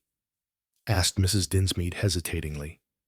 She was a little faded woman, with a colorless face, meager hair scraped back from her forehead, and a perpetually nervous manner. "Everything's ready," said her husband, with a kind of ferocious geniality. He was a big man, with stooping shoulders, and a broad, red face. He had little pig's eyes that twinkled under his bushy brows, and a big jowl devoid of hair. "Lemonade," suggested Mrs. Dinsmead, almost in a whisper. Her husband shook his head. "Tea, much better in every way. Look at the weather, streaming and blowing. A nice cup of hot tea is what's needed for supper on an evening like this." He winked facetiously, then fell to surveying the table again. "A good dish of eggs, cold corned beef, and bread and cheese. That's my order for supper. So, come along and get it ready. Mother, Charlotte's in the kitchen, waiting to give you a hand." Mrs. Dinsmead rose, carefully winding up the ball of her knitting. "She's grown a very good-looking girl," she murmured. "Sweetly pretty, I say." "Ah," said Mr. Dinsmead, "the mortal image of her ma. So go along with you, and don't let's waste any more time." He strolled about the room, humming to himself for a minute or two. Once he approached the window and looked out. Wild weather, he murmured to himself. Not much likelihood of our having visitors tonight. Then he, too, left the room. About 10 minutes later, Mrs. Dinsmead entered, bearing a dish of fried eggs. Her 2 daughters followed, bringing in the rest of the provisions. Mr. Dinsmead and his son Johnny brought up the rear. The former seated himself at the head of the table. "And for what we are to receive, etc.," he remarked humorously. "And blessings on the man who first thought of tinned foods. What would we do, I should like to know, miles from anywhere, if we hadn't a tin now and then to fall back upon when the butcher forgets his weekly call?" He proceeded to carve corned beef dexterously. "I wonder who ever thought of building a house like this, miles from anywhere," said his daughter Magdalene pettishly. "We never see a soul." "No," said her father, "never a soul." "I can't think what made you take it." "Father," said Charlotte, "can't you, my girl?" "Well, I had my reasons. I had my reasons." His eyes sought his wife's furtively, but she frowned. "And haunted, too," said Charlotte. "I wouldn't sleep alone here for anything." "Pack of nonsense," said her father. "Never seen anything. Have you? Come now. Not seen anything, perhaps, but what?" Charlotte did not reply, but she shivered a little. A great surge of rain came driving against the window pane, and Mrs. Dinsmead dropped a spoon with a tinkle on the tray. "Not nervous, are you, Mother?" said Mr. Dinsmead. "It's a wild night, that's all. Don't you worry. We're safe here by our fireside, and not a soul from outside likely to disturb us. Why, it would be a miracle if anyone did, and miracles don't happen. No," he added as though to himself, with a kind of peculiar satisfaction, "miracles don't happen." As the words left his lips, there came a sudden knocking at the door. Mr. Dinsmead stayed as though petrified. "Whatever's that?" he muttered. His jaw fell. Mrs. Dinsmead gave a little whimpering cry and pulled her shawl up round her. The color came into Magdalene's face, and she leant forward and spoke to her father. "The miracle has happened, she said. You'd better go, and let whoever it is in." 20 minutes earlier, Mortimer Cleveland had stood in the driving rain and mist surveying his car. It was really cursed bad luck. 2 punctures within 10 minutes of each other. And here he was, stranded miles from anywhere, in the midst of these bare Wiltshire downs, with night coming on, and no prospect of shelter.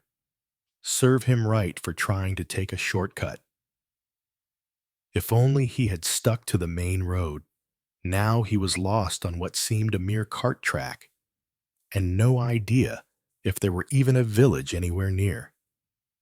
He looked round him perplexedly, and his eye was caught by a gleam of light on the hillside above him. A second later, the mist obscured it once more. But, waiting patiently, he presently got a second glimpse of it. After a moment's cogitation, he left the car and struck up the side of the hill. Soon he was out of the mist, and he recognized the light as shining from the lighted window of a small cottage. Here, at any rate, was shelter. Mortimer Cleveland quickened his pace, bending his head to meet the furious onslaught of wind and rain, which seemed to be trying its best to drive him back.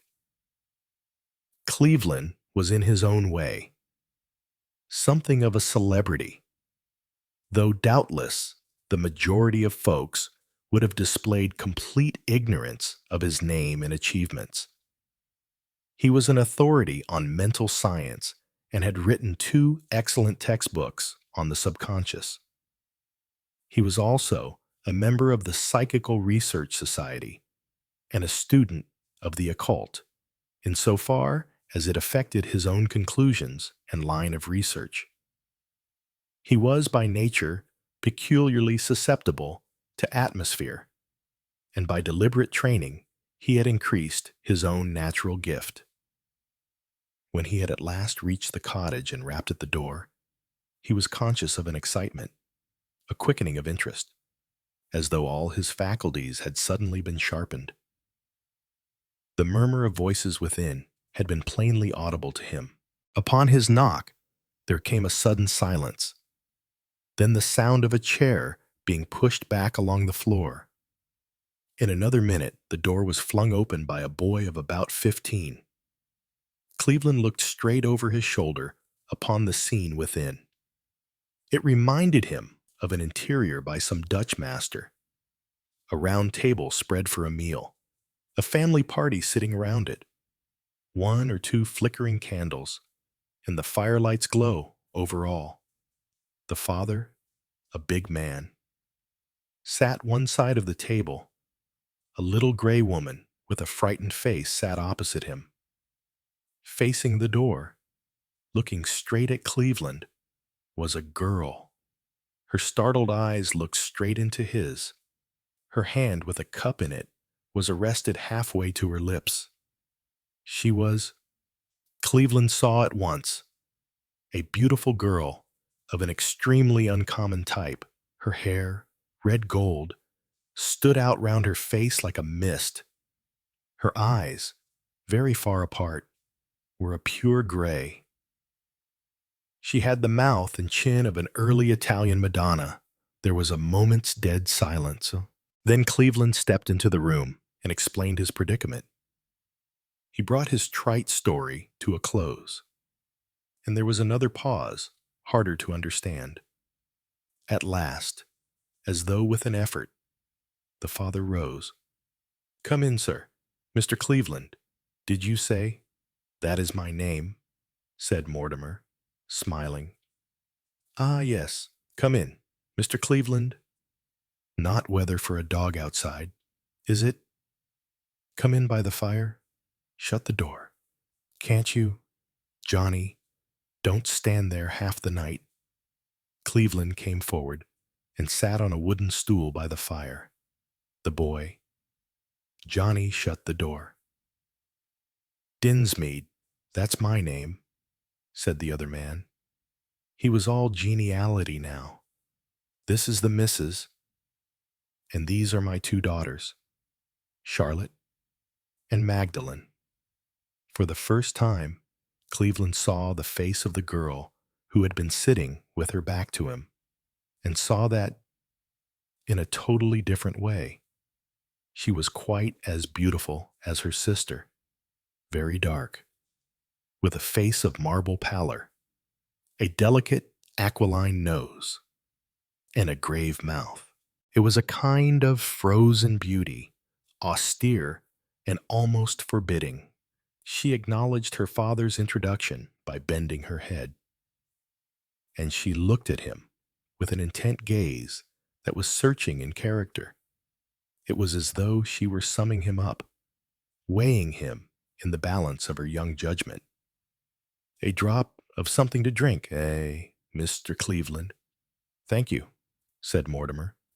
"A cup of tea will meet the case admirably." Mr. Dinsmead hesitated a minute. Then he picked up the 5 cups, one after another, from the table and emptied them into a slop bowl. "This tea's cold," he said brusquely. "Make us some more, will you, Mother?" Mrs. Dinsmead got up quickly and hurried off with the teapot. Mortimer had an idea that she was glad to get out of the room. The fresh tea soon came, and the unexpected guest was plied with viands. Mr. Dinsmead talked and talked. He was expansive, genial, loquacious. He told the stranger all about himself. He'd lately retired from the building trade. Yes, made quite a good thing of it. He and the missus thought they'd like a bit of country air. Never lived in the country before. Wrong time of year to choose, of course. October and November. But they didn't want to wait. Life's uncertain, you know, sir. So they had taken this cottage, 8 miles from anywhere, and 19 miles from anything you could call a town. No, they didn't complain. The girls found it a bit dull, but he and Mother enjoyed the quiet.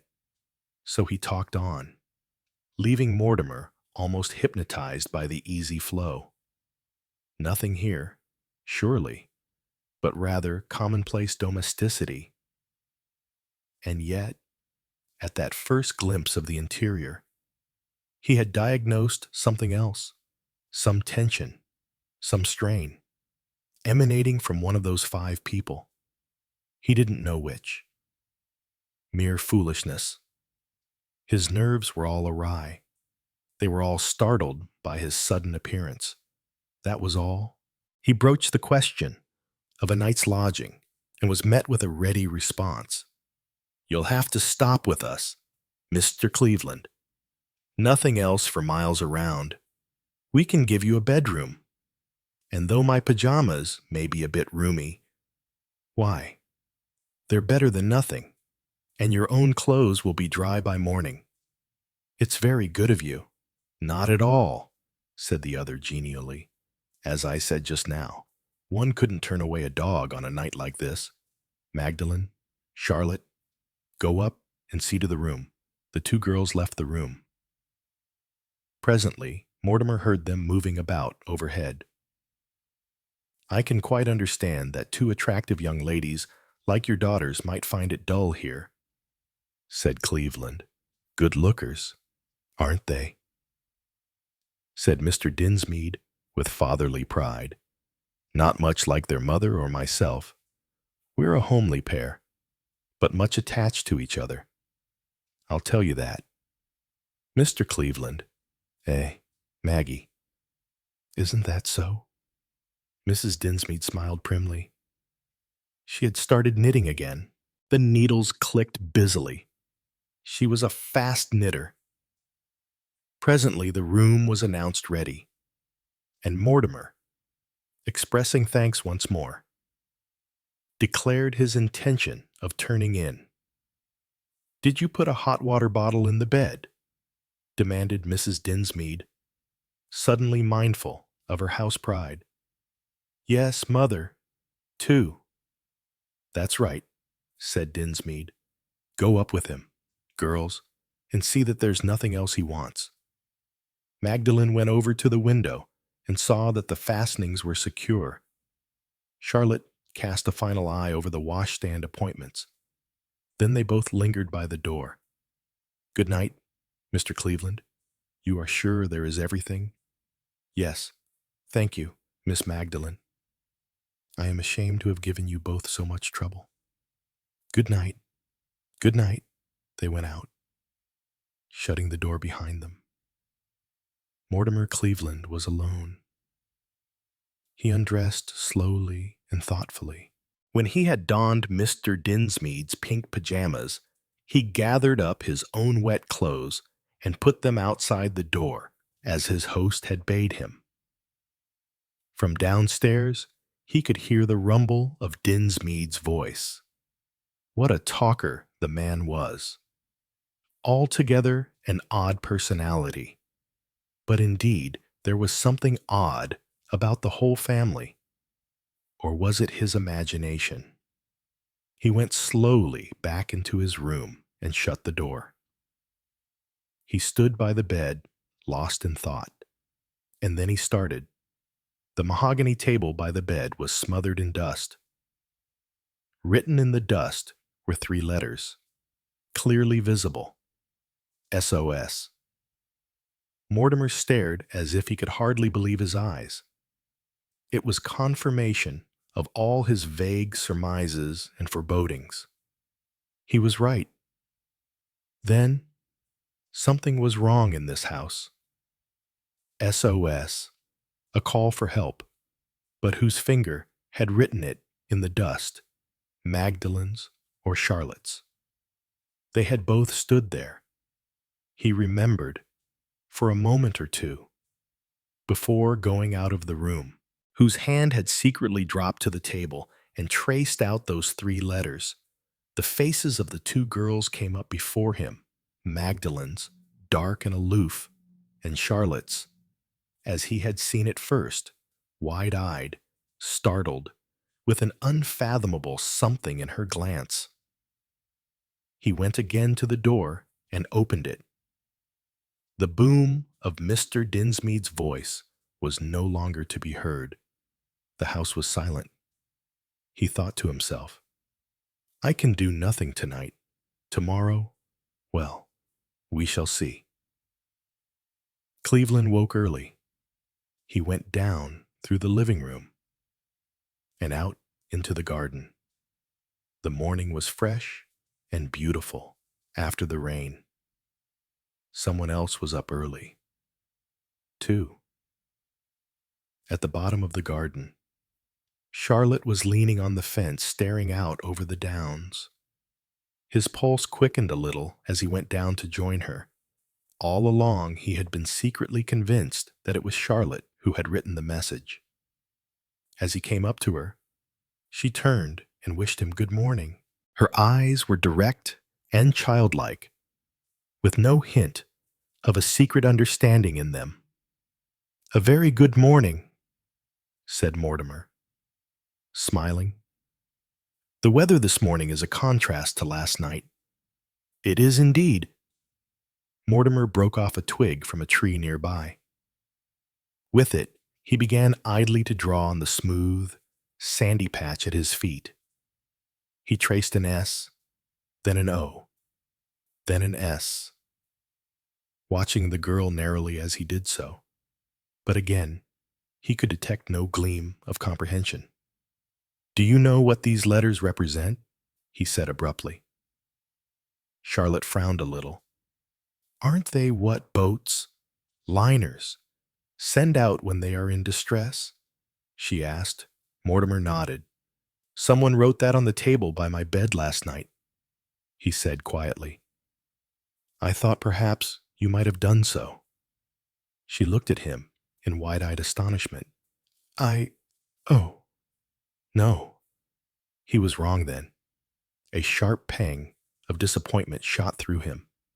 He had been so sure, so sure. It was not often that his intuitions led him astray. You are quite certain, he persisted. Oh, yes. They turned and went slowly together toward the house. Charlotte seemed preoccupied about something. She replied at random to the few observations he made. Suddenly, she burst out in a low, hurried voice. It's odd you're asking about those letters. SOS. I didn't write them, of course, but I so easily might have done. He stopped and looked at her, and she went on quickly. It sounds silly, I know, but I have been so frightened, so dreadfully frightened. And when you came in last night, it seemed like an answer to something. What are you frightened of? He asked quickly. I don't know. You don't know. I think it's the house. Ever since we came here, it has been growing and growing. Everyone seems different somehow. Father, Mother, and Magdalene, they all seem different. Mortimer did not speak at once, and before he could do so, Charlotte went on again. You know this house is supposed to be haunted. What? All his interest was quickened. Yes, a man murdered his wife in it. Oh, some years ago now. We only found out about it after we got here. Father says ghosts. Ghosts are all nonsense, but I don't know. Mortimer was thinking rapidly. Tell me, he said in a businesslike tone. Was this murder committed in the room I had last night? I don't know anything about that, said Charlotte. I wonder now, said Mortimer half to himself. Yes, that may be it. Charlotte looked at him uncomprehendingly. Miss Dinmead, said Mortimer, gently, have you ever had any reason to believe that you are mediumistic? She stared at him. I think you know that you did write SOS last night, he said quietly. Oh, quite unconsciously. Of course. A crime stains the atmosphere, so to speak.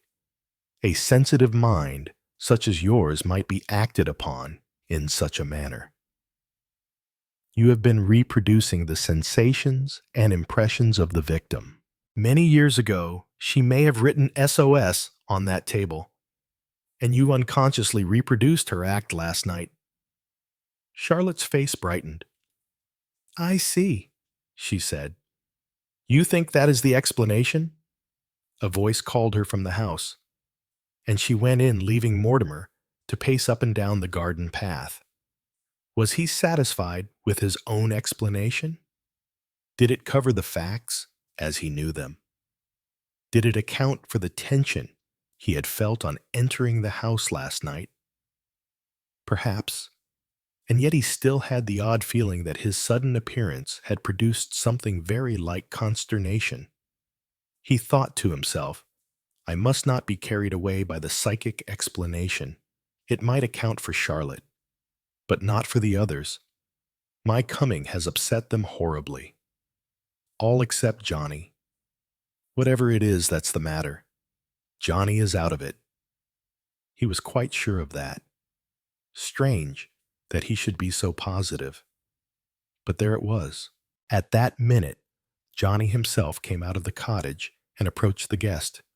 Breakfast ready? He said awkwardly. Will you come in? Mortimer noticed that the lad's fingers were much stained. Johnny felt his glance and laughed ruefully. I'm always messing about with chemicals. You know, he said. It makes Dad awfully wild sometimes. He wants me to go into building. But I want to do chemistry and research work. Mr. Dinsmead appeared at the window ahead of them, broad, jovial, smiling, and at sight of him, all Mortimer's distrust and antagonism reawakened. Mrs. Dinsmead was already seated at the table. She wished him good morning in her colorless voice, and he had again the impression that for some reason or other, she was afraid of him. Magdalene came in last. She gave him a brief nod and took her seat opposite him. Did you sleep well? She asked abruptly. Was your bed comfortable? She looked at him very earnestly, and when he replied courteously in the affirmative, he noticed something very like a flicker of disappointment pass over her face. What had she expected him to say? He wondered. He turned to his host. This lad of yours is interested in chemistry. It seems, he said pleasantly. There was a crash. Mrs. Dinsmead had dropped her teacup. Now then, Maggie. Now then, said her husband. It seemed to Mortimer that there was admonition, warning, in his voice. He turned to his guest and spoke fluently of the advantages of the building trade and of not letting young boys get above themselves. After breakfast, he went out in the garden by himself and smoked. The time was clearly at hand when he must leave the cottage. A night's shelter was one thing. To prolong it was difficult without an excuse. And what possible excuse could he offer? And yet he was singularly loath to depart, turning the thing over and over in his mind. He took a path that led round the other side of the house. His shoes were soled with crepe rubber and made little or no noise. He was passing the kitchen window when he heard Dinsmead's words from within, and the words attracted his attention immediately. "It's a fair lump of money." "It is," Mrs. Dinsmead's voice answered. It was too faint in tone for Mortimer to hear the words, but Dinsmead replied, "Nigh on £60,000, the lawyer said." Mortimer had no intention of eavesdropping, but he retraced his steps very thoughtfully. The mention of money seemed to crystallize the situation. Somewhere or other, there was a question of £60,000. It made the thing that clearer and uglier. Magdalen came out of the house, but her father's voice called her almost immediately, and she went in again. Presently Dinsmead himself joined his guest. "Rare good morning," he said genially. "I hope your car will be none the worse." "Wants to find out when I'm going," thought Mortimer to himself. Aloud, he thanked Mr. Dinsmead once more for his timely hospitality. "Not at all, not at all," said the other. Magdalen and Charlotte came together out of the house and strolled arm in arm to a rustic seat some little distance away. The dark head and the golden one made a pleasant contrast together, and on an impulse, Mortimer said, "Your daughters are very unlike. Mr. Dinsmead." The other, who was just lighting his pipe, gave a sharp jerk of the wrist and dropped the match. "Do you think so?" he asked. "Yes. Well, I suppose they are." Mortimer had a flash of intuition. "But of course, they are not both your daughters," he said smoothly. He saw Dinsmead look at him, hesitate for a moment, and then make up his mind. "That's very clever of you, sir," he said. "No, one of them is a foundling. We took her in as a baby, and we have brought her up as our own. She herself has not the least idea of the truth, but she'll have to know soon." He sighed. "A question of inheritance," suggested Mortimer quietly. The other flashed a suspicious look at him. Then he seemed to decide that frankness was best. His manner became almost aggressively frank and open. "It's odd that you should say that, sir. A case of telepathy, eh?" said Mortimer, and smiled. "It is like this, sir. We took her in to oblige the mother, for a consideration, as at the time I was just starting in the building trade. A few months ago, I noticed an advertisement in the papers, and it seemed to me that the child in question must be our Magdalen. I went to see the lawyers, and there has been a lot of talk, one way and another. They were suspicious, naturally, as you might say, but everything is cleared up now. I am taking the girl herself to London next week. She doesn't know anything about it so far. Her father, it seems, was one of these rich Jewish gentlemen. He only learnt of the child's existence a few months before his death. He set agents on to try and trace her, and left all his money to her when she should be found." Mortimer listened with close attention. He had no reason to doubt Mr. Dinsmead's story. It explained Magdalen's dark beauty. Explained, too, perhaps, her aloof manner. Nevertheless, though the story itself might be true, something lay behind it undivulged. But Mortimer had no intention of rousing the other's suspicions.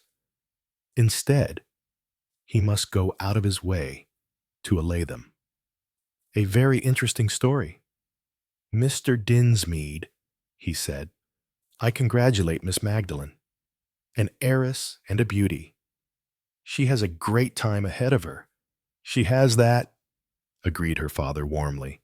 "And she's a rare good girl, too. Mr. Cleveland." There was every evidence of hearty warmth in his manner. "Well," said Mortimer, "I must be pushing along now. I suppose I have got to thank you once more, Mr. Dinsmead, for your singularly well-timed hospitality.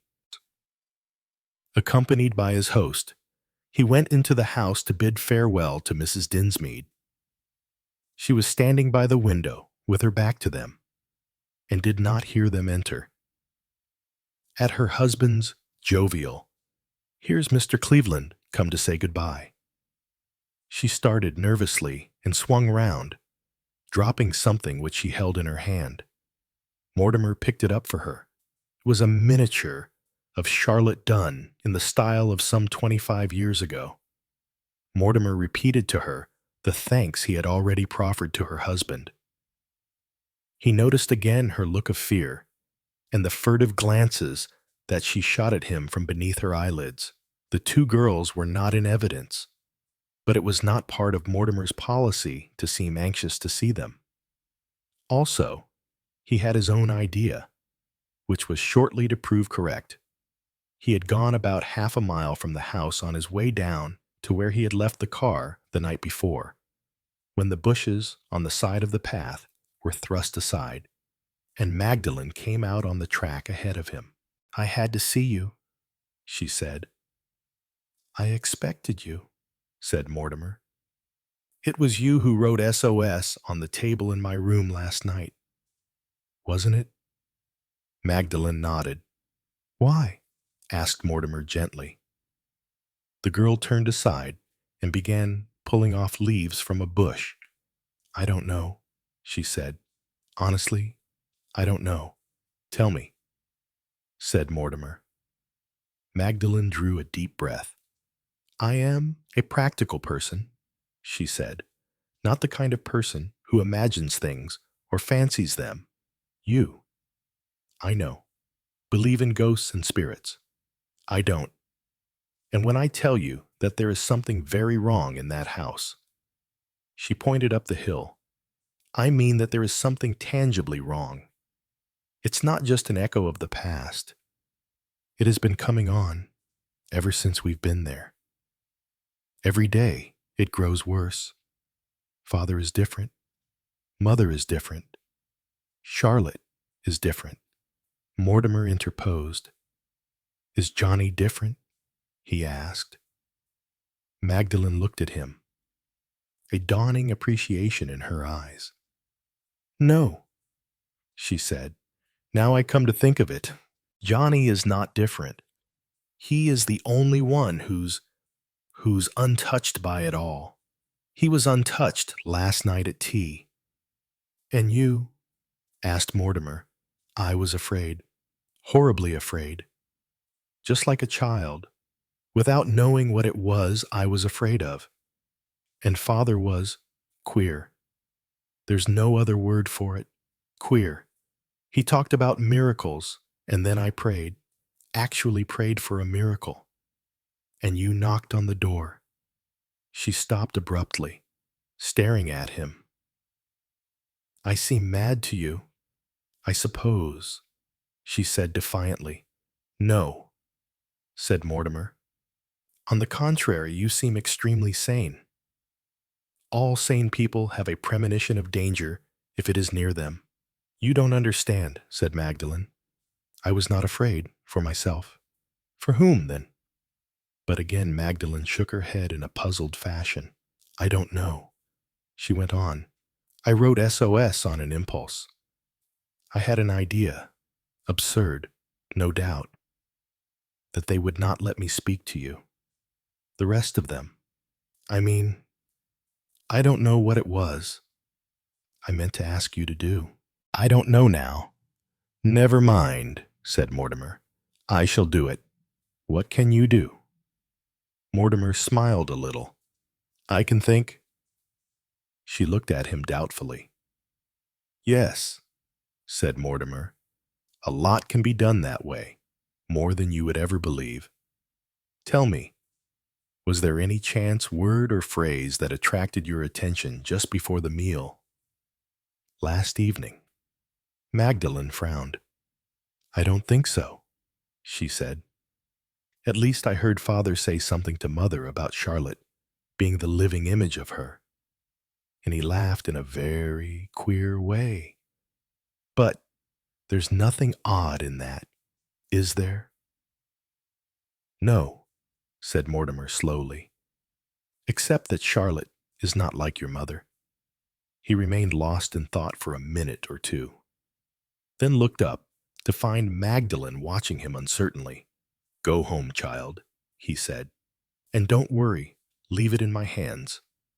She went obediently up the path towards the cottage. Mortimer strolled on a little further, then threw himself down on the green turf. He closed his eyes, detached himself from conscious thought or effort, and let a series of pictures flit at will across his mind. Johnny, he always came back to Johnny. Johnny, completely innocent, utterly free from all the network of suspicion and intrigue, but nevertheless the pivot round which everything turned. He remembered the crash of Mrs. Dinsmead's cup on her saucer at breakfast that morning. What had caused her agitation? A chance reference on his part to the lad's fondness for chemicals. At the moment, he had not been conscious of Mr. Dinsmead, but he saw him now clearly, as he sat, his teacup poised halfway to his lips. That took him back to Charlotte, as he had seen her when the door opened last night. She had sat staring at him over the rim of her teacup, and swiftly on that followed another memory. Mr. Dinsmead emptying teacups one after the other, and saying, "This tea is cold." He remembered the steam that went up. Surely the tea had not been so very cold after all. Something began to stir in his brain. A memory of something read not so very long ago. Within a month, perhaps. Some account of a whole family poisoned by a lad's carelessness. A packet of arsenic left in the larder had all dripped through on the bread below. He had read it in the paper. Probably Mr. Dinsmead had read it too. Things began to grow clearer. Half an hour later, Mortimer Cleveland rose briskly to his feet. It was evening once more in the cottage. The eggs were poached tonight, and there was a tin of brawn. Presently, Mrs. Dinsmead came in from the kitchen, bearing the big teapot. The family took their places round the table. "A contrast to last night's weather," said Mrs. Dinsmead, glancing towards the window. "Yes," said Mr. Dinsmead. "It's so still tonight that you could hear a pin drop. Now then, Mother, pour out. Will you?" Mrs. Dinsmead filled the cups and handed them round the table. Then, as she put the teapot down, she gave a sudden little cry and pressed her hand to her heart. Mr. Dinsmead swung round his chair, following the direction of her terrified eyes. Mortimer Cleveland was standing in the doorway. He came forward. His manner was pleasant and apologetic. "I'm afraid I startled you," he said. "I had to come back for something." "Back for something?" cried Mr. Dinsmead. His face was purple, his veins swelling. "Back for what? I should like to know." "Some tea," said Mortimer. With a swift gesture, he took something from his pocket, and, taking up one of the teacups from the table, emptied some of its contents into a little test tube he held in his left hand. "What? What are you doing?" gasped Mr. Dinsmead. His face had gone chalky white, the purple dying out as if by magic. Mrs. Dinsmead gave a thin, high, frightened cry. "You read the papers, I think. Mr. Dinsmead, I am sure you do. Sometimes one reads accounts of a whole family being poisoned. Some of them recover, some do not. In this case, one would not. The first explanation would be the tinned brawn you were eating. but supposing the doctor to be a suspicious man, not easily taken in by the tinned food theory. There is a packet of arsenic in your larder. On the shelf below it is a packet of tea. There is a convenient hole in the top shelf. What more natural to suppose than that the arsenic found its way into the tea by accident? Your son Johnny might be blamed for carelessness. Nothing more. I don't know what you mean, gasped Dinsmead. I think you do. Mortimer took up a second teacup and filled a second test tube. He fixed a red label to one and a blue label to the other shuaya. The red-labeled one, he said, contains tea from your daughter Charlotte's cup, the other from your daughter Magdalen's. I am prepared to swear that in the first I shall find 4 or 5 times the amount of arsenic than in the latter. You are mad, said Dinsmead. Oh, dear me. No, I am nothing of the kind. You told me today, Mr. Dinsmead, that Magdalen is your daughter. Charlotte was the child you adopted, the child who was so like her mother that when I held a miniature of that mother in my hand today, I mistook it for one of Charlotte herself. Your own daughter was to inherit the fortune, and since it might be impossible to keep your supposed daughter Charlotte out of sight, and someone who knew the mother might have realized the truth of the resemblance, you decided on, well, a pinch of white arsenic at the bottom of a teacup. Mrs. Dinsmead gave a sudden high cackle, rocking herself to and fro in violent hysterics. Tea, she squeaked. That's what he said, tea, not lemonade. Hold your tongue, can't you? Roared her husband wrathfully. Mortimer saw Charlotte looking at him, wide-eyed, wondering, across the table. Then he felt a hand on his arm, and Magdalen dragged him out of earshot. Those, she pointed at the files. Daddy, you won't. Mortimer laid his hand on her shoulder. My child, he said, you don't believe in the past. I do. I believe in the atmosphere of this house. If he had not come to it, perhaps, I say perhaps, your father might not have conceived the plan he did. I keep these 2 test tubes to safeguard Charlotte now and in the future. Apart from that, I shall do nothing. In gratitude, if you will, to that hand that wrote SOS. Chapter 17, Magnolia Blossom. Magnolia Blossom was first published in Royal Magazine, March 1926. Vincent Easton was waiting under the clock at Victoria Station. Now and then, he glanced up at it uneasily. He thought to himself, how many other men have waited here for a woman who didn't come? A sharp pang shot through him. Supposing that Theo didn't come, that she had changed her mind. Women did that sort of thing. Was he sure of her? Had he ever been sure of her? Did he really know anything at all about her? Hadn't she puzzled him from the first? There had seemed to be 2 women, the lovely, laughing creature, who was Richard Darrell's wife, and the other, silent, mysterious, who had walked by his side in the garden of Hamer's Close. Like a magnolia flower, that was how he thought of her. Perhaps because it was under the magnolia tree that they had tasted their first rapturous, incredulous kiss. The air had been sweet with the scent of magnolia bloom, and 1 or 2 petals, velvety soft and fragrant, had floated down, resting on that upturned face that was as creamy and as soft and as silent as they. Magnolia blossom, exotic, fragrant, mysterious, That had been a fortnight ago.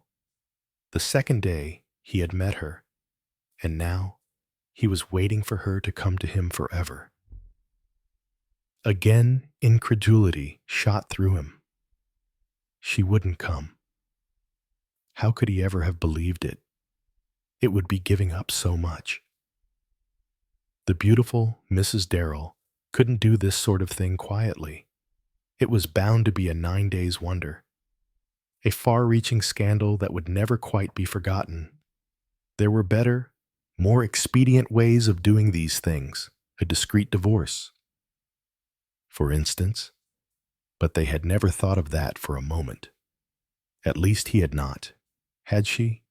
He wondered. He had never known anything of her thoughts.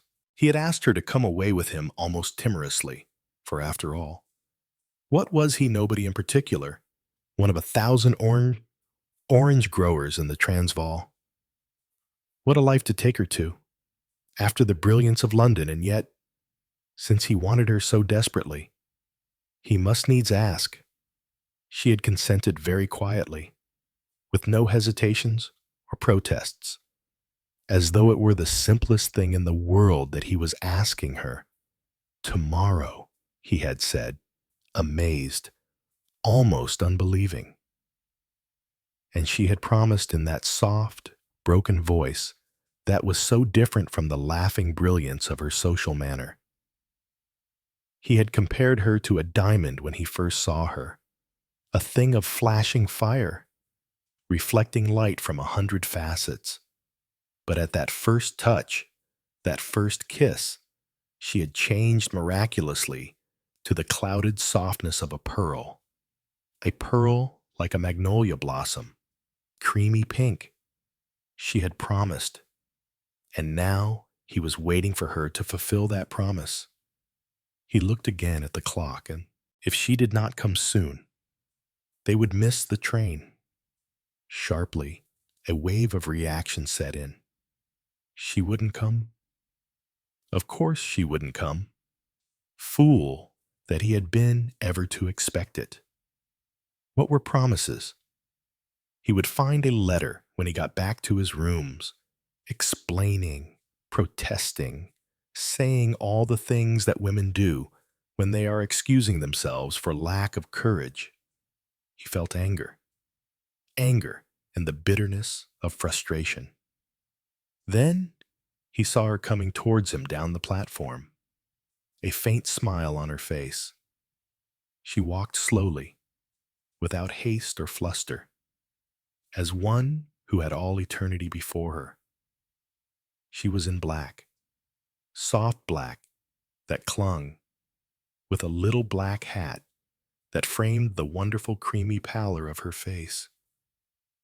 He found himself grasping her hand, muttering stupidly, "So you've come? You have come. After all. Of course." How calm her voice sounded. How calm. "I thought you wouldn't," he said, releasing her hand and breathing hard. Her eyes opened, wide, beautiful eyes. There was wonder in them, the simple wonder of a child. Why? He didn't answer. Instead, he turned aside and requisitioned a passing porter. They had not much time. The next few minutes were all bustle and confusion. Then they were sitting in their reserved compartment, and the drab houses of southern London were drifting by them. Theodora Darrell was sitting opposite him. At last she was his, and he knew now how incredulous, up to the very last minute, he had been. He had not dared to let himself believe. That magical, elusive quality about her had frightened him. It had seemed impossible that she should ever belong to him. Now, the suspense was over. The irrevocable step was taken. He looked across at her. She lay back in the corner, quite still. The faint smile lingered on her lips. Her eyes were cast down. The long black lashes swept the creamy curve of her cheek. He thought, what's in her mind now? What is she thinking of me, her husband? What does she think about him anyway? Did she care for him once? Or did she never care? Does she hate him? Or is she indifferent to him? And with a pang, the thought swept through him. I don't know. I never shall know. I love her. And I don't know anything about her. What she thinks or what she feels. His mind circled round the thought of Theodora Darrell's husband. He had known plenty of married women who were only too ready to talk about their husbands, of how they were misunderstood by them, of how their finer feelings were ignored. Vincent Easton reflected cynically that it was one of the best-known opening gambits, but except casually. Theo had never spoken of Richard Darrell. Easton knew of him what everybody knew. He was a popular man, handsome, with an engaging, carefree manner. Everybody liked Darrell. His wife always seemed on excellent terms with him. But that proved nothing. Vincent reflected. Theo was well-bred. She would not air her grievances in public. And between them, no word had passed. From that second evening of their meeting, when they had walked together in the garden, silent, their shoulders touching, and he had felt the faint tremor that shook her at his touch, there had been no explainings, no defining of the position. She had returned his kisses, a dumb, trembling creature, shorn of all that hard brilliance which, together with her cream and rose beauty, had made her famous. Never once had she spoken of her husband. Vincent had been thankful for that at the time.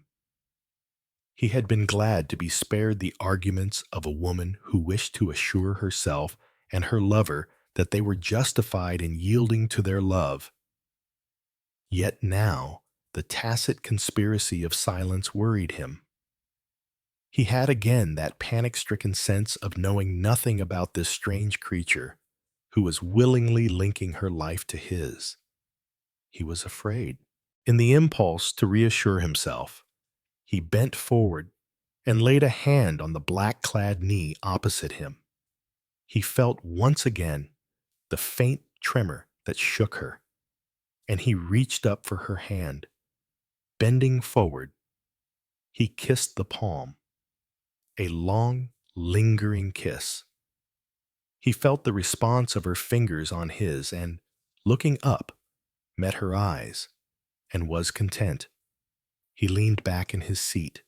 For the moment, he wanted no more. They were together. She was his. And presently, he said in a light, almost bantering tone, "You're very silent." "Am I?" "Yes." He waited a minute. Then said in a graver tone, "You're sure you don't regret?" Her eyes opened wide at that. Oh, no. He did not doubt the reply.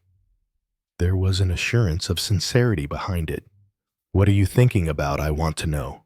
In a low voice she answered, "I think I'm afraid." "Afraid? Of happiness?" He moved over beside her then, held her to him, and kissed the softness of her face and neck. "I love you," he said. "I love you. Love you." Her answer was in the clinging of her body, the abandon of her lips. Then he moved back to his own corner.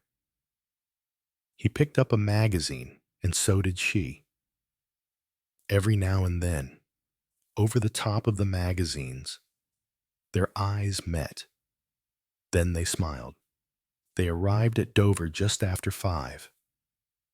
They were to spend the night there and cross to the continent on the following day. Theo entered their sitting room in the hotel with Vincent close behind her.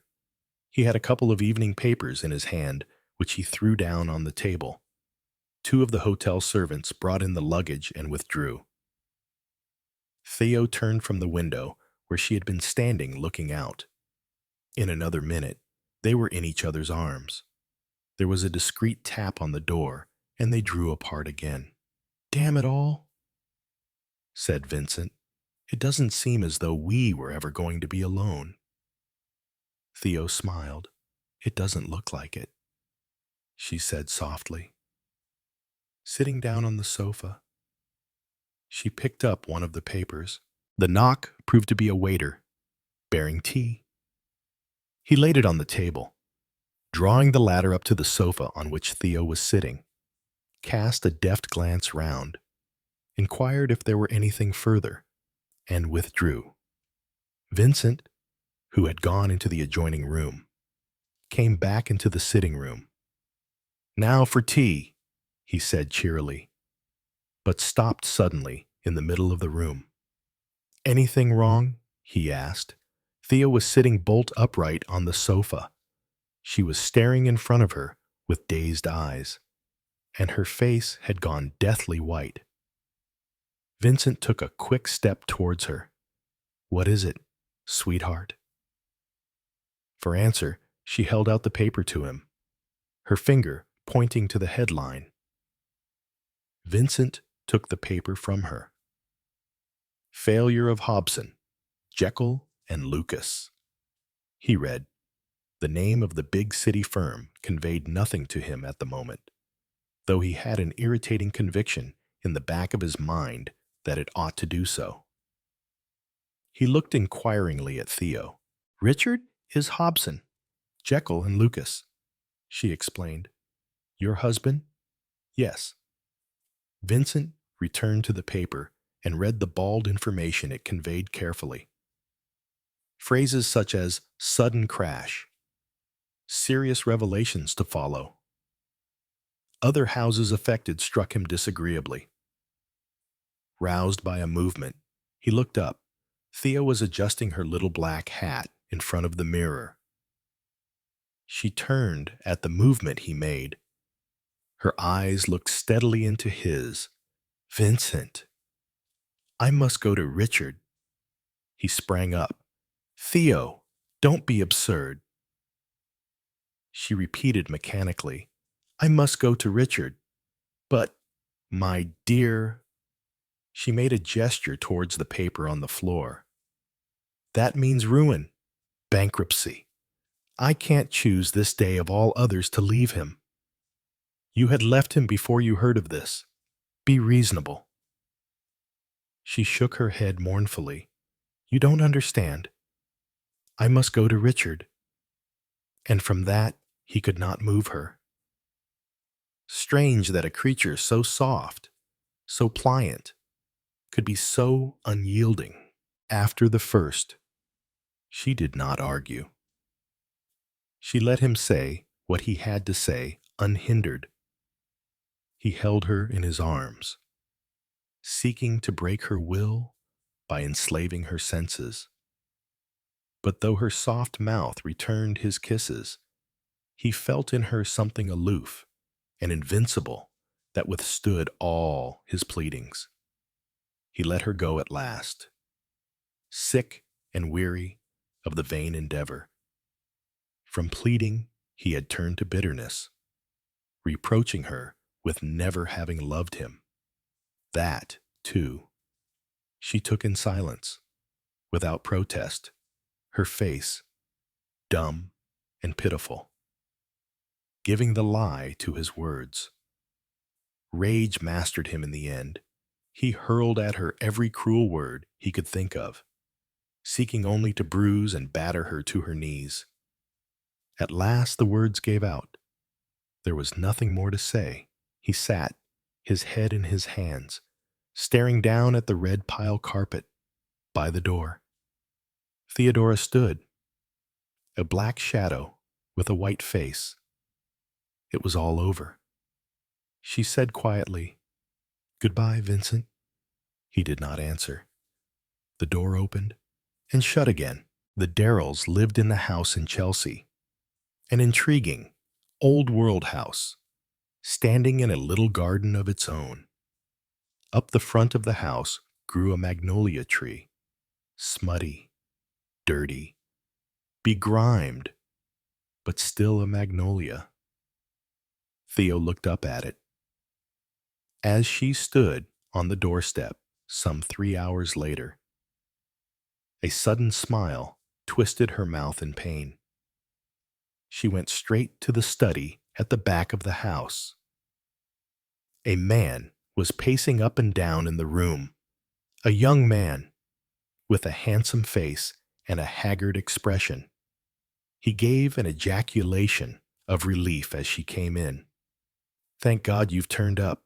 Theo, they said you'd taken your luggage with you and gone off out of town somewhere. I heard the news and came back." Richard Darrell put an arm about her and drew her to the couch. They sat down upon it side by side. Theo drew herself free of the encircling arm in what seemed a perfectly natural manner. "How bad is it, Richard?" she asked quietly. "Just as bad as it can be, and that's saying a lot. Tell me." He began to walk up and down again as he talked. Theo sat and watched him.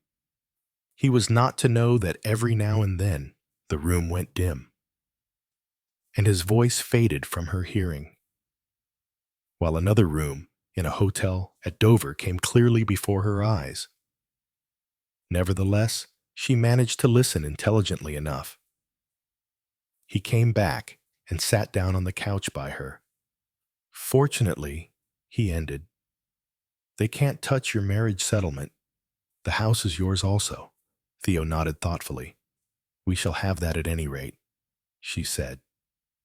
"Then things will not be too bad. It means a fresh start. That is all." "Oh, quite so. Yes." But his voice did not ring true, and Theo thought suddenly, "There's something else. He hasn't told me everything. There's nothing more." "Richard," she said gently, "nothing worse?" He hesitated for just half a second. Then, "Worse, what should there be?" "I don't know," said Theo. "It'll be all right," said Richard, speaking more as though to reassure himself than Theo. "Of course, it'll be all right." He flung an arm about her suddenly. "I'm glad you're here," he said. "It'll be all right now that you're here. Whatever else happens, I've got you, haven't I?" She said gently, "Yes, you've got me." And this time, she left his arm round her. He kissed her and held her close to him, as though in some strange way he derived comfort from her nearness. "I've got you, Theo," he said again presently, and she answered as before, "Yes, Richard." He slipped from the couch to the floor at her feet. "I'm tired out," he said fretfully. "My God, it's been a day. Awful. I don't know what I should do if you weren't here. After all, one's wife is one's wife, isn't she?" She did not speak, only bowed her head in assent. He laid his head on her lap. The sigh he gave was like that of a tired child. Theo thought again. "There's something he hasn't told me. What is it?" Mechanically, her hand dropped to his smooth, dark head, and she stroked it gently, as a mother might comfort a child. Richard murmured vaguely, "It'll be all right now you're here. You won't let me down." His breathing grew slow and even. He slept. Her hand still smoothed his head, but her eyes looked steadily into the darkness in front of her, seeing nothing. "Don't you think, Richard," said Theodora, "that you'd better tell me everything?" It was 3 days later. They were in the drawing room before dinner. Richard started and flushed. "I don't know what you mean," he parried. "Don't you?" He shot a quick glance at her. "Of course there are details. I ought to know everything." Don't you think? If I am to help. He looked at her strangely. What makes you think I want you to help? She was a little astonished. My dear Richard, I'm your wife. He smiled suddenly. The old, attractive, carefree smile. So you are, Theo. And a very good-looking wife, too. I never could stand ugly women. He began walking up and down the room, as was his custom when something was worrying him. I won't deny you're right in a way, he said presently. There is something? He broke off. Yes. It's so damned hard to explain things of this kind to women. They get hold of the wrong end of the stick. Fancy a thing is, well, what it isn't. Theo said nothing. You see, went on Richard, the law's one thing, and right and wrong are quite another. I may do a thing that's perfectly right and honest, but the law wouldn't take the same view of it 9 times out of 10. Everything pans out all right. And the 10th time you, well, hit a snag. Theo began to understand. She thought to herself, why am I not surprised? Did I always know, deep down, that he wasn't straight? Richard went on talking. He explained himself at unnecessary lengths. Theo was content for him to cloak the actual details of the affair in this mantle of verbosity. The matter concerned a large tract of South African property. Exactly what Richard had done. She was not concerned to know. Morally, he assured her, everything was fair and above board. Legally, well, there it was. No getting away from the fact. He had rendered himself liable to criminal prosecution. He kept shooting quick glances at his wife as he talked. He was nervous and uncomfortable.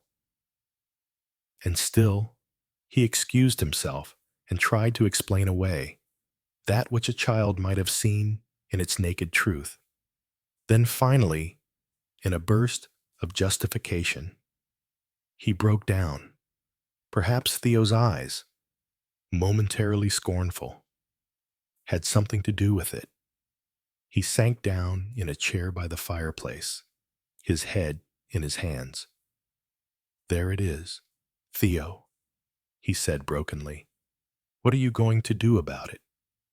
She came over to him with scarcely a moment's pause, and kneeling down by the chair, put her face against his. What can be done, Richard? What can we do? He caught her to him. You mean it.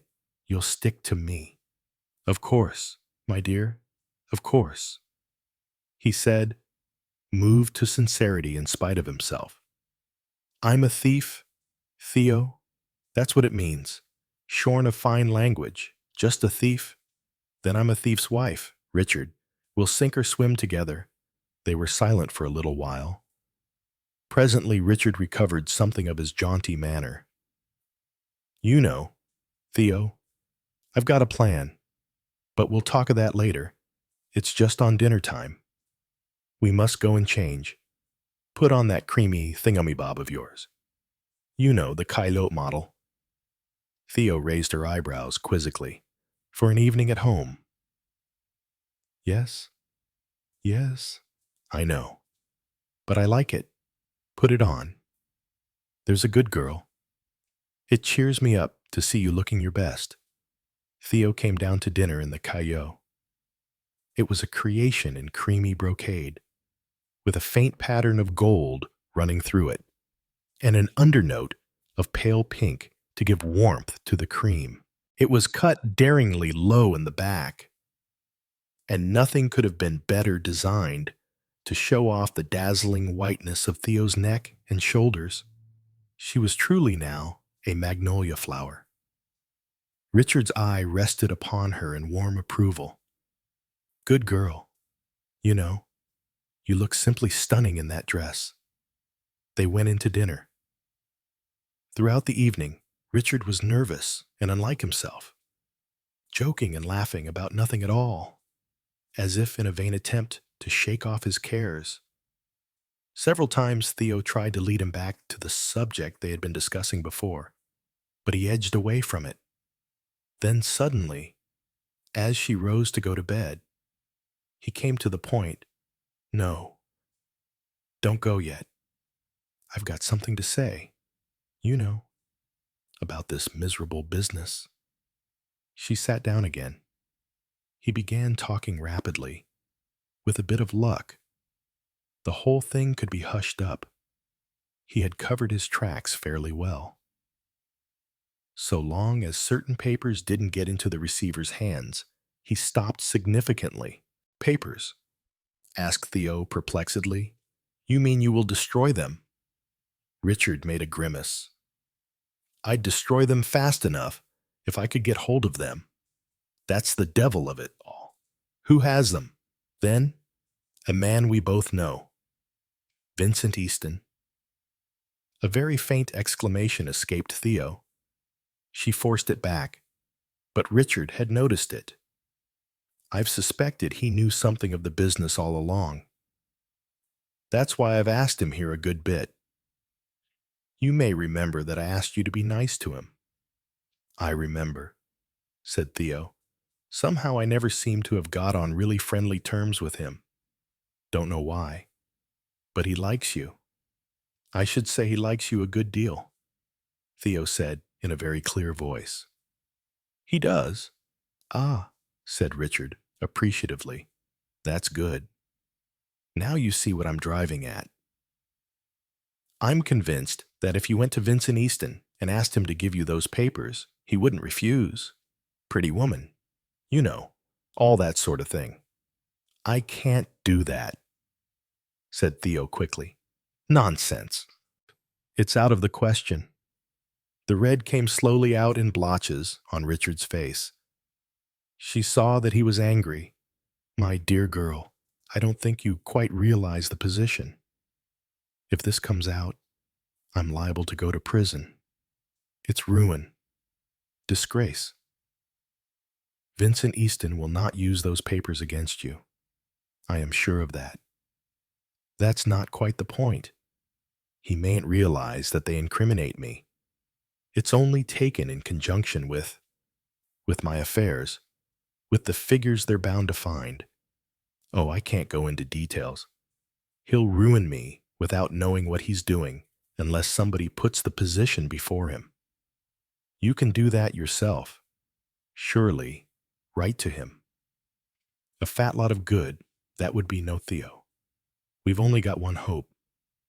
You're the trump card. You're my wife. You must help me. Go to Easton tonight. A cry broke from Theo. Not tonight, tomorrow perhaps. My God, Theo, can't you realize things tomorrow may be too late? If you could go now, at once, to Easton's rooms. He saw her flinch and tried to reassure her. I know, my dear girl, I know. It's a beastly thing to do. But it's life or death. Theo, you won't fail me. You said you'd do anything to help me. Theo heard herself speaking in a hard, dry voice. Not this thing. There are reasons. It's life or death. Theo, I mean it. See here. He snapped open a drawer of the desk and took out a revolver. If there was something theatrical about that action, it escaped her notice. It's that, or shooting myself. I can't face the racket. If you won't do as I ask you, I'll be a dead man before morning. I swear to you solemnly that that's the truth. Theo gave a low cry. No, Richard, not that. Then help me. He flung the revolver down on the table and knelt by her side. Theo, my darling, if you love me, if you've ever loved me, do this for me. You're my wife.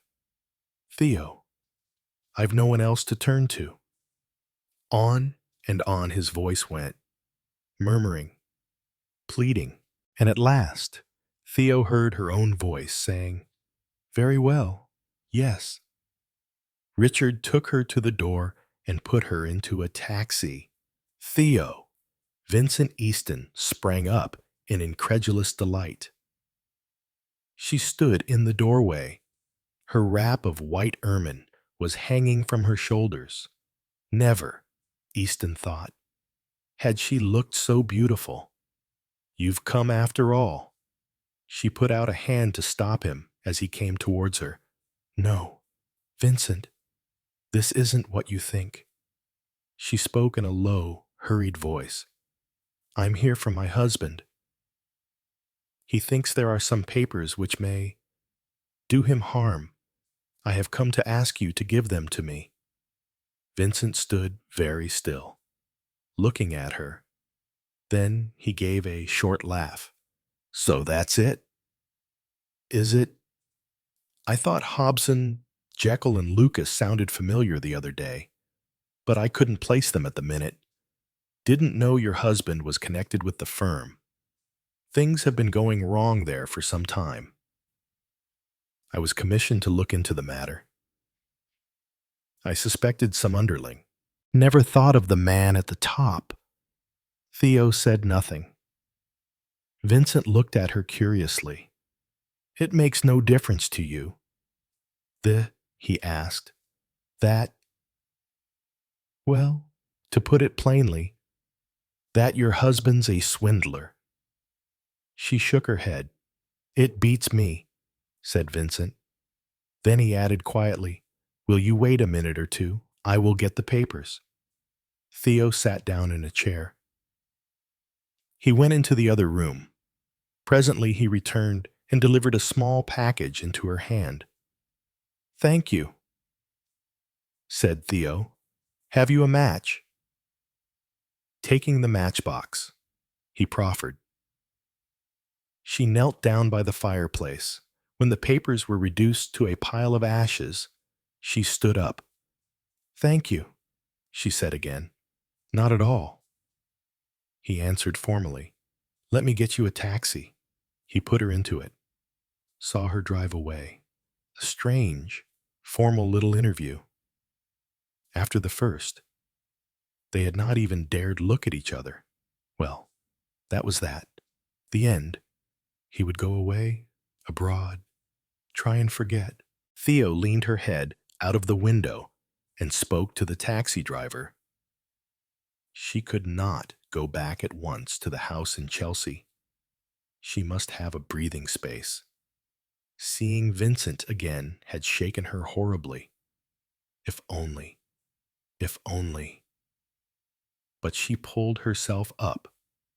Love for her husband she had none, but she owed him loyalty. He was down. She must stick by him, whatever else he might have done. He loved her. His offense had been committed against society, not against her.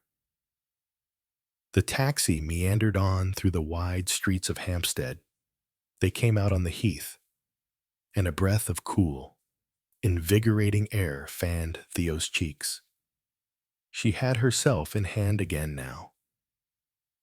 The taxi sped back towards Chelsea. Richard came out to meet her in the hall. "Well," he demanded, "you've been a long time." "Have I?" "Yes, a very long time." "Is it all right?" He followed her. A cunning look in his eyes. His hands were shaking. It's all right, eh?" he said again. "I burnt them myself." "Oh." She went on into the study, sinking into a big armchair. Her face was dead white, and her whole body drooped with fatigue. She thought to herself, "If only I could go to sleep now and never, never wake up again." Richard was watching her. His glance, shy, furtive, kept coming and going. She noticed nothing. She was beyond noticing.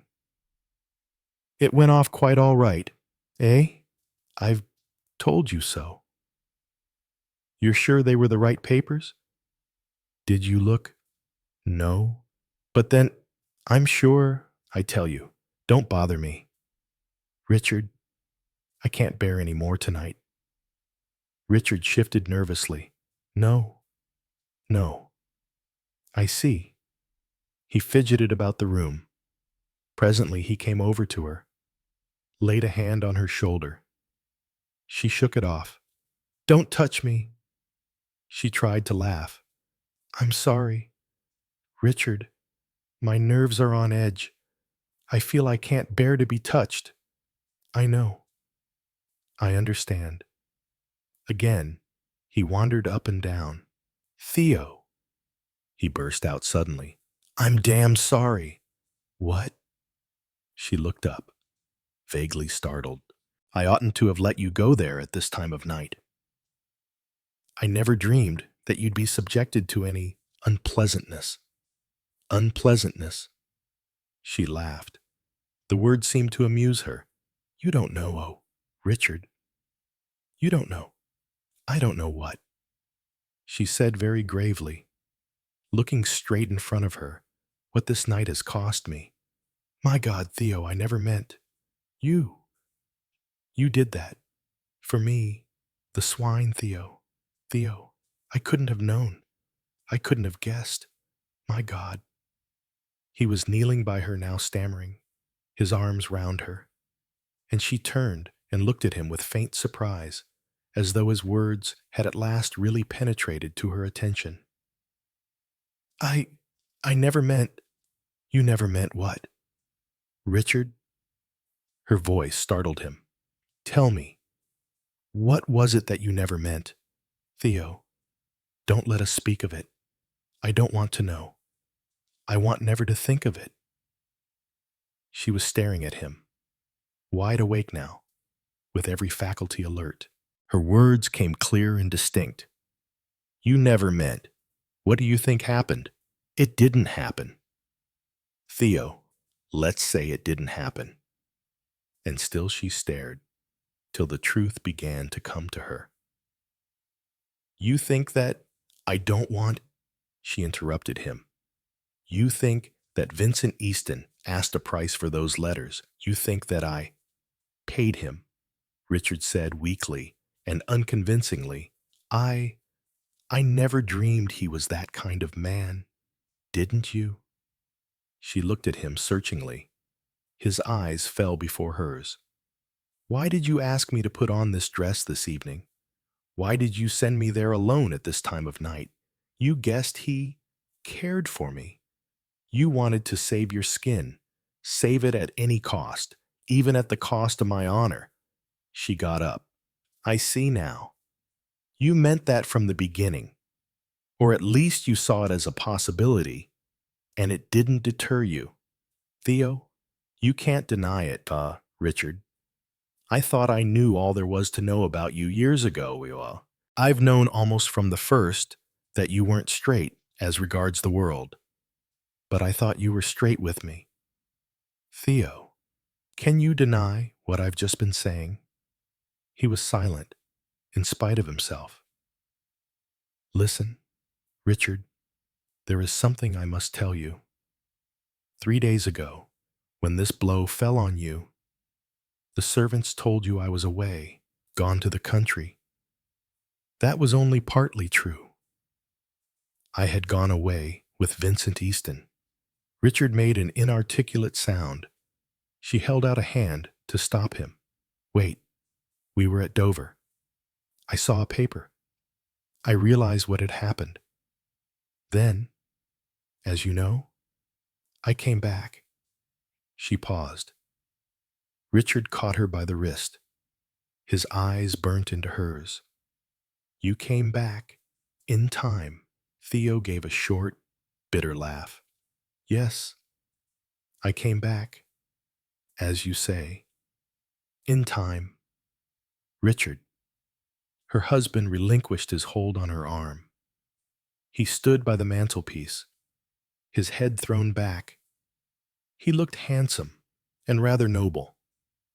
In that case, he said, I can forgive. I cannot. The two 2 words came crisply. They had the semblance and the effect of a bomb in the quiet room. Richard started forward, staring. His jaw dropped with an almost ludicrous effect. You, what did you say? Theo, I said I cannot forgive in leaving you for another man. I sinned. Not technically, perhaps, but in intention, which is the same thing. But if I sinned through love.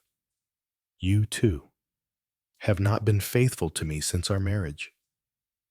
Oh, yes, I know. That I forgave, because I really believed in your love for me. But the thing you have done tonight is different. It is an ugly thing. Richard, a thing no woman should forgive. You sold me, your own wife, to purchase safety. She picked up her wrap and turned towards the door. Theo, he stammered out. Where are you going? She looked back over her shoulder at him. We all have to pay in this life. Richard, for my sin I must pay in loneliness.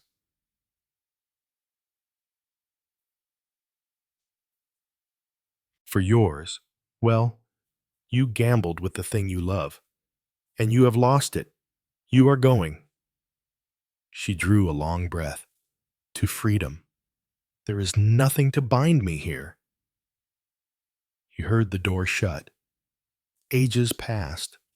Or was it a few minutes? Something fluttered down outside the window. The last of the magnolia petals. Soft, fragrant. Chapter 18. The Lonely God. The Lonely God was first published in Royal Magazine, July 1926. He stood on a shelf in the British Museum, alone and forlorn amongst a company of obviously more important deities. Ranged round the 4 walls, these greater personages all seemed to display an overwhelming sense of their own superiority. The pedestal of each was duly inscribed with the land and race that had been proud to possess him. There was no doubt of their position. They were divinities of importance and recognized as such. Only the little god in the corner was aloof and remote from their company, roughly hewn out of gray stone, his features almost totally obliterated by time and exposure. He sat there in isolation, his elbows on his knees, and his head buried in his hands, a lonely little god in a strange country. There was no inscription to tell the land whence he came. He was indeed lost, without honor or renown. A pathetic little figure very far from home. No one noticed him. No one stopped to look at him. Why should they? He was so insignificant, a block of gray stone in a corner. On either side of him were 2 Mexican gods worn smooth with age, placid idols with folded hands, and cruel mouths curved in a smile that showed openly their contempt of humanity. There was also a rotund, violently self-assertive little god with a clenched fist, who evidently suffered from a swollen sense of his own importance. But passers-by stopped to give him a glance sometimes, even if it was only to laugh at the contrast of his absurd pomposity with the smiling indifference of his Mexican companions. And the little lost god sat on there hopelessly, his head in his hands, as he had sat year in and year out, till one day the impossible happened, and he found a worshipper. Any letters for me? The hall porter removed a packet of letters from a pigeonhole, gave a cursory glance through them, and said in a wooden voice, "Nothing for you, sir." Frank Oliver sighed as he walked out of the club again. There was no particular reason why there should have been anything for him. Very few people wrote to him ever since he had returned from Burma in the spring. He had become conscious of a growing and increasing loneliness. Frank Oliver was a man just over 40, and the last 18 years of his life had been spent in various parts of the globe, with brief furloughs in England. Now that he had retired and come home to live for good, he realized for the first time how very much alone in the world he was. True, there was his sister Greta, married to a Yorkshire clergyman, very busy with parochial duties and the bringing up of a family of small children. Greta was naturally very fond of her only brother, but equally naturally, she had very little time to give him. Then there was his old friend Tom Hurley. Tom was married to a nice, bright, cheerful girl, very energetic and practical, of whom Frank was secretly afraid.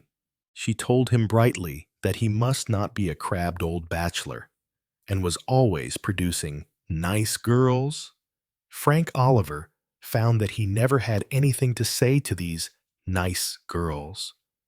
They persevered with him for a while, then gave him up as hopeless. And yet he was not really unsociable. He had a great longing for companionship and sympathy, and ever since he had been back in England, he had become aware of a growing discouragement. He had been away too long. He was out of tune with the times. He spent long, aimless days wandering about, wondering what on earth he was to do with himself next. It was on one of these days that he strolled into the British Museum. He was interested in Asiatic curiosities, and so it was that he chanced upon the lonely god. Its charm held him at once. Here was something vaguely akin to himself. Here, too, was someone lost and astray in a strange land. He became in the habit of paying frequent visits to the museum, just to glance in on the little gray stone figure. In its obscure place on the high shelf, rough luck on the little chap, he thought to himself. Probably had a lot of fuss made about him once. Kowtowing and offerings and all the rest of it.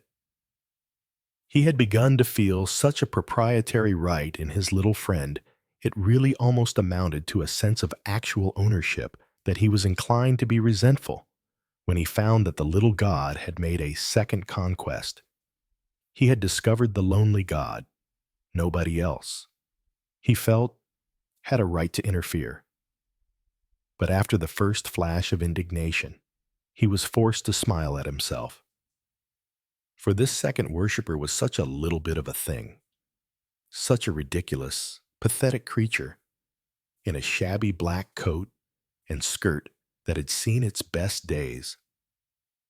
She was young, a little over 20 he should judge, with fair hair and blue eyes, and a wistful droop to her mouth. Her hat especially appealed to his chivalry. She had evidently trimmed it herself, and it made such a brave attempt to be smart that its failure was pathetic. She was obviously a lady, though a poverty-stricken one, and he immediately decided in his own mind that she was a governess and alone in the world. He soon found out that her days for visiting the god were Tuesdays and Fridays, and she always arrived at 10 o'clock, as soon as the museum was open. At first he disliked her intrusion, but little by little it began to form one of the principal interests of his monotonous life. Indeed, the fellow devotee was fast ousting the object of devotion from his position of preeminence. The days that he did not see the little lonely lady, as he called her to himself, were blank. Perhaps she, too, was equally interested in him, though she endeavored to conceal the fact with studious unconcern. But little by little, a sense of fellowship was slowly growing between them, though as yet They had exchanged no spoken word. The truth of the matter was, the man was too shy. He argued to himself that very likely she had not even noticed him. Some inner sense gave the lie to that instantly, that she would consider it a great impertinence, and, finally, that he had not the least idea what to say. But fate, or the little god, was kind and sent him an inspiration, or what he regarded as such. With infinite delight in his own cunning, he purchased a woman's handkerchief, a frail little affair of cambric and lace which he almost feared to touch. And, thus armed, he followed her as she departed and stopped her in the Egyptian room. "Excuse me, but is this yours?" He tried to speak with airy unconcern, and signally failed.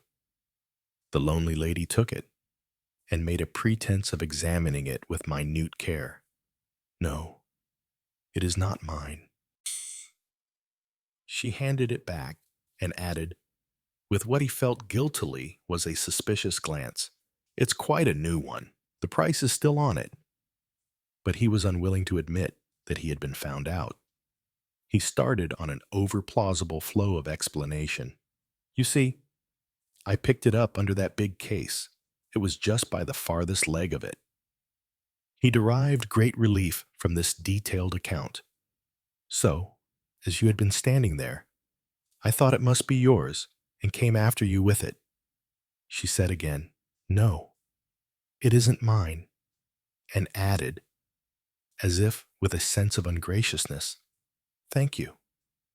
The conversation came to an awkward standstill.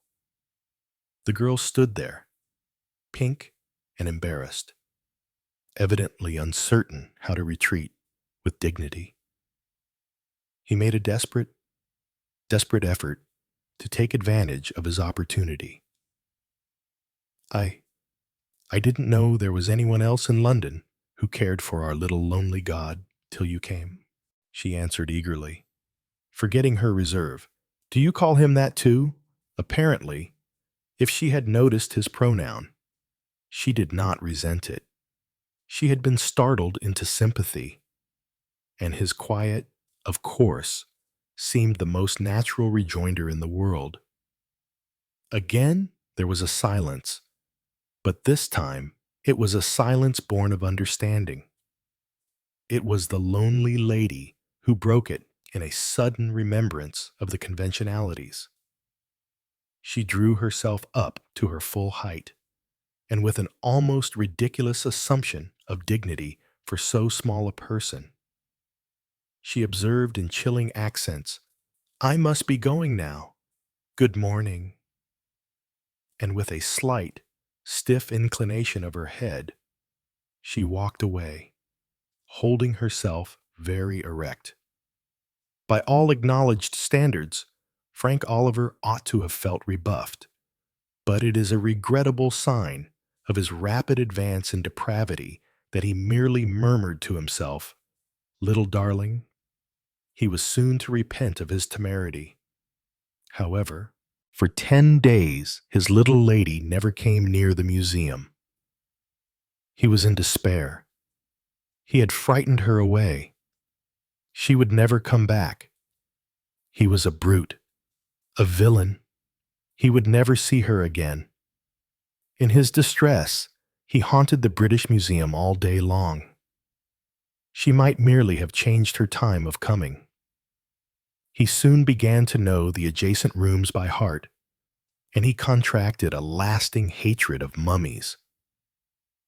The guardian policeman observed him with suspicion when he spent 3 hours poring over Assyrian hieroglyphics, and the contemplation of endless vases of all ages nearly drove him mad with boredom. But one day his patience was rewarded. She came again, rather pinker than usual, and trying hard to appear self-possessed. He greeted her with cheerful friendliness. "Good morning. It is ages since you've been here." "Good morning."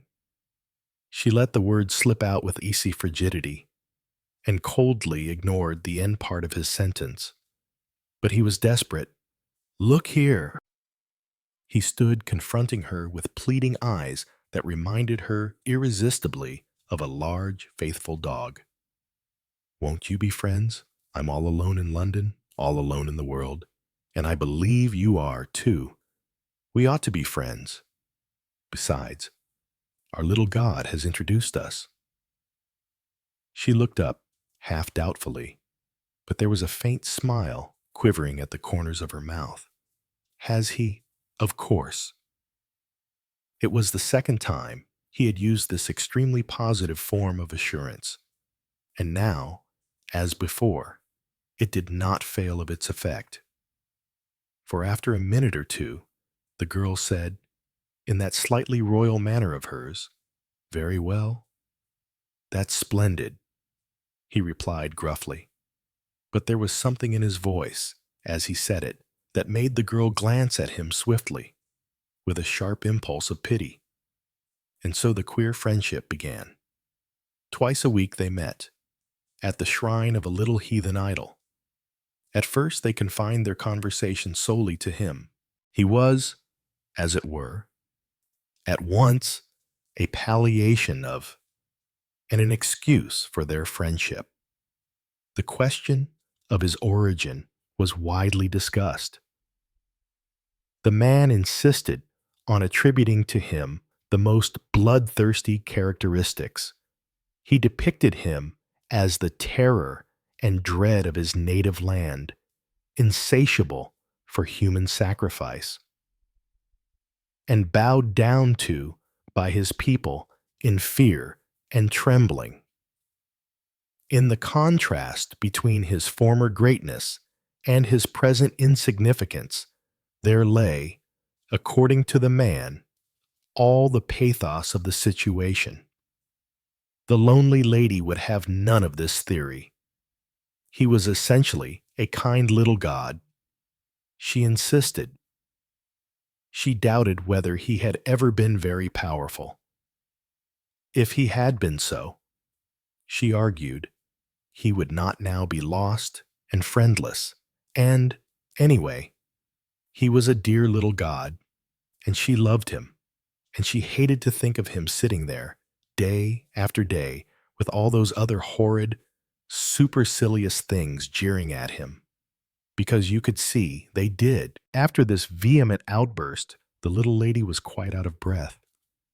That topic exhausted, they naturally began to talk of themselves. He found out that his surmise was correct. She was a nursery governess to a family of children who lived at Hampstead.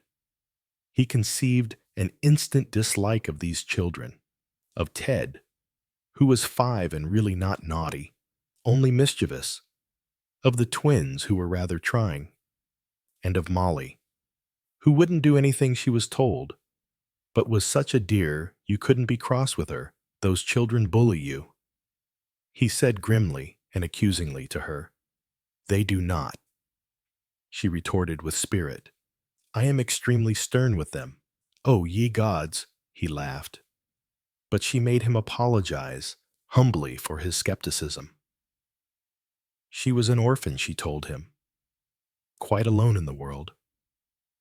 Gradually, he told her something of his own life, of his official life, which had been painstaking and mildly successful, and of his unofficial pastime, which was the spoiling of yards of canvas. "Of course, I don't know anything about it," he explained, "but I've always felt I could paint something someday. I can sketch pretty decently, but I'd like to do a real picture of something. A chap who knew once told me that my technique wasn't bad." She was interested, pressed for details. "I am sure you paint awfully well." He shook his head. "No. I've begun several things lately and chucked them up in despair. I always thought that, when I had the time, it would be plain sailing. I have been storing up that idea for years. But now, like everything else, I suppose I've left it too late." Nothing's too late, ever, said the little lady, with the vehement earnestness of the very young. He smiled down on her. You think not. Child, it's too late for some things for me. And the little lady laughed at him and nicknamed him Methuselah. They were beginning to feel curiously at home in the British Museum. The solid and sympathetic policeman who patrolled the galleries was a man of tact. And on the appearance of the couple, that he usually found that his onerous duties of guardianship were urgently needed in the adjoining Assyrian room. One day, the man took a bold step. He invited her out to tea. At first, she demurred. I have no time. I am not free. I can come some mornings because the children have French lessons. Nonsense, said the man. You could manage one day, kill off an aunt or a second cousin or something. But come, we'll go to a little ABC shop near here and have buns for tea. I know you must love buns. Yes, the penny kind with currants, and a lovely glaze on top. They are such plump, dear things. There is something, Frank Oliver said solemnly, infinitely comforting about a bun. So it was arranged, and the little governess came, wearing quite an expensive hothouse rose in her belt in honor of the occasion. He had noticed that, of late, she had a strained, worried look, and it was more apparent than ever this afternoon as she poured out the tea at the little marble-top table. Children been bothering you? He asked solicitously. She shook her head. She had seemed curiously disinclined to talk about the children lately. They're all right. I never mind them. Don't you? His sympathetic tone seemed to distress her, unwarrantably. Oh, no, it was never that. But, indeed, I was lonely. I was indeed. Her tone was almost pleading. He said quickly, touched, Yes, yes, child, I know. After a minute's pause, he remarked in a cheerful tone, Do you know? You haven't even asked my name yet. She held up a protesting hand. Please, I don't want to know it. And don't ask mine. Let us be just two lonely people who've come together and made friends. It makes it so much more wonderful. And different. He said slowly and thoughtfully, Very well. In an otherwise lonely world, we'll be two people who have just each other. It was a little different from her way of putting it, and she seemed to find it difficult to go on with the conversation. Instead, she bent lower and lower over her plate, till only the crown of her hat was visible. That's rather a nice hat, he said by way of restoring her equanimity. I trimmed it myself, she informed him proudly. I thought so the moment I saw it. He answered, saying the wrong thing with cheerful ignorance. I'm afraid it is not as fashionable as I meant it to be. I think it's a perfectly lovely hat, he said loyally. Again constraint settled down upon them. Frank Oliver broke the silence bravely. Little lady, I didn't mean to tell you yet, but I can't help it. I love you. I want you. I loved you from the first moment I saw you standing there in your little black suit. Dearest, if two lonely people were together, why, there would be no more loneliness. And I'd work. Oh, how I'd work. I'd paint you. I could. I know I could. Oh, my little girl. I can't live without you. I can't indeed. His little lady was looking at him very steadily, but what she said was quite the last thing he expected her to say. Very quietly and distinctly she said, You bought that handkerchief. He was amazed at this proof of feminine perspicacity, and still more amazed at her remembering it against him now. Surely, after this lapse of time, it might have been forgiven him. Yes, I did, he acknowledged humbly. I wanted an excuse to speak to you. Are you very angry? He waited meekly for her words of condemnation. I think it was sweet of you, cried the little lady with vehemence. Just sweet of you. Her voice ended uncertainly. Frank Oliver went on in his gruff tone. Tell me, child, is it impossible I know I'm an ugly, rough old fellow? The lonely lady interrupted him. No, you're not. I wouldn't have you different, not in any way. I love you just as you are. Do you understand? Not because I'm sorry for you. Not because I'm alone in the world and want someone to be fond of me and take care of me, but because you're just you. Now, do you understand? Is it true? He asked half in a whisper. And she answered steadily, yes, it's true. The wonder of it overpowered them. At last he said whimsically, so we've fallen upon heaven. Dearest, in an ABC shop, she answered in a voice that held tears and laughter. But terrestrial heavens are short-lived. The little lady started up with an exclamation. I'd no idea how late it was. I must go at once. I'll see you home. No, no, no. He was forced to yield to her insistence and merely accompanied her as far as the tube station. Goodbye, dearest. She clung to his hand with an intensity that he remembered afterwards. Only goodbye till tomorrow, he answered cheerfully. 10 o'clock as usual, and we'll tell each other our names and our histories, and be frightfully practical and prosaic. Goodbye to heaven, though, she whispered. It will be with us always, sweetheart. She smiled back at him, but with that same sad appeal that disquieted him and which he could not fathom. Then the relentless lift dragged her down out of sight.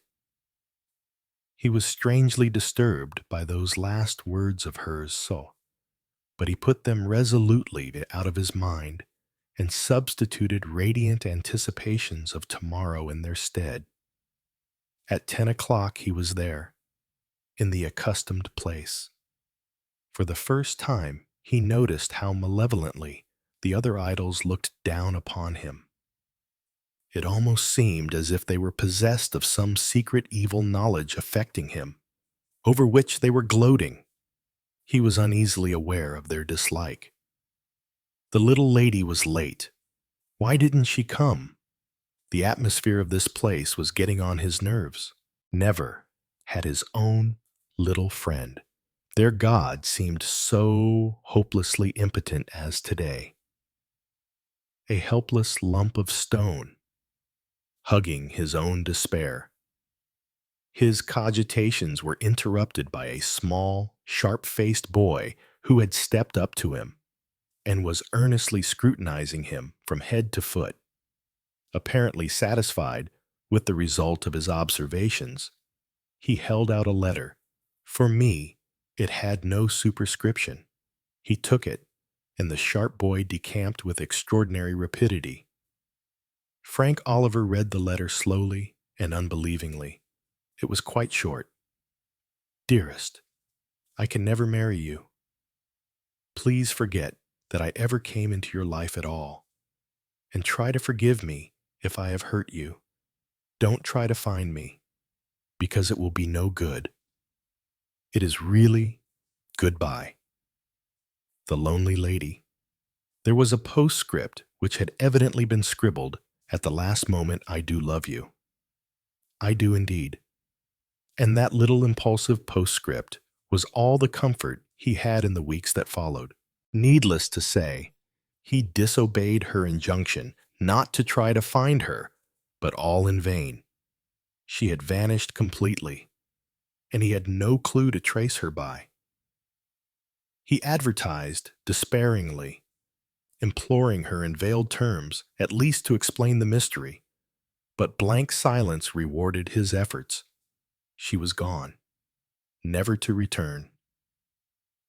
And then it was that for the first time in his life, he really began to paint. His technique had always been good. Now, craftsmanship and inspiration went hand in hand. The picture that made his name and brought him renown was accepted and hung in the academy, and was accounted to be the picture of the year. No less for the exquisite treatment of the subject than for the masterly workmanship and technique. A certain amount of mystery, too, rendered it more interesting to the general outside public. His inspiration had come quite by chance. A fairy story in a magazine had taken a hold on his imagination. It was the story of a fortunate princess who had always had everything she wanted. Did she express a wish? It was instantly gratified. A desire. It was granted. She had a devoted father and mother, great riches, beautiful clothes and jewels, slaves to wait upon her and fulfill her lightest whim, laughing maidens to bear her company, all that the heart of a princess could desire. The handsomest and richest princes paid her court and sued in vain for her hand, and were willing to kill any number of dragons to prove their devotion. And yet, the loneliness of the princess was greater than that of the poorest beggar in the land. He read no more. The ultimate fate of the princess interested him not at all. A picture had risen up before him of the pleasure-laden princess with the sad, solitary soul, surfeited with happiness, suffocated with luxury, starving in the palace of plenty. He began painting with furious energy. The fierce joy of creation possessed him. He represented the princess surrounded by her court, reclining on a divan. A riot of Eastern color pervaded the picture. The princess wore a marvelous gown of strange colored embroideries. Her golden hair fell round her, and on her head was a heavy jeweled circlet. Her maidens surrounded her, and princes knelt at her feet bearing rich gifts. The whole scene was one of luxury and richness. But the face of the princess was turned away. She was oblivious of the laughter and mirth around her. Her gaze was fixed on a dark and shadowy corner where stood a seemingly incongruous object, a little gray stone idol, with its head buried in its hand in a quaint abandonment of despair. Was it so incongruous? The eyes of the young princess rested on it with a strange sympathy, as though a dawning sense of her own isolation drew her glance irresistibly. They were akin, these two. The world was at her feet, yet she was alone, a lonely princess, looking at a lonely little god. All London talked of this picture, and Greta wrote a few hurried words of congratulation from Yorkshire. And Tom Hurley's wife besought Frank Oliver to come for a weekend and meet a really delightful girl, a great admirer of your work. Frank Oliver laughed once sardonically and threw the letter into the fire.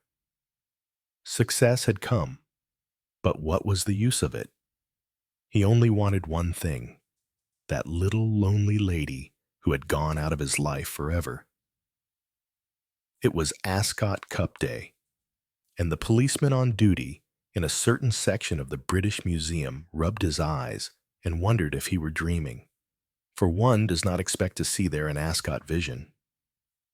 in a lace frock and a marvelous hat, a veritable nymph as imagined by a Parisian genius. The policeman stared in rapturous admiration. The lonely god was not perhaps so surprised. He may have been, in his way, a powerful little god. At any rate, here was one worshipper brought back to the fold.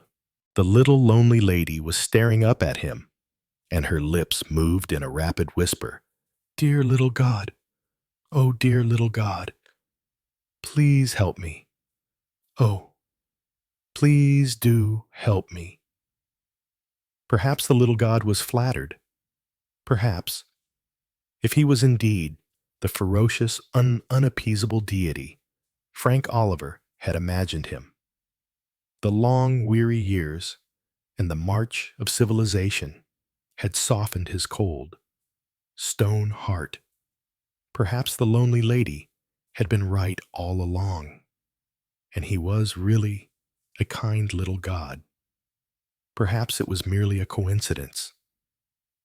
However that may be, it was at that very moment that Frank Oliver walked slowly and sadly through the door of the Assyrian room. He raised his head and saw the Parisian nymph.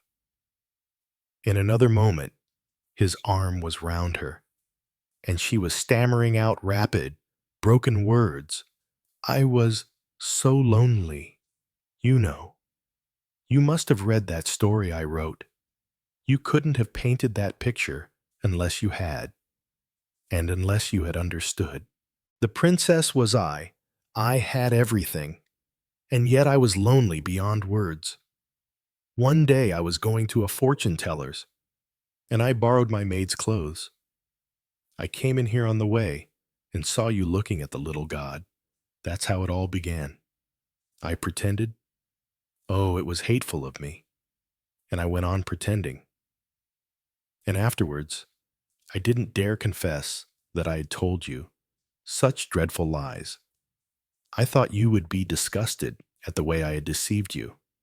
I couldn't bear you to find out, so I went away. Then I wrote that story.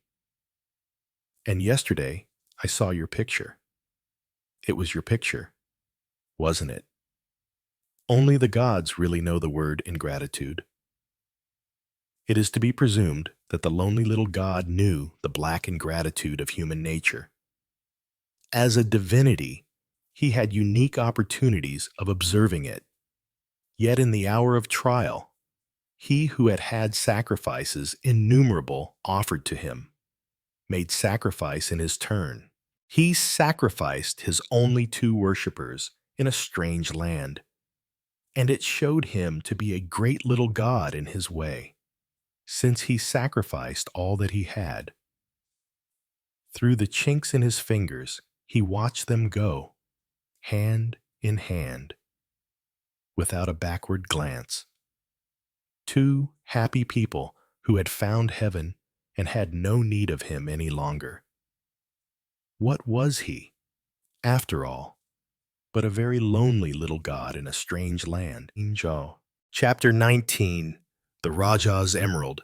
The Rajah's Emerald was first published in Red Magazine, 30th of July, 1926. With a serious effort, James Bond bent his attention once more on the little yellow book in his hand. On its outside, the book bore the simple but pleasing legend. Do you want your salary increased by 300 per annum? Its price was 1 shilling. James had just finished reading 2 pages of crisp paragraphs instructing him to look his boss in the face, to cultivate a dynamic personality, and to radiate an atmosphere of efficiency. He had now arrived at a subtler matter. There is a time for frankness.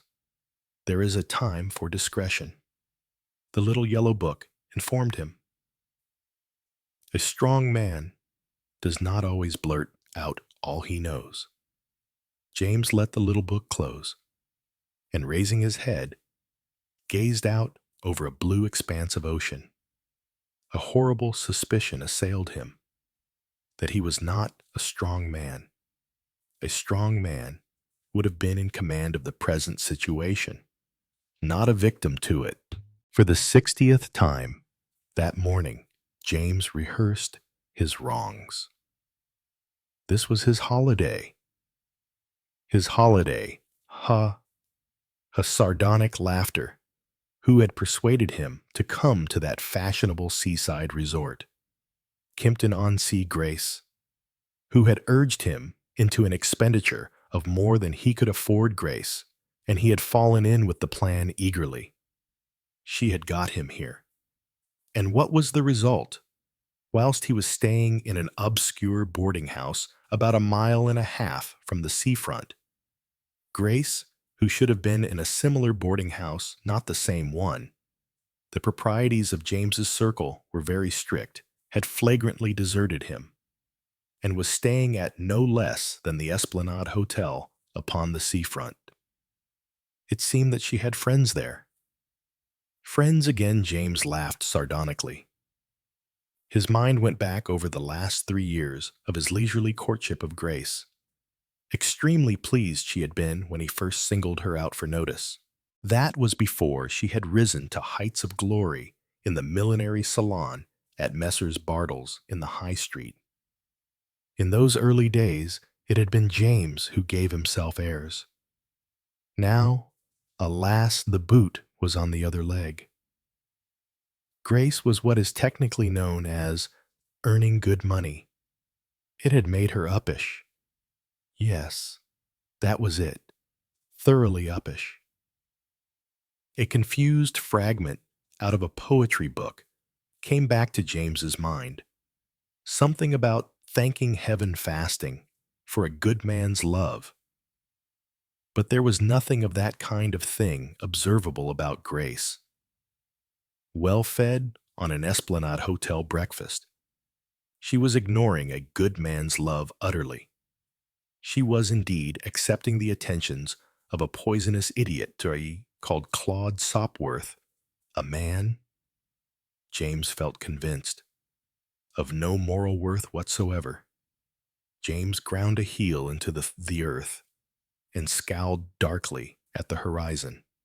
Kimpton-on-Sea. What had possessed him to come to such a place? It was preeminently a resort of the rich and fashionable. It possessed 2 large hotels and several miles of picturesque bungalows belonging to fashionable actresses, rich Jews, and those members of the English aristocracy who had married wealthy wives. The rent, furnished, of the smallest bungalow was 25 guineas a week. Imagination boggled at what the rent of the large ones might amount to. There was one of these palaces immediately behind James's seat. It belonged to that famous sportsman, Lord Edward Campion, and there were staying there at the Planet a houseful of distinguished guests, including the Rajah of Maraputna, whose wealth was fabulous. James had read all about him in the local weekly newspaper that morning, the extent of his Indian possessions, his palaces, his wonderful collection of jewels, with a special mention of one famous emerald which the papers declared enthusiastically was the size of a pigeon's egg. James, being town-bred, was somewhat hazy about the size of a pigeon's egg, but the impression left on his mind was good. "If I had an emerald like that," said James, scowling at the horizon again, "I'd show Grace." The sentiment was vague, but the enunciation of it made James feel better. Laughing voices hailed him from behind, and he turned abruptly to confront Grace. With her was Clara Sopworth, Alice Sopworth, Dorothy Sopworth, and, alas, Claude Sopworth. The girls were arm in arm and giggling. "Why, you are quite a stranger," cried Grace archly. "Yes," said James. He could, he felt, have found a more telling retort. "You cannot convey the impression of a dynamic personality by the use of the one word yes. He looked with intense loathing at Claude Sopworth. Claude Sopworth was almost as beautifully dressed as the hero of a musical comedy. James longed passionately for the moment when an enthusiastic beach dog should plant wet, sandy forefeet on the unsullied whiteness of Claude's flannel trousers. He himself wore a serviceable pair of dark gray flannel trousers which had seen better days. "Isn't the air beautiful?" said Clara, sniffing it appreciatively. "Quite sets you up, doesn't it?" she giggled. "It's ozone," said Alice Sopworth. "It's as good as a tonic, you know." And she giggled also. James thought, "I should like to knock their silly heads together. What is the sense of laughing all the time? They are not saying anything funny." The immaculate Claude murmured languidly, "Shall we have a bathe? Or is it too much of a fag?" The idea of bathing was accepted shrilly. James fell into line with them.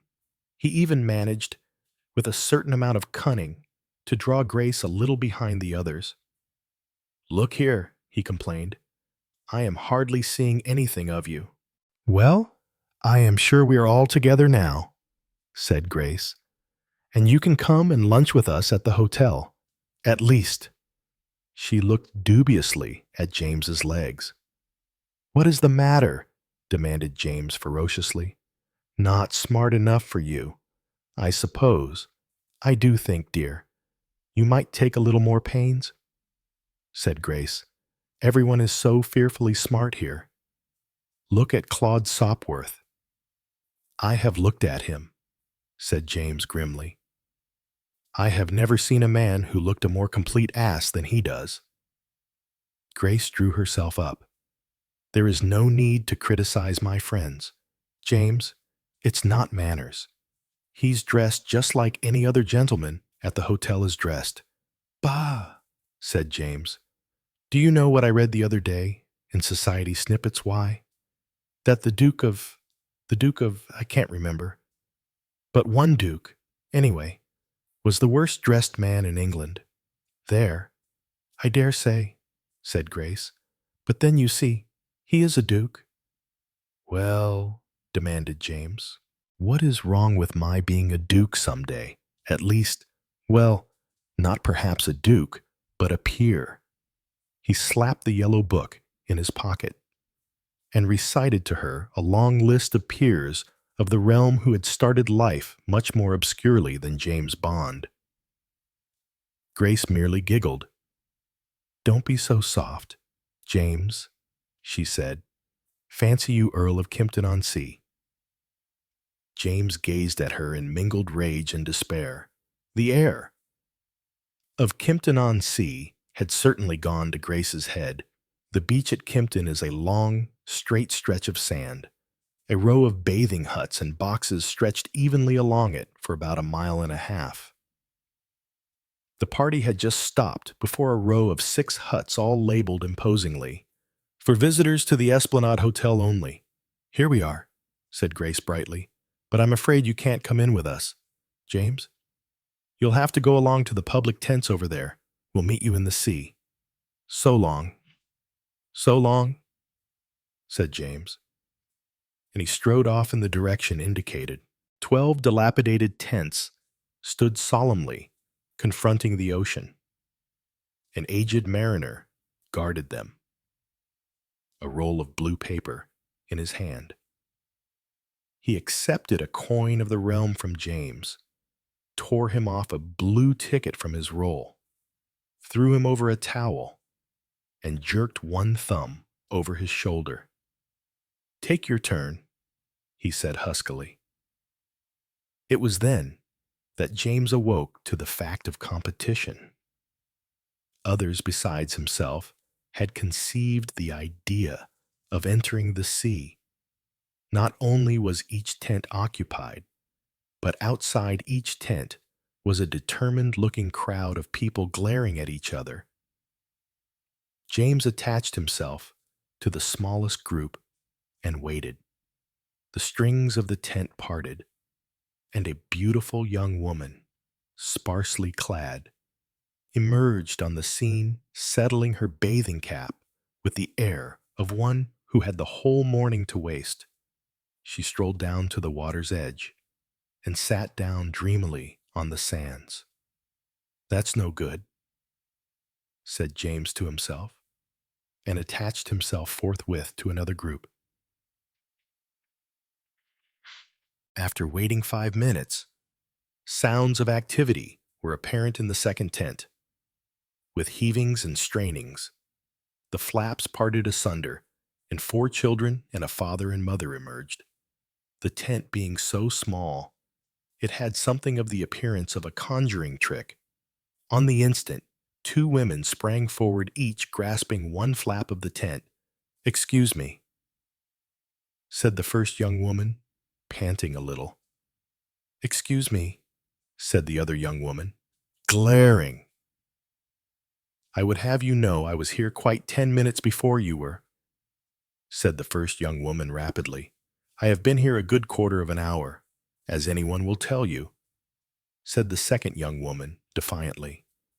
Now then," said the aged mariner, drawing near. Both young women spoke to him shrilly. When they had finished, he jerked his thumb at the second young woman and said briefly, "It's yours."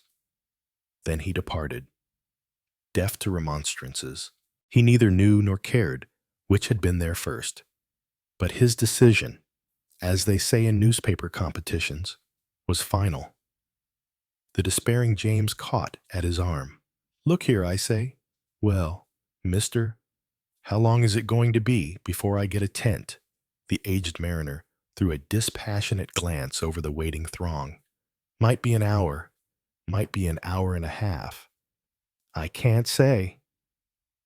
At that moment, James espied Grace and the Sopworth girls running lightly down the sands towards the sea.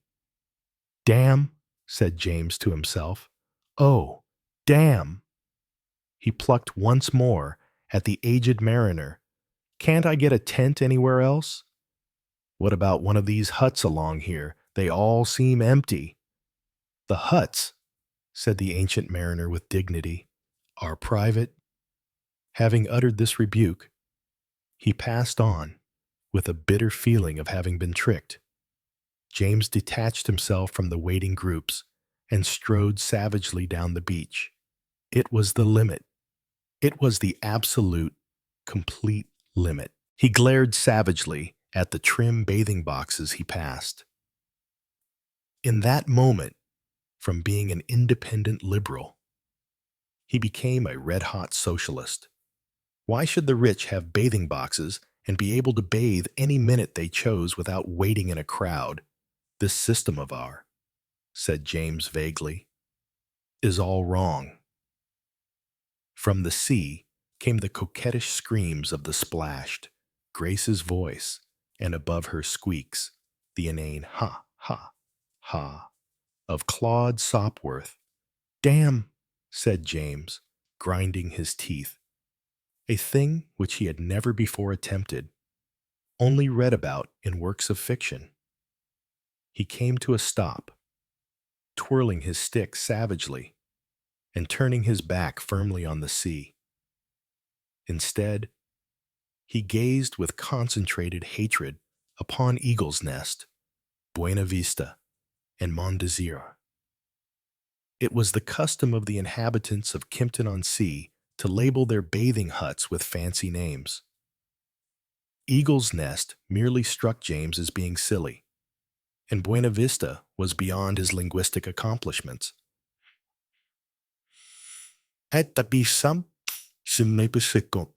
But his knowledge of French was sufficient to make him realize the appositeness of the third name. "Mont Desir," said James. "I should jolly well think it was."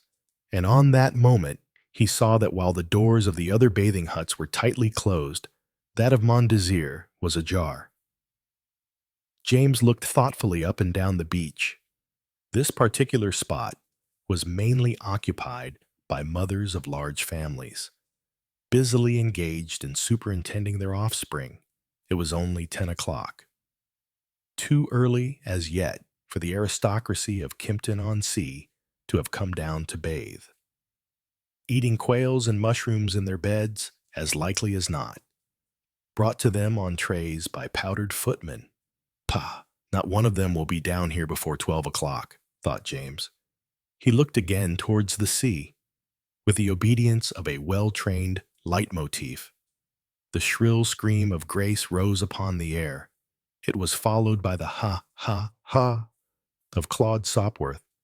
"I will," said James between his teeth. He pushed open the door of Mondésir and entered. For the moment, he had a fright, as he caught sight of sundry garments hanging from pegs. But he was quickly reassured. The hut was partitioned into two. On the right-hand side, a girl's yellow sweater, a battered Panama hat, and a pair of beach shoes were depending from a peg. On the left-hand side, an old pair of gray flannel trousers, a pullover, and a sou'wester proclaimed the fact that the sexes were segregated. James hastily transferred himself to the gentleman's part of the hut and undressed rapidly. 3 minutes later, he was in the sea, puffing and snorting importantly, doing extremely short bursts of professional-looking swimming, head under the water, arms lashing the sea. That style. "Oh, there you are," cried Grace. "I was afraid you wouldn't be in for ages with all that crowd of people waiting there." "Really?" said James. He thought with affectionate loyalty of the yellow book. The strong man can on occasions be discreet. For the moment, his temper was quite restored. He was able to say pleasantly but firmly to Claude Sopworth, who was teaching Grace the overarm stroke, "No, no, old man, you have got it all wrong. I'll show her." And such was the assurance of his tone that Claude withdrew discomfited. The only pity of it was that his triumph was short-lived. The temperature of our English waters is not such as to induce bathers to remain in them for any length of time. Grace and the Sopworth girls were already displaying blue chins and chattering teeth. They raced up the beach, and James pursued his solitary way back to Mondésir. As he toweled himself vigorously and slipped his shirt over his head, he was pleased with himself. He felt, displayed a dynamic personality. And then, suddenly he stood still, frozen with terror. Girlish voices sounded from outside, and voices quite different from those of Grace and her friends. A moment later, he had realized the truth. The rightful owners of Mondésir were arriving. It is possible that if James had been fully dressed, he would have waited their advent in a dignified manner and attempted an explanation. As it was, he acted on panic. The windows of Mondésir were modestly screened by dark green curtains. James flung himself on the door and held the knob in a desperate clutch. Hands tried ineffectually to turn it from outside. "It's locked. Locked after all," said a girl's voice. "I thought Peg said it was open." "No, Woggle said so. Woggle is the limit," said the other girl. "How perfectly foul. We shall have to go back for the key." James heard their footsteps retreating. He drew a long, deep breath. In desperate haste, he huddled on the rest of his garments. 2 minutes later, saw him strolling negligently down the beach with an almost aggressive air of innocence. Grace and the Sopworth girls joined him on the beach a quarter of an hour later. The rest of the morning passed agreeably in stone throwing, writing in the sand, and light badinage. Then Claude glanced at his watch. Lunchtime, he observed. We'd better be strolling back. I'm terribly hungry, said Alice Sopworth. All the other girls said that they were terribly hungry too. Are you coming, James? Asked Grace. Doubtless James was unduly touchy. He chose to take offense at her tone. Not if my clothes are not good enough for you, he said bitterly. Perhaps. As you are so particular, I'd better not come. That was Grace's cue for murmured protestations, but the seaside air had affected Grace unfavorably. She merely replied, Very well, just as you like. See you this afternoon, then. James was left dumbfounded. Well, he said, staring after the retreating group. Well, of all the... He strolled moodily into the town. There were 2 cafes in Kimpton-on-Sea. They are both hot, noisy, and overcrowded. It was the affair of the bathing huts once more. James had to wait his turn. He had to wait longer than his turn. An unscrupulous matron, who had just arrived, forestalling him when a vacant seat did present itself. At last, he was seated at a small table. Close to his left ear, 3 raggedly bobbed maidens were making a determined hash of Italian opera. Fortunately, James was not musical. He studied the bill of fare dispassionately, his hands thrust deep into his pockets. He thought to himself, whatever I ask for, it's sure to be off. That's the kind of fellow I am. His right hand, groping in the recesses of his pocket, touched an unfamiliar object. It felt like a pebble, a large round pebble. What on earth did I want to put a stone in my pocket for? Thought James. His fingers closed round it. A waitress drifted up to him. Fried plaice and chipped potatoes, please, said James. Fried plaice is off, murmured the waitress, her eyes fixed dreamily on the ceiling. Then I'll have curried beef, said James. Curried beef is off. Is there anything on this beastly menu that isn't off? Demanded James. The waitress looked pained and placed a pale gray forefinger against haricot mutton. James resigned himself to the inevitable and ordered haricot mutton, his mind still seething with resentment against the ways of cafes. He drew his hand out of his pocket, the stone still in it. Unclosing his fingers, he looked absent-mindedly at the object in his palm.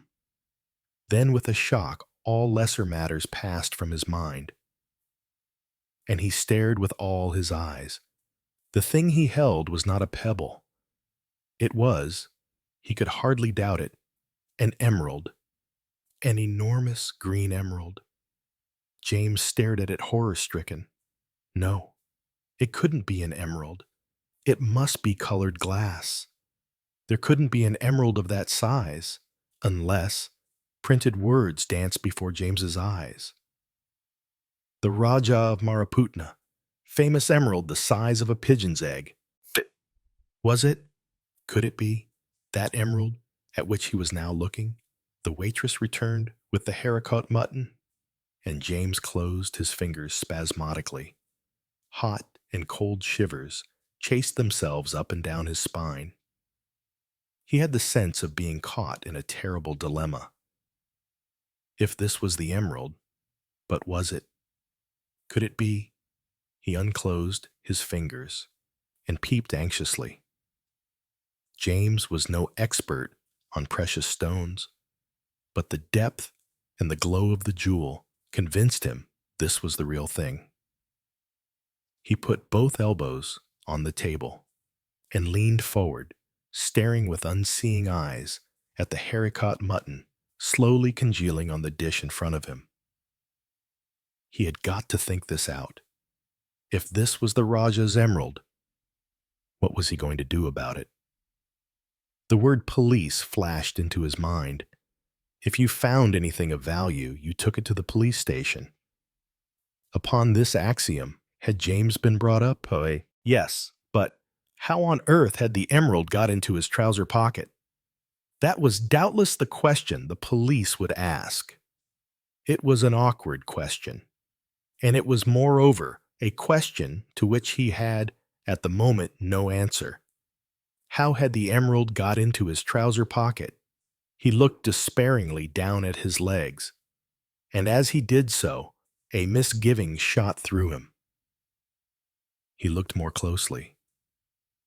One pair of old gray flannel trousers is very much like another pair of old gray flannel trousers, but all the same, James had an instinctive feeling that these were not his trousers after all. He sat back in his chair, stunned with the force of the discovery. He saw now what had happened. In the hurry of getting out of the bathing hut, he had taken the wrong trousers. He had hung his own. He remembered. On an adjacent peg to the old pair hanging there. Yes, that explained matters so far. He had taken the wrong trousers. But all the same, what on earth was an emerald worth hundreds and thousands of pounds doing there? The more he thought about it, the more curious it seemed. He could, of course, explain to the police. It was awkward, no doubt about it. It was decidedly awkward. One would have to mention the fact that one had deliberately entered someone else's bathing hut. It was not, of course, a serious offense, but it started him off wrong. "Can I bring you anything else, sir?" It was the waitress again. She was looking pointedly at the untouched haricot mutton. James hastily dumped some of it on his plate and asked for his bill. Having obtained it, he paid and went out. As he stood undecidedly in the street, a poster opposite caught his eye. The adjacent town of Harchester possessed an evening paper, and it was the contents bill of this paper that James was looking at.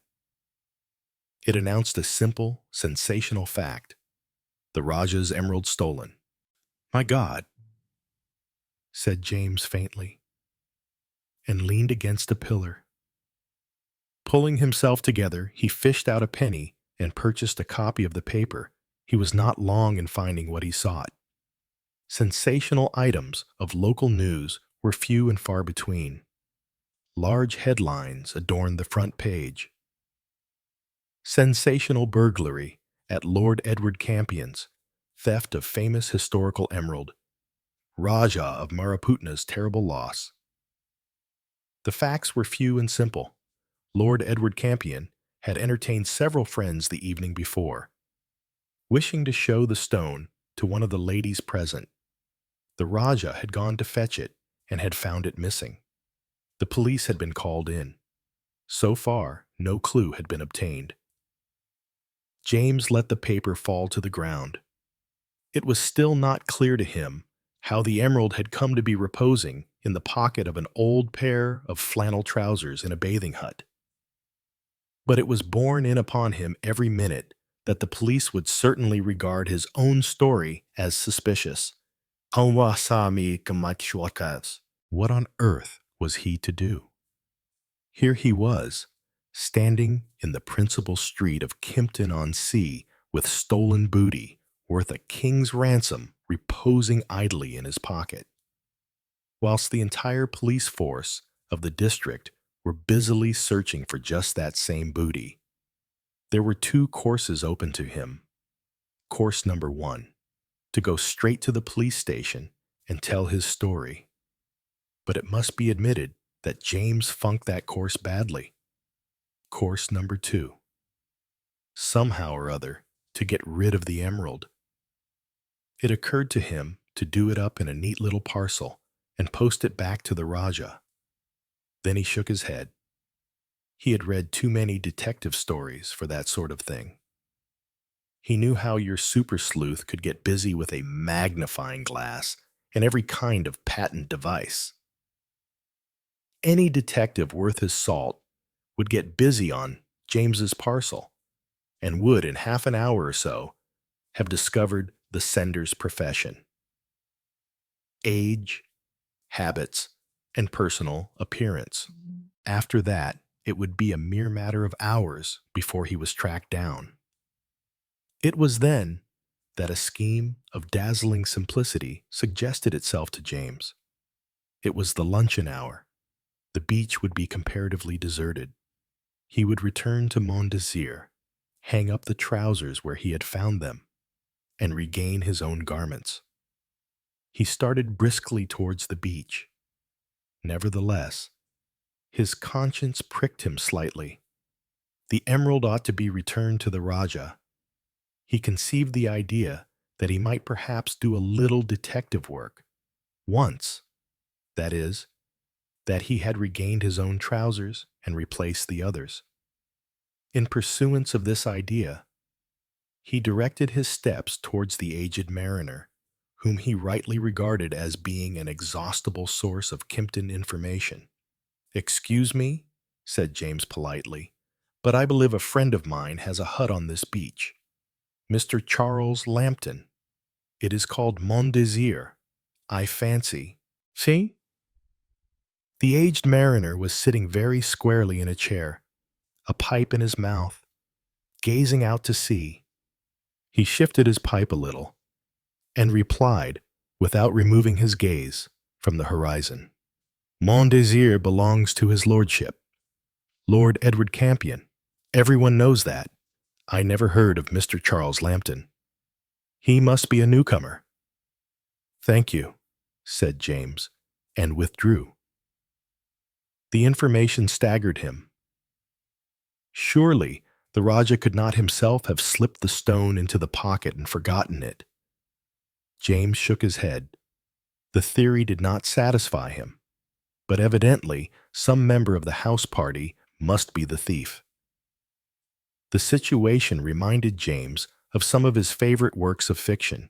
Nevertheless, his own purpose remained unaltered. All fell out easily enough. The beach was, as he hoped it would be, practically deserted. More fortunate still, the door of Mont Desir remained ajar. To slip in was the work of a moment. Edward was just lifting his own trousers from the hook when a voice behind him made him spin round suddenly. "So I have caught you, my man," said the voice. James stared open-mouthed. In the doorway of Mont Desir stood a stranger, a well-dressed man of about 40 years of age, his face keen and hawk-like. "So I have caught you," the stranger repeated. Who are you?" stammered James. "Detective Inspector Merrilees from the yard," said the other crisply, "and I will trouble you to hand over that emerald. The emerald." James was seeking to gain time. "That's what I said, didn't I?" said Inspector Merrilees. He had a crisp, businesslike enunciation. James tried to pull himself together. "I don't know what you are talking about," he said with an assumption of dignity. "Oh, yes, my lad, I think you do. The whole thing," said James, "is a mistake. I can explain it quite easily." He paused. A look of weariness had settled on the face of the other. "They always say that," murmured the Scotland Yard man dryly. "I suppose you picked it up as you were strolling along the beach, eh?" That is the sort of explanation. It did indeed bear a resemblance to it. James recognized the fact, but still he tried to gain time. "How do I know you are what you say you are?" he demanded weakly. Merrilees flapped back his coat for a moment, showing a badge. Edward stared at him with eyes that popped out of his head. "And now," said the other almost genially, You see what you are up against. You are a novice. I can tell that. Your first job, isn't it? James nodded. I thought as much. Now, my boy, are you going to hand over that emerald, or have I got to search you? James found his voice. I haven't got it on me, he declared. He was thinking desperately. Left it at your lodgings, queried Merrilies. James nodded. Very well, then, said the detective. We will go there together. He slipped his arm through James's. I am taking no chances of your getting away from me, he said gently. We will go to your lodgings, and you will hand that stone over to me. James spoke unsteadily. If I do, will you let me go? He asked tremulously. Merrilies appeared embarrassed. We know just how that stone was taken, he explained, and about the lady involved, and of course, as far as that goes, well, the Raja wants it hushed up. You know what these native rulers are. James, who knew nothing whatsoever about native rulers, except for one cause célèbre, nodded his head with an appearance of eager comprehension. It will be most irregular, of course, said the detective, but you may get off scot-free. Again, James nodded. They had walked the length of the esplanade and were now turning into the town. James intimated the direction, but the other man never relinquished his sharp grip on James's arm. Suddenly, James hesitated and half spoke. Merrilies looked up sharply and then laughed. They were just passing the police station, and he noticed James's agonized glances at it. I am giving you a chance first, he said good-humoredly. It was at that moment that things began to happen. A loud bellow broke from James.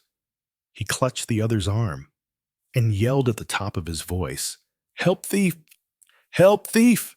A crowd surrounded them in less than a minute. Merrilies was trying to wrench his arm from James's grasp.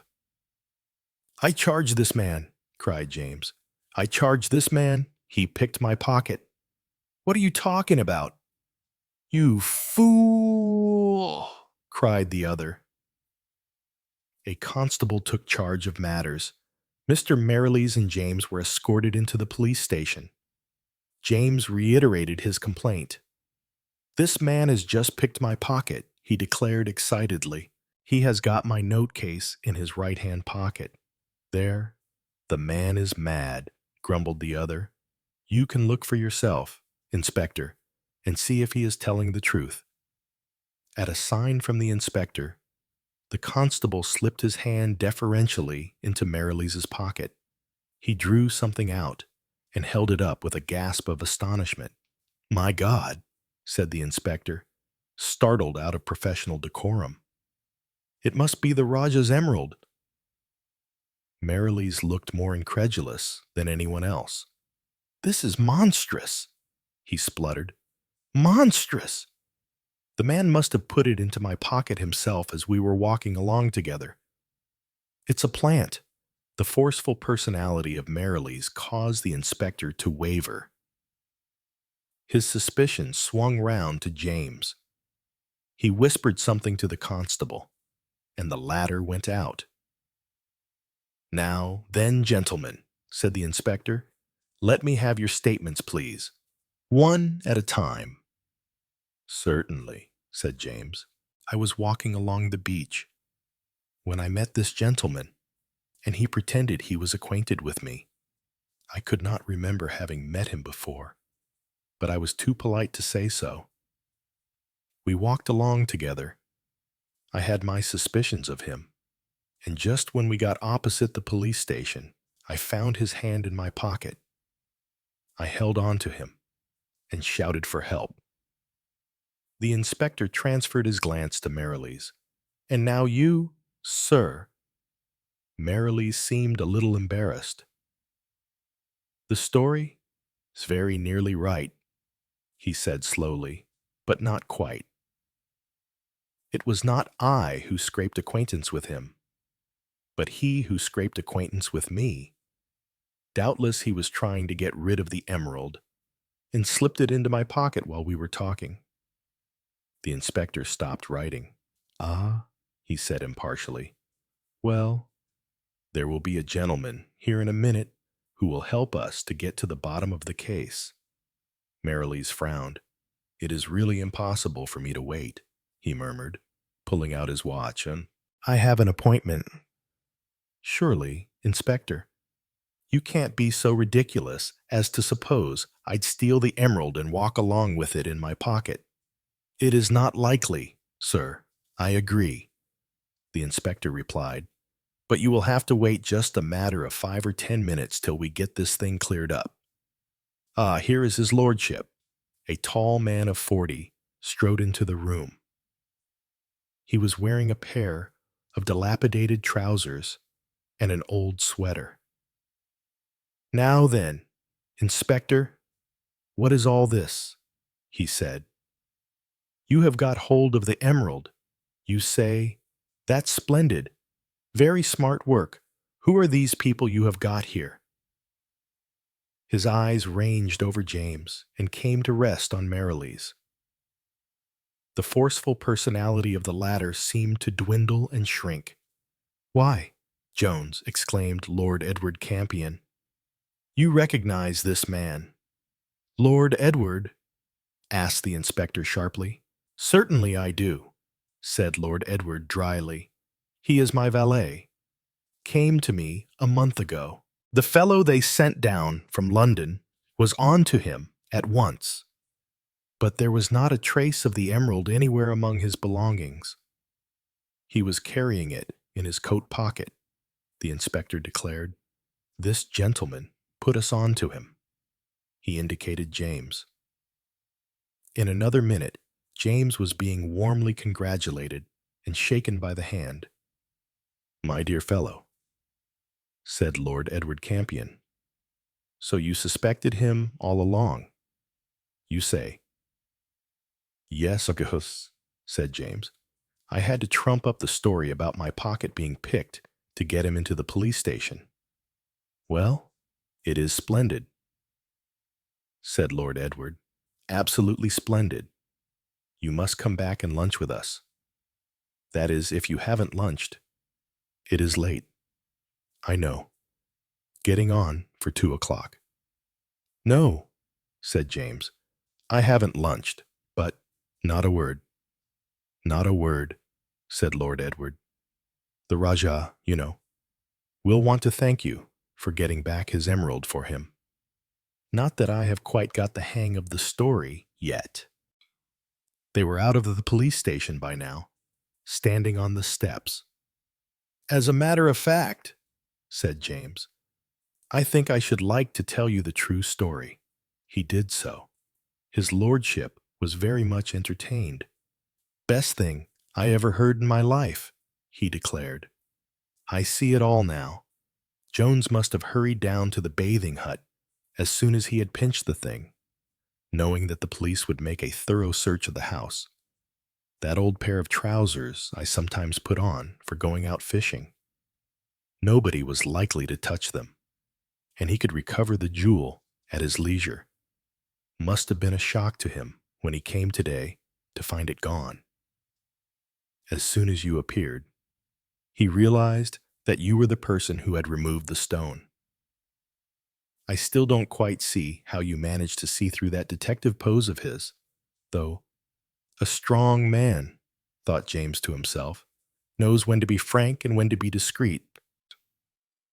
He smiled deprecatingly, whilst his fingers passed gently over the inside of his coat lapel, feeling the small, silver badge of that little-known club, the Merton Park Supercycling Club. An astonishing coincidence that the man Jones should also be a member. But there it was. Hello, James. He turned. Grace and the Sopworth girls were calling to him from the other side of the road. He turned to Lord Edward. Excuse me a moment. He crossed the road to them. We are going to the pictures, said Grace. Thought you might like to come. I'm sorry, said James. I'm just going back to lunch with Lord Edward Campion. Yes, that man over there in the comfortable old clothes. He wants me to meet the Raja of Maraputna. He raised his hat politely and rejoined Lord Edward. Chapter 20. Swan Song. Swan Song was first published in Grand Magazine. September 1926. It was 11 o'clock on a May morning in London. Mr. Cowan was looking out of the window. Behind him was the somewhat ornate splendor of a sitting room in a suite at the Ritz Hotel. The suite in question had been reserved for Madame Paula Nazarkoff, the famous operatic star who had just arrived in London. Mr. Cowan, who was Madame's principal man of business, was awaiting an interview with the lady. He turned his head suddenly as the door opened, but it was only Miss Red, Madame Nazarkoff's secretary, a pale girl with an efficient me on her. "Oh, so it's you, my dear," said Mr. Cowan. "Madame not up yet, eh?" Miss Reed shook her head. "She told me to come round at 10 o'clock. Mr. Cowan said, "I've been waiting an hour." He displayed neither resentment nor surprise. Mr. Cowan was indeed accustomed to the vagaries of the artistic temperament.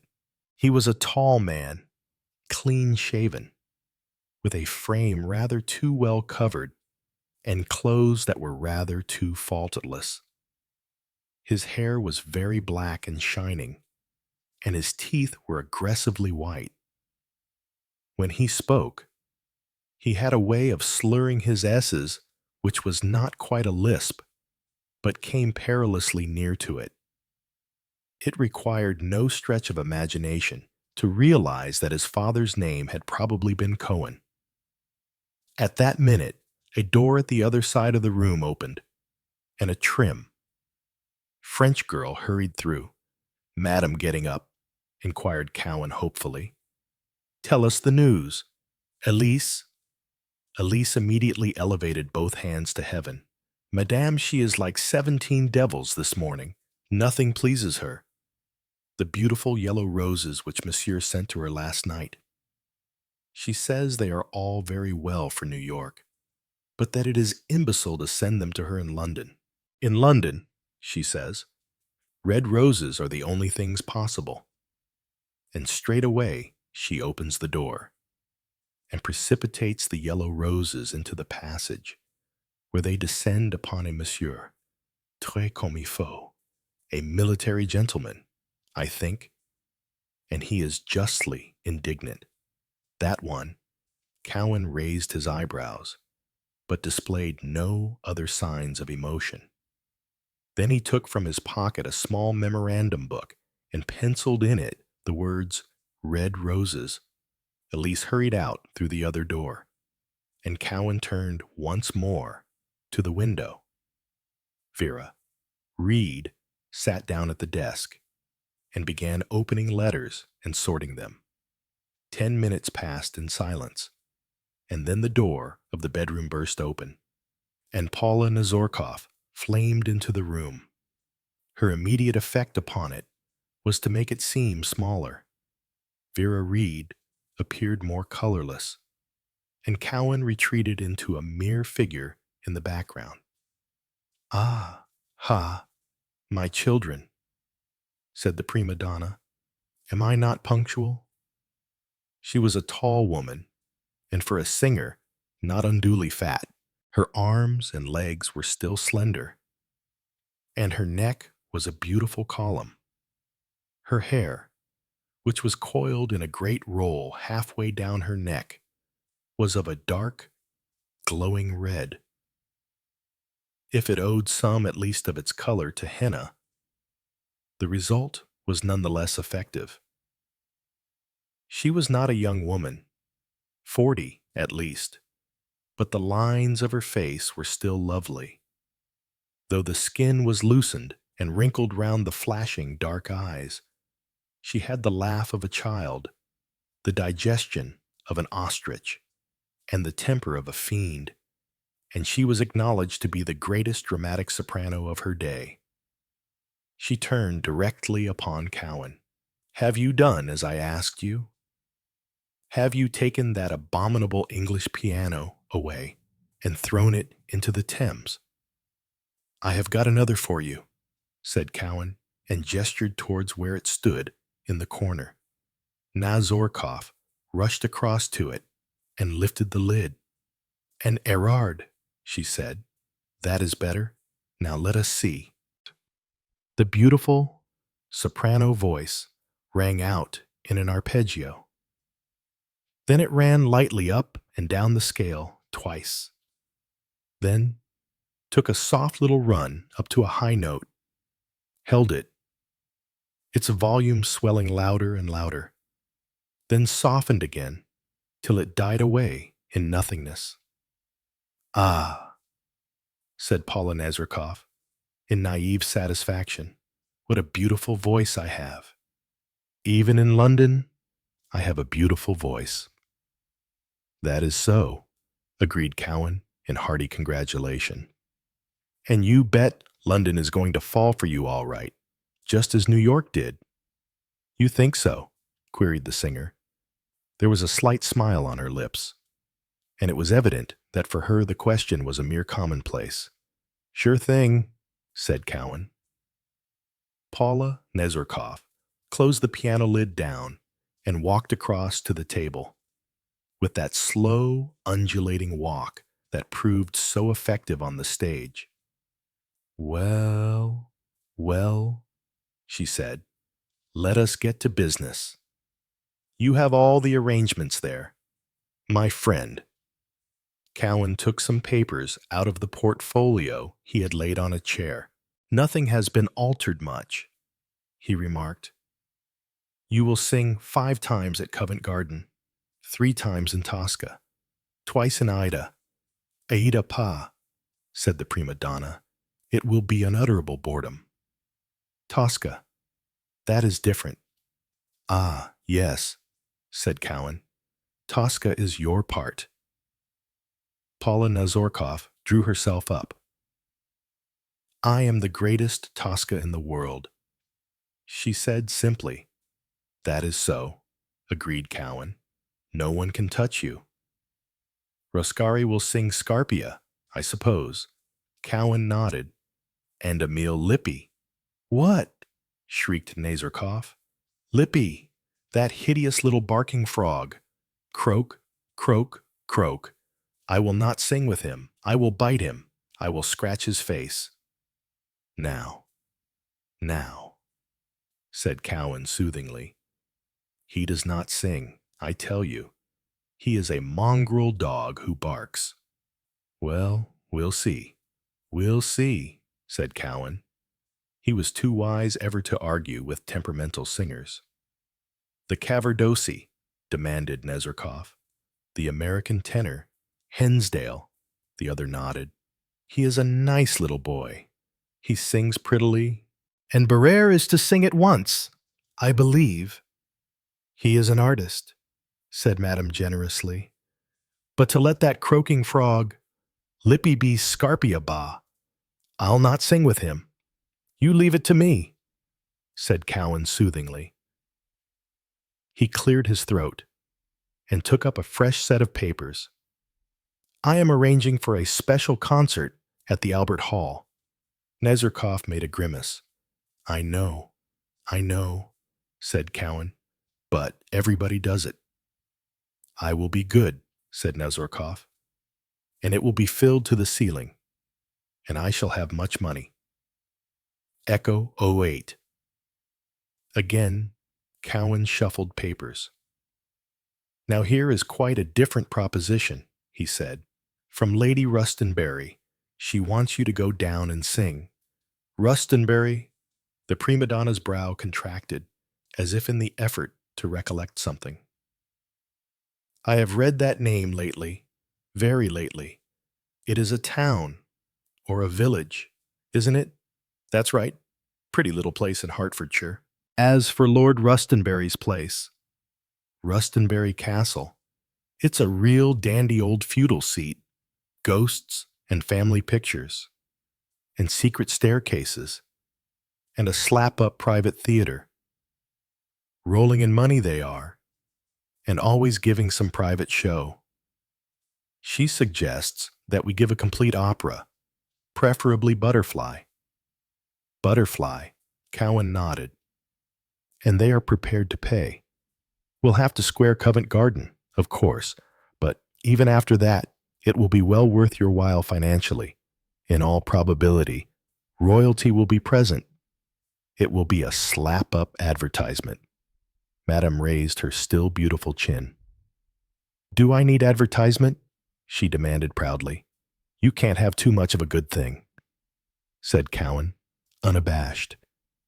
Rustonbury, murmured the singer. Where did I see? She sprang up suddenly, and running to the center table, began turning over the pages of an illustrated paper which lay there. There was a sudden pause as her hand stopped, hovering over one of the pages. Then she let the periodical slip to the floor and returned slowly to her seat. With one of her swift changes of mood, she seemed now an entirely different personality. Her manner was very quiet, almost austere. Make all arrangements for Rustonbury. I would like to sing there, but there is one condition. The opera must be Tosca. Cowan looked doubtful. That will be rather difficult for a private show. You know, scenery and all that. Tosca or nothing. Cowan looked at her very closely. What he saw seemed to convince him. He gave a brief nod and rose to his feet. I will see what I can arrange, he said quietly. Nazarkov rose too. She seemed more anxious than was usual, with her, to explain her decision. It is my greatest role, Cowan. I can sing that part as no other woman has ever sung it. It is a fine part, said Cowan. Jurica made a great hit in it last year. Jurica, cried the other, a flush mounting in her cheeks. She proceeded to give him at great length her opinion of Jurica. Cowan, who was used to listening to singers' opinions of other singers, abstracted his attention till the tirade was over. He then said obstinately, Anyway, she sings Visidarte lying on her stomach. And why not? Demanded Nazarkov. What is there to prevent her? I will sing it on my back with my legs waving in the air. Cowan shook his head with perfect seriousness. I don't believe that would go down any, he informed her. All the same, that sort of thing takes on, you know. No one can sing Visidarte as I can, said Nazarkov confidently. I sing it in the voice of the convent, as the good nuns taught me to sing years and years ago, in the voice of a choir boy or an angel, without feeling, without passion. I know, said Cowan heartily. I have heard you. You are wonderful. That is art, said the prima donna. To pay the price, to suffer, to endure. And in the end, not only to have all knowledge, but also the fear to go back. Right back to the beginning and recapture the lost beauty of the heart of a child. Cowan looked at her curiously. She was staring past him with a strange, blank look in her eyes, and something about that look of hers gave him a creepy feeling. Her lips just parted, and she whispered a few words softly to herself. He only just caught them. At last, she murmured, at last, after all these years. Lady Rustonbury was both an ambitious and an artistic woman. She ran the two qualities in harness with complete success. She had the good fortune to have a husband who cared for neither ambition nor art, and who therefore did not hamper her in any way. The Earl of Rustonbury was a large, square man, with an interest in horseflesh and in nothing else. He admired his wife and was proud of her, and was glad that his great wealth enabled her to indulge at all her scheme. The private theater had been built less than 100 years ago by his grandfather. It was Lady Rustonbury's chief toy. She had already given an Ibsen drama in it, and a play of the ultra-new school. All divorce and drugs, also a poetical fantasy with Cubist scenery. The forthcoming performance of Tosca had created widespread interest. Lady Rustonbury was entertaining a very distinguished house party for it, and all London that counted was motoring down to attend. Madame Nazarkoff and her company had arrived just before luncheon. The new young American tenor, Hensdale, was to sing Cavaradossi and Roscari. The famous Italian baritone was to be Scarpia. The expense of the production had been enormous, but nobody cared about that. Paula Nazarkoff was in the best of humors. She was charming, gracious, her most delightful and cosmopolitan self. Cowan was agreeably surprised and prayed that this state of things might continue. After luncheon, the company went out to the theater and inspected the scenery and various appointments. The orchestra was under the direction of Mr. Samuel Ridge, one of England's most famous conductors. Everything seemed to be going without a hitch, and strangely enough, that fact worried Mr. Cowan. He was more at home in an atmosphere of trouble. This unusual peace disturbed him. "Everything is going a darned sight too smoothly," murmured Mr. Cowan to himself. "Madam is like a cat that has been fed on cream. It's too good to last. Something is bound to happen." Perhaps as the result of his long contact with the operatic world, Mr. Cowan had developed the sixth sense. Certainly, his prognostications were justified. It was just before 7 o'clock that evening when the French maid, Elise, came running to him in great distress. "Ah, Mr. Cowan, come quickly. I beg of you, come quickly." "What's the matter?" demanded Cowan anxiously. "Madam got her back up about anything. Ructions. Eh? Is that it?" "No, no, it is not, madam. It is Signor Roscari. He is ill. He is dying. Dying." "Oh, come now." Cowan hurried after her as she led the way to the stricken Italian's bedroom. The little man was lying on his bed, or rather jerking himself all over it in a series of contortions that would have been humorous had they been less grave. Paula Nazarkoff was bending over him. She greeted Cowan imperiously. "Ah, there you are. Our poor Roscari. He suffers horribly. Doubtless he has eaten something." "I am dying," groaned the little man. "The pain. It is terrible. Ow!" He contorted himself again, clasping both hands to his stomach and rolling about on the bed. "We must send for a doctor," said Cowan. Paula arrested him as he was about to move to the door. "The doctor is already on his way. He will do all that can be done for the poor suffering one. That is arranged for. But never, never will Roscari be able to sing tonight. I shall never sing again. I am dying," groaned the Italian. "No, no, you are not dying," said Paula. "It is but an indigestion, but all the same, impossible that you should sing." "I have been poisoned. Yes, it is the ptomaine without doubt," said Paula. "Stay with him, Elise, till the doctor comes." The singer swept Cowan with her from the room. "What are we to do?" she demanded. Cowan shook his head hopelessly.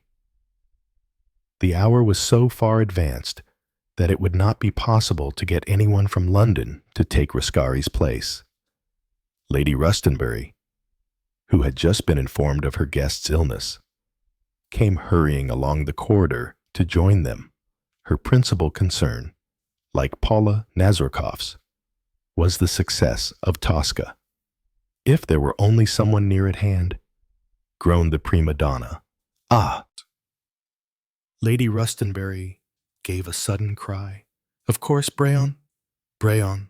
Yes, Edouard Brayon. You know, the famous French baritone. He lives near here. There was a picture of his house in this week's Country Homes.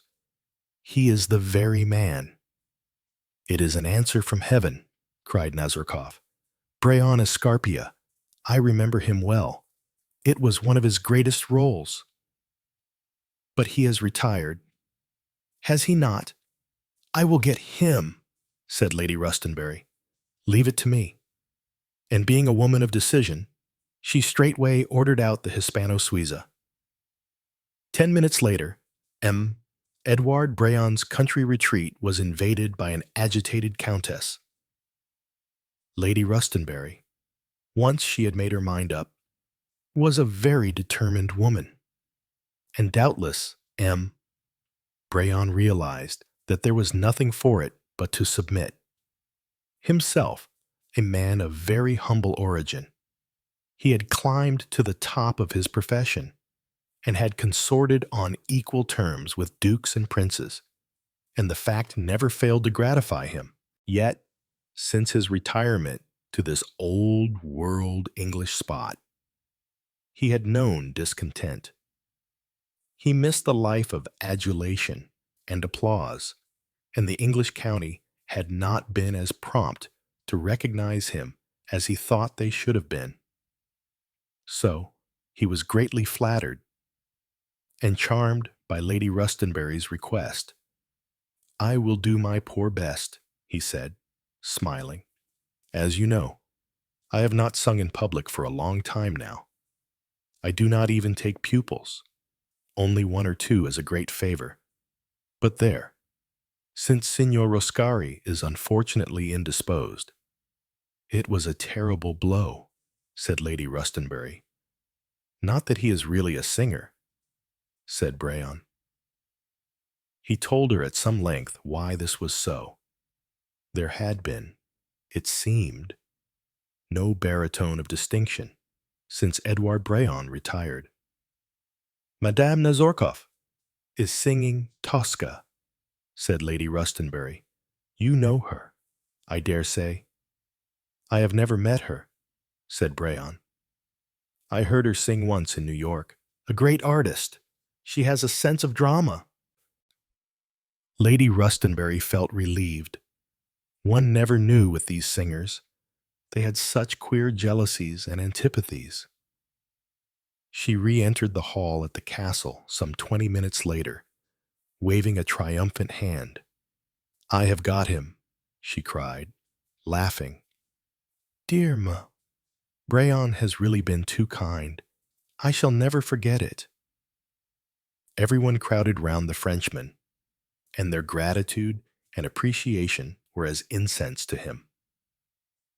Edouard Brayon, though now close on 60, was still a fine-looking man, big and dark, with a magnetic personality. Let me see, said Lady Rustonbury. Where is Madame? Oh, there she is. Paula Nazarkov had taken no part in the general welcoming of the Frenchman. She had remained quietly sitting in a high oak chair in the shadow of the fireplace.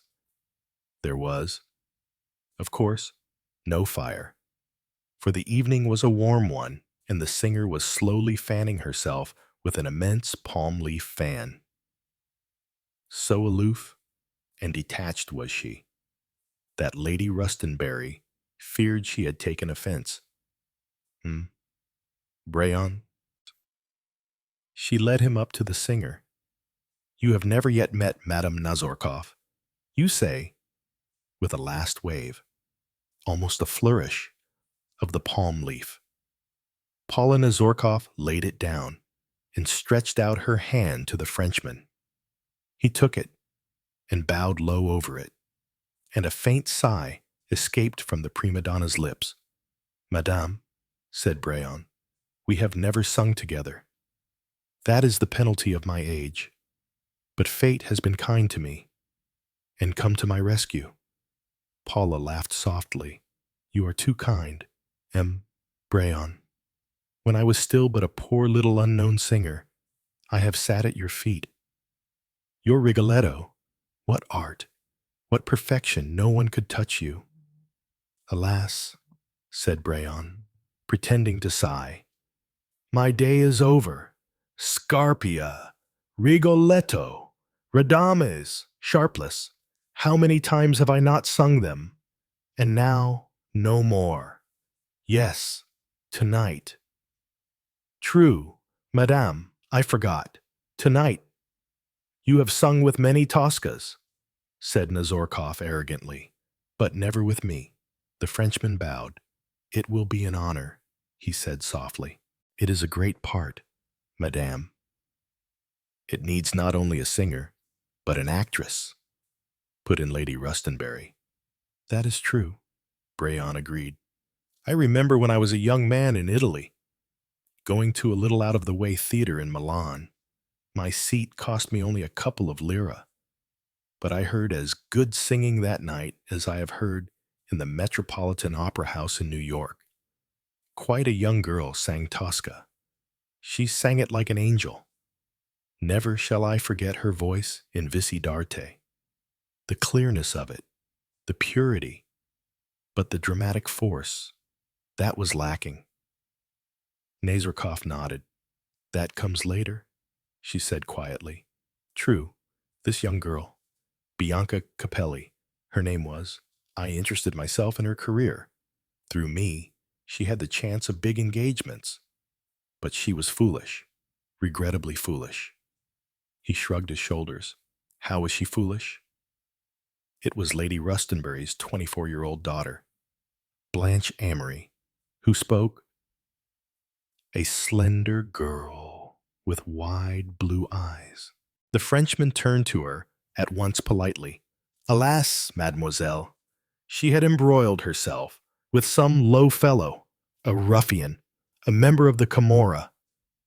He got into trouble with the police, was condemned to death. She came to me begging me to do something to save her lover. Blanche Amory was staring at him. 'And did you?' she asked breathlessly. 'Me, mademoiselle. What could I do? A stranger in the country.' 'You might have had influence,' suggested Nazorkov, in her low, vibrant voice. 'If I had, I doubt whether I should have exerted it. The man was not worth it. I did what I could for the girl.' He smiled a little, and his smile suddenly struck the English girl as having something peculiarly disagreeable about it. She felt that, at that moment, his words fell far short of representing his thoughts. 'You did what you could,' said Nazorkov. 'That was kind of you.' And she was grateful, eh?" The Frenchman shrugged his shoulders. "The man was executed," he said, "and the girl entered a convent. Eh, voila, the world has lost a singer." Nazorkov gave a low laugh. "We Russians are more fickle," she said lightly.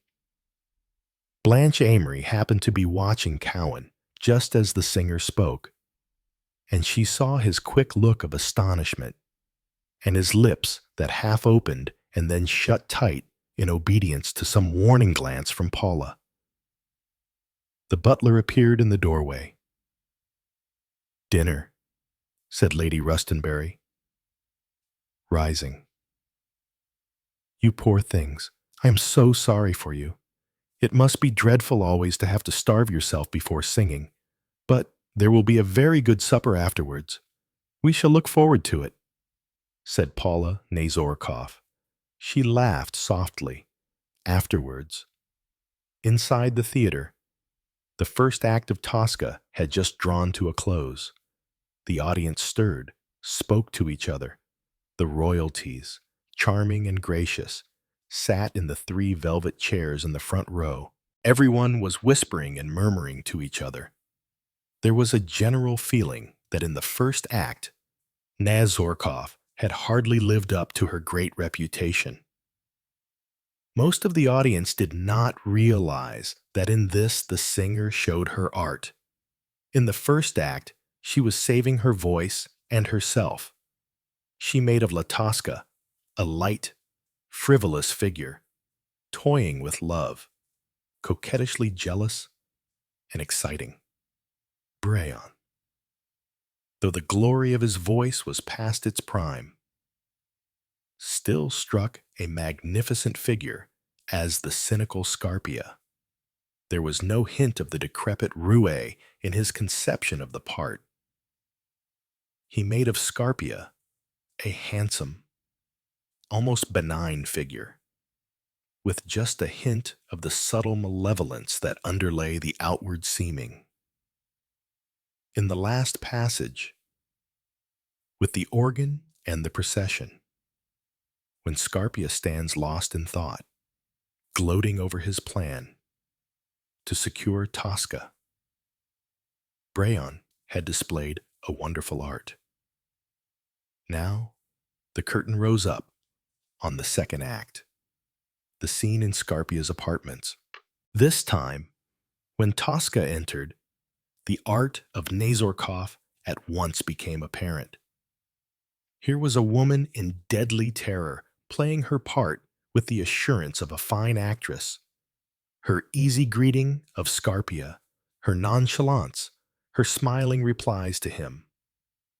In this scene, Paula Nazorkov acted with her eyes. She carried herself with deadly quietness, with an impassive, smiling face. Only her eyes that kept darting glances at Scarpia betrayed her true feelings. And so the story went on. The torture scene, the breaking down of Tosca's composure, and her utter abandonment when she fell at Scarpia's feet, imploring him vainly for mercy. Old Lord Leckenmere, a connoisseur of music, moved appreciatively, and a foreign ambassador, sitting next to him, murmured, "She surpasses herself. Nazorkov, tonight, there is no other woman on the stage who can let herself go as she does." Leckenmere nodded, and now Scarpia has named his price, and Tosca, horrified, flies from him to the window. Then comes the beat of drums from afar, and Tosca flings herself wearily down on the sofa. Scarpia, standing over her, recites how his people are raising up the gallows, and then silence, and again the far-off beat of drums. Nazorkov lay prone on the sofa, her head hanging downwards, almost touching the floor, masked by her hair. Then, in exquisite contrast to the passion and stress of the last 20 minutes, her voice rang out, high and clear, the voice, as she had told Cowan, of a choir boy or an angel. Visi darte, no feci mai mal ad anima viva, con man furtiva, quanta miseria conobbi, aiutai. It was the voice of a wondering, puzzled child. Then she is once more kneeling and imploring, till the instant when Spoletta enters. Tosca, exhausted, gives in, and Scarpia utters his fateful words of double-edged meaning. Spoletta departs once more. Then comes the dramatic moment, with Tosca, raising a glass of wine in her trembling hand, catches sight of the knife on the table and slips it behind her. Brayon rose up, handsome, saturnine, inflamed with passion. Tosca, finalmente mia. The lightning stabs with the knife, and Tosca's hiss of vengeance. Questo è il bacio di Tosca. It is thus that Tosca kisses.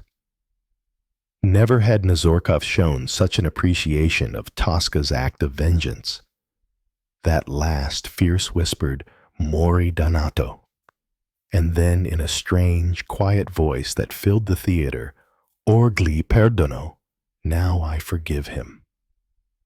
The soft death tune began as Tosca set about her ceremonial, placing the candles each side of his head, the crucifix on his breast. Her last pause in the doorway looking back, the roll of distant drums, and the curtain fell. This time, real enthusiasm broke out in the audience, but it was short-lived. Someone hurried out from behind the wings and spoke to Lord Rustonbury. He rose, and after a minute or two's consultation, turned and beckoned to Sir Donald Calthorpe, who was an eminent physician. Almost immediately, the truth spread through the audience. Something had happened. An accident. Someone was badly hurt. One of the singers appeared before the curtain and explained that M. Brayon had unfortunately met with an accident. The opera could not proceed. Again, the rumor went round. Brayon had been stabbed. Nazorkov had lost her head. She had lived in her part so completely that she had actually stabbed the man who was acting with her.